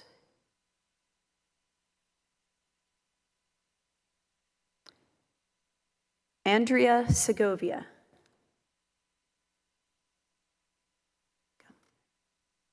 there we go, thank you. And how about if we do the same thing again? We'll start on this side so she can catch her breath. Thank you for, you thought you got the last seat and you got the first seat, right? Well, thank you. We appreciate you being here to give us your testimony. We're going to try to keep everything to 2 minutes, please. And if you would go on and start by giving us your name and then your testimony. Thank you. Good evening. My name is Sarah Ramirez. I identify as non-binary and am an ally of the trans and intersex communities. I'm here today to testify against House Bill 229. This bill is attempting to define men and women based on the reproductive organs they are born with, and fails to include people who are born with both male and female reproductive organs, or those whose are underdeveloped, also known as intersex. As a nurse, receiving consent is a big deal. As a pediatric nurse, receiving that consent is very difficult. And most times we have to go off of what the parents consent or agree to, and not what our patients consent or agree to. Medical interventions that intersex people may undergo include surgeries and other procedures performed to change their physical appearance to conform to being male or female. These procedures are irreversible and come with a list of possible negative outcomes, including scarring, pain, sexual dysfunction, inability to conceive, anxiety, and depression. A research brief published in 2024 called the Trevor Project found that 58% of intersex people had surgery before they were 1 year old, and 67% did not consent to the surgery. This violates their rights to physical integrity, to be free from torture and ill treatment, and to live free from harmful practices. Passing House Bill 229 will perpetuate these procedures, which will put more children at risk for harm, and which will be done, most likely, without their consent. Genesis 1:27 states, "So God created mankind in his own image." Proverbs 16:4 states, "The Lord has made everything for its purpose." As a parent, what choice would you feel you have if your child was born intersex and you live in a state that doesn't define them as a human being? How would you explain to your child that God made a mistake when he created them? I strongly urge each of you to reconsider any further support for HB 229. Thank you. Appreciate your testimony. You'll please lean into the microphone there, give us your name, and we look forward to hearing your testimony. Hi, my name is Juliet, and I'm here to testify against HB 229. I come to you today as an intersex woman, a person that this law has no definition for. Under this law, I would meet none of the criteria to define either as a woman or a man. I have Klinefelter syndrome. That means I have XXY chromosomes, and I have never had a puberty. My body never fully developed a reproductive system, and I was essentially born sterile. So with that information, I asked this committee in question to this law, how would you define me? How would this law define me? This is a legitimate concern of mine as this would affect my everyday life, just as an intersex person. But I'm more than that. I'm trans as well. I identify as woman, and I'm going through HRT to gain the secondary traits of a woman. In a body that was not given the ability to define itself, I define myself as a woman. This is just my story, a long and hard one that it may be. I speak for more than just me. The intersex community is under 2% of this country, which is about 500,000 people in the United States. That is 500,000 people that do not fit the binary that you seek to enter into law. So what should they do then when trying to seek IDs or even medical treatment? So are we to live on the streets because we can't fit into this binary? What about a job or even a place to live? What about people who have XYY chromosomes? Should they not be allowed into domestic violence shelters? How about myself when I was forced out of my apartment through violence? Would I not be allowed to obtain help? When we don't fit these binaries, this bill would create a barrier to contribute to society. These are the issues that arise when you try to apply basic biology to a complex subject like the intersex community or even the trans community. I come here today to plead my case and the case for every intersex person in Texas. Don't let Texas be known as a place for hate. We are better than this.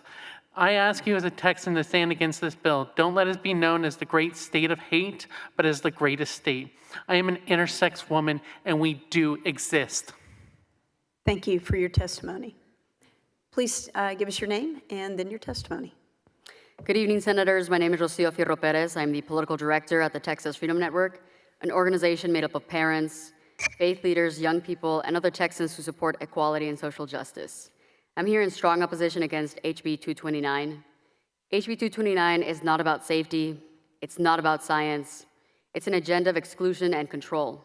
This bill tries to force every Texan into a narrow, state-mandated definition of sex, one that ignores medical reality, disrespects lived experience, and erases entire communities.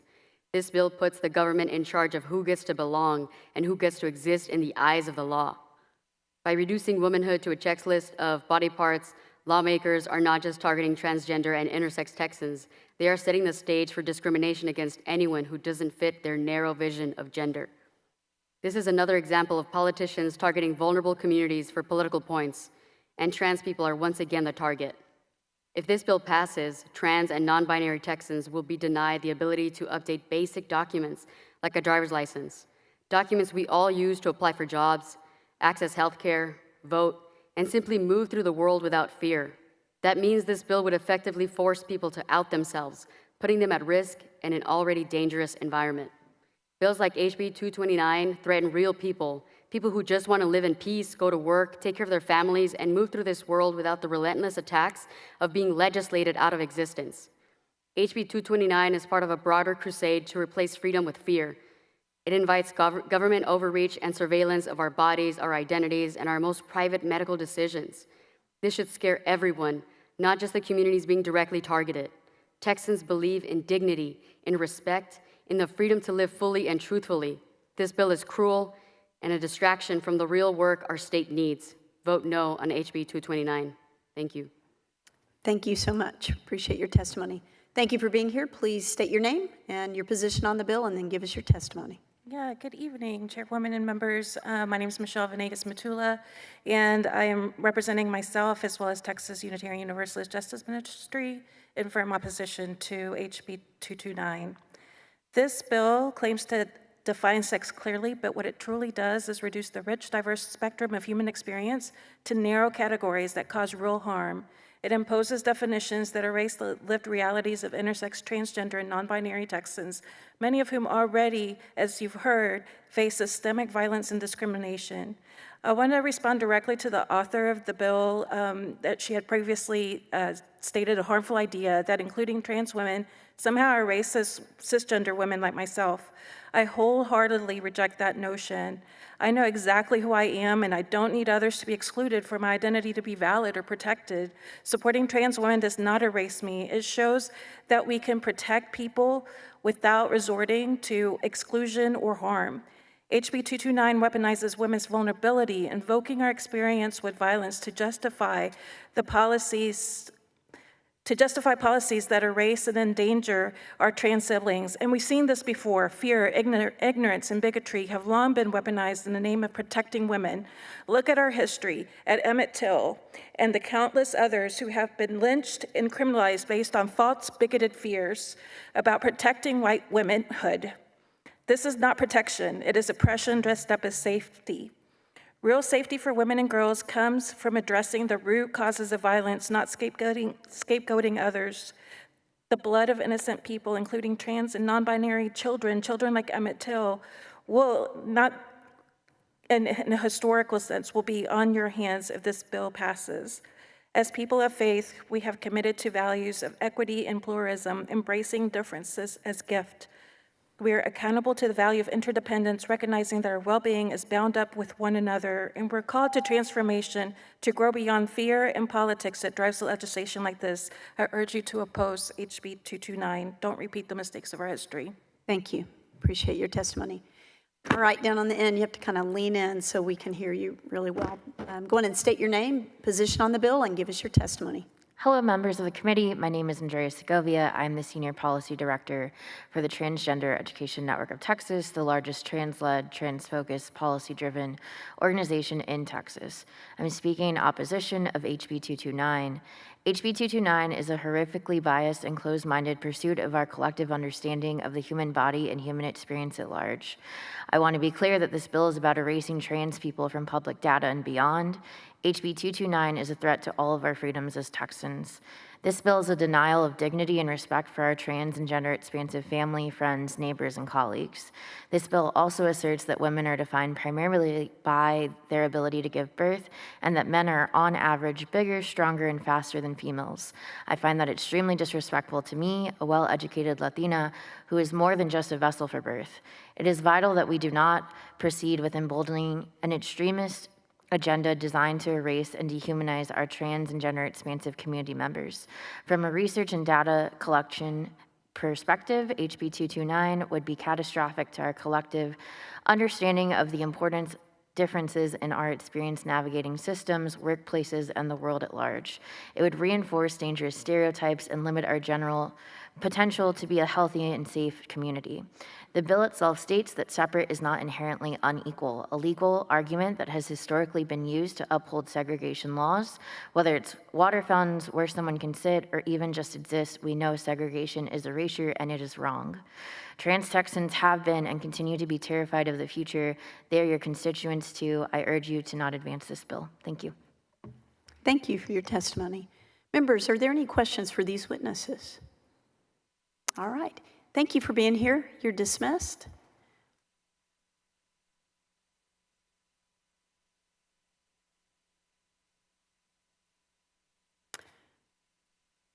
Continuing public testimony, the chair calls Mary Elizabeth Castle, Jordan Azain, Carmen Bofill, Simon Cox.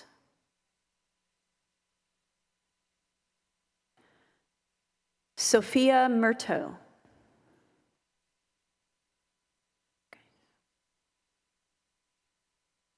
Tinu Thomas. Ash Hall. I think I saw it.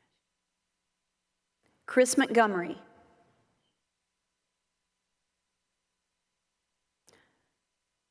Michael Johnson.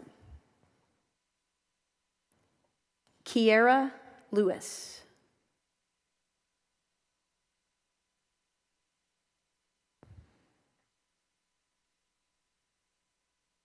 Michael Muehlhaupt. Trevor Heiss, excuse me. Stefan Vons. Osama Ahmad. James Kacklemeyer. Arno Argueta. Stephen Carlson. Ashley Breedlove. Janine Bench. Thomas Langen. Miranda Carter. Ryan Bell. Manuel Flores Arguelles. Michael Casares. Garson Ormiston.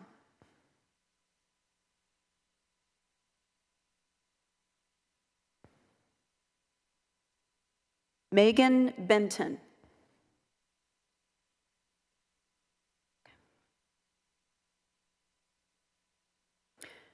Suzuka Sampson. Kieran Turner. Carrie King. John Parkerson. Joshua Honstein. Sarah Knight. Nicholas Mulberg.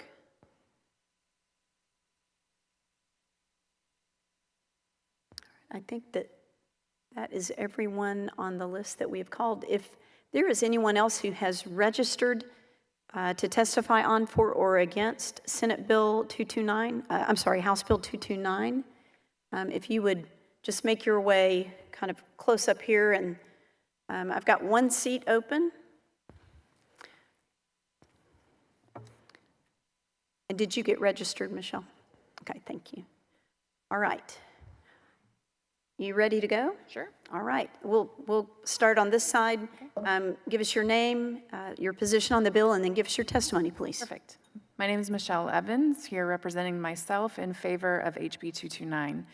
In May of 2023, here in this building, I, along with several other women, entered a women's restroom on the 3rd floor and was waiting in line when a man dressed as a woman came into the private space. A woman took a photo of him at the sink, fully dressed and face obscured, then posted it on Facebook. A friend texted the photo to me, and I subsequently posted the photo on Twitter to call attention to the fact that men were inviting themselves into women's bathrooms at a state building. The tweet went viral, and within hours, DPS approached me in the House gallery and informed me that the Travis County DA asked them to interview me in their office. That night, my phone was confiscated, and days later, I found out I was being investigated for a state jail felony sex crime. I, as a woman, was being investigated for sounding the alarm about a man using a private space designated for women and girls for a sex crime. As a result of our society's acquiescence to the demands of a loud and fringe minority, systems have been weaponized against people who recognize truth. Had I been convicted, it would have been reported as a sex crime against a woman. I could have been transported alone by a man presenting as a woman. I could have been subjected to invasive searches from a man presenting as a woman. I could have been housed with a man presenting as a woman in a woman's jail, and that man could then sexually assault me, and it would be reported as a rape of a woman by a woman. This sounds ludicrous, but is the reality in our state when those in authority are unable or unwilling to recognize long-accepted biological truths. Women and men are inherently and beautifully different. On the whole, women have distinct physical vulnerabilities as a result of immutable characteristics, and as a society, we have rightfully respected that these distinctions are worthy of legal protections. It's only in recent years that we seem to have lost this respect, and as a result, women have lost their rights to safety, dignity, fairness, privacy, and consent, simply because men are afraid of other men in men's spaces. That is not women's cross to bear. HB 229 is the simplest and most direct way to reverse this trend, to bring our state law into compliance with executive orders issued by our president and governor, and protect women and girls in Texas for the foreseeable future. Thank you. All right, go ahead and introduce yourself. Give us your testimony. Good evening. My name is Mary Elizabeth Castle. I'm Director of Government Relations for Texas Values, and I'm testifying in favor of the Women's Bill of Rights, HB 229. And I'm very excited that now that it is in Senate State Affairs, that we'll join 16 other states that have passed similar bills of rights for women. It may seem that in 2025 it's a surprise that such law is needed to define man and woman, but over the past decade, the biological reality of sex has been redefined by gender ideology. And the most egregious example has happened over the past 4 years with the Biden administration rewriting Title IX and basically erasing women's rights guaranteed by that law. And I will say, as someone who has studied civil rights my entire life, I'm happy to answer questions between the difference between separate but equal language of Plessy versus Ferguson, and the separate does not mean inherently unequal language in Title IX. If the rewrite had taken into place, women would have lost their fair opportunity in sports, access to separate restrooms and housing facilities, and much more. But unfortunately, the problems still remain with school districts, local entities still trying to redefine sex. You only have to travel a few miles far to see how this is happening at Carswell Prison in Fort Worth, Texas. And it's also happening in places you wouldn't think of, like sororities as well. Even women of the Kappa Kappa Gamma sorority are having to sue their university because a man not only took a woman's spot in the sorority, but is also living in a sorority house with other women against the other women of that sorority's will. Knowing that women work so hard to get their spot in that opportunity and is not something that every woman can afford. Sex is the most basic way that we define reality, and 86% of American voters agree that men and women are equal, but biologically not the same. But I can guarantee there will be 100% of confusion and threat to women's spaces if we do not have HB 229. Thank you. And thank you for your testimony. Welcome back. Introduce yourself and go ahead. Sophia Murto. I'm obviously opposed to this gross violation of the Constitution. Gender is impossible to accurately define because chromosomal, physical, and biological sex is not binary. Intersex people at 1.7% of the population are the most obvious example of this biological fact, but every single Texan in this room exists on a biological spectrum. Section 1, line 11, each individual is one of two sexes, and individuals diagnosed with a disorder of sex development or as intersex are not considered to belong to a third sex and must receive accommodations in accordance accordance with state and federal law. This sentence is linguistically absurd. It immediately contradicts itself. It will not hold up in court. And I can assure you that we, the people, will sue to injunct this as soon as it is signed into law. Section 1, line 8, separate is not inherently unequal. Who else was taught in their Texas public schools that separate but equal was used as the defense of segregation? Section 2, line 16, female and woman mean an individual whose biological reproductive system is developed to produce ova. Thousands of women in Texas cannot bear children for a variety of extremely personal biological and medical reasons. This is disgusting and disrespectful, and I just cannot believe that this is in a legal document. It's just absurd. I am disgusted by the vocal few who use men's violence against me as an excuse to further violate my liberty. I've always been protected by my trans community, and I would never try to violate someone's privacy or liberty because something about them made me emotionally uncomfortable. We don't make legislation based on our feelings. God decries violence against his beautiful creations, and I cannot imagine what he thinks sitting in heaven about the devil's message of hate and fear being elevated into the public discourse by this body. Someone asked earlier how to define a man. Google defines traditional male qualities as being brave and strong. I offer to you the strength of generations of men in my family who have fought for this country, for the rights and liberty of every Texan. I am truly astounded that we have electeds going on record telling the world that they're afraid of less than 2% of the population. That is weakness. Thanks for your testimony. Welcome. We know you've introduced yourself, and go ahead. Absolutely. My name is Ash Hall. I'm here on behalf of myself and the ACLU of Texas, here against the bill. And I just have to start by saying that if you are trying to justify a bill by saying that separate is not inherently unequal, there's probably something really, really wrong with your bill. It's not particularly surprising to find that language in here, though, because most folks who've been studying transphobia for a while now will tell you that it is often the marriage of sexism and racism, and that pans out perfectly in this bill. So we have a lot of problems with this bill. It, of course, would open the door to further strip away legal protections for non-binary, intersex, and transgender Texans. This bill ignores the existence of intersex people whose anatomy does not fit the definition provided. And like many other anti-trans bills that we see, this definition of sex that it offers is also ignorant to the biology of postmenopausal and infertile women, because what we often find is that when bills take aim at transgender people, they often also end up harming lots of cisgender women. All the more reason to just not attack trans people. Part of the problem with this bill as well is that, it has to do with vital statistics and IDs. It would cause a lot of us to have inaccurate documents, and having these inaccurate documents could prevent us from accessing vital services, public accommodations, shelters, and employment, all things that are very necessary to survive.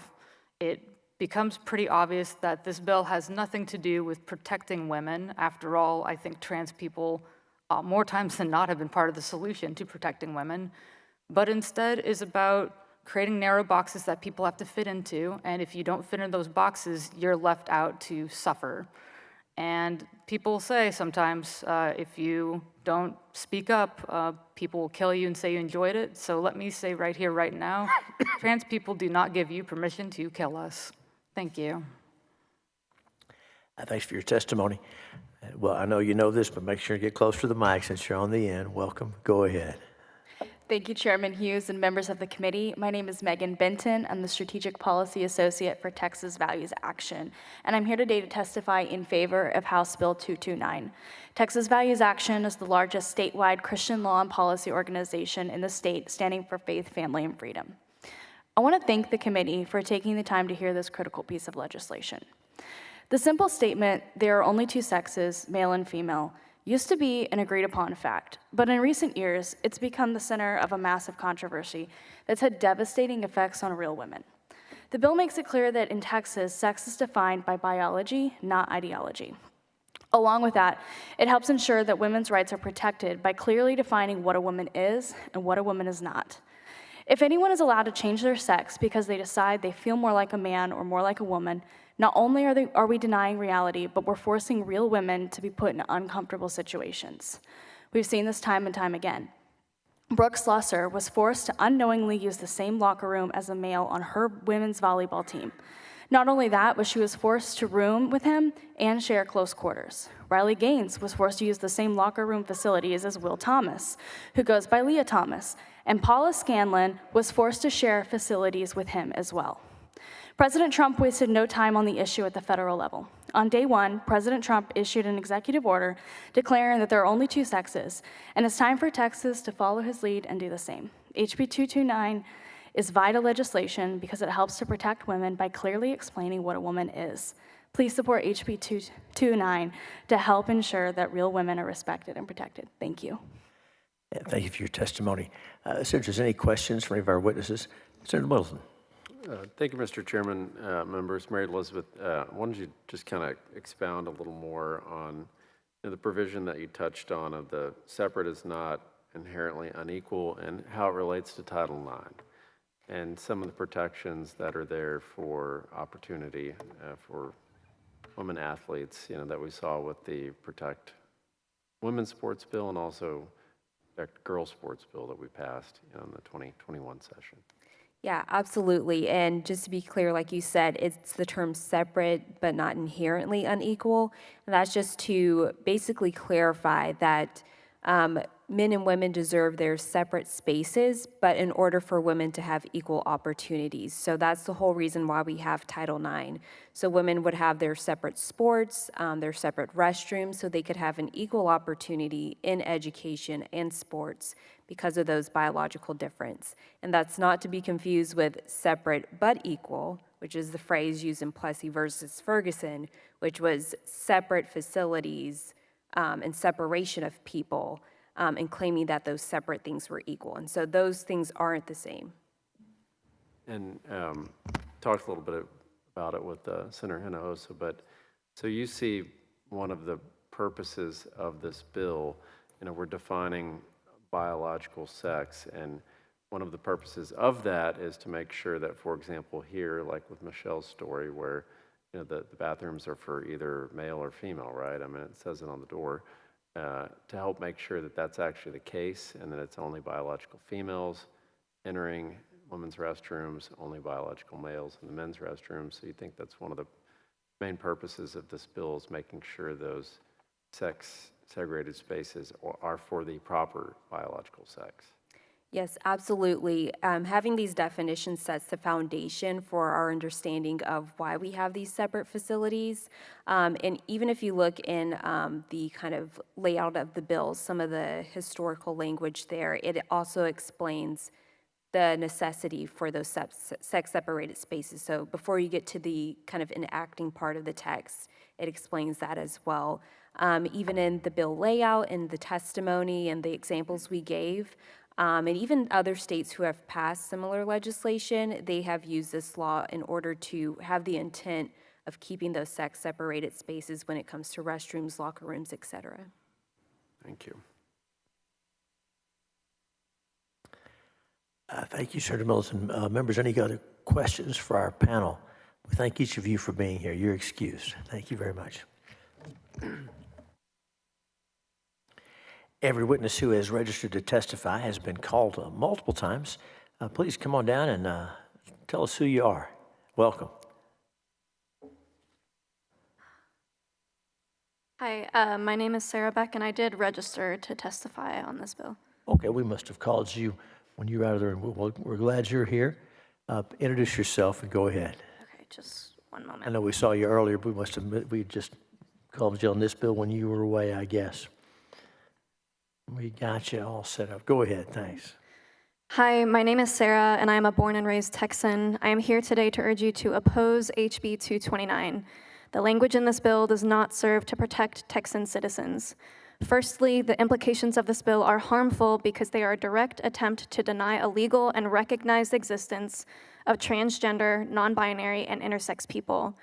This bill will have real and substantial effects on the physical, psychological, and emotional well-being of a primarily an already vulnerable part of our community by the intentional harassment and misgendering of people. Intersex and trans people physically and biologically exist. Secondly, the proposed definitions in this bill are blatantly incorrect and are not founded in science. This bill is littered with stereotypes, such as vaguely declaring that men are bigger and stronger than women, and states that these differences are immutable and enduring. However, size, strength, and even reproduction is variable based on resources, health, personal behaviors, and other factors that are unrelated or ambiguous in relation to biological sex. This bill is poorly written. We shouldn't pass bills on generalizations or averages such as size, strength, and reproductive capabilities that are always changing. People get cancer that impacts their reproductive abilities, undergo surgery, have innate psychological differences, experience life stage changes, or have physical differences that are not encapsulated within this bill. This bill will create confusion and limit access for many citizens' unique personal circumstances. Our legislature should be working to serve all Texans, not just the average person. The average person does not exist. Human beings are complex, and this bill denies and excludes anyone that doesn't fit that. This bill will have negative impacts on people and will not protect people from harm, and it does not protect women. It only puts members of our Texas community, like you, at risk and creates new, costly medical and secretarial burdens. I urge you to vote against HB 229. Thanks for your testimony. Senators, any questions for our witness? Thanks for being here. Thanks for your testimony. Everyone who has registered to testify on, for, or against has been called. So if you registered to testify on, for, or against House Bill 229 and you have not, let us know. Come on down now. If anyone is registered, registration was open from 8 a.m. to 6 p.m. and obviously a couple, over 200 people were able to register, and we're glad. And so with that, public testimony on House Bill 229 is now closed, and the bill will be left pending at this time. Thanking each witness, regardless of your position on the bills today and tonight, and each member and their staffs, our excellent committee team, and all the people that keep us running, with the Senate and all the folks that support. With great thanks to each of them. If there's no other business, Committee on State Affairs stands in recess up to the call of the chair. Good evening.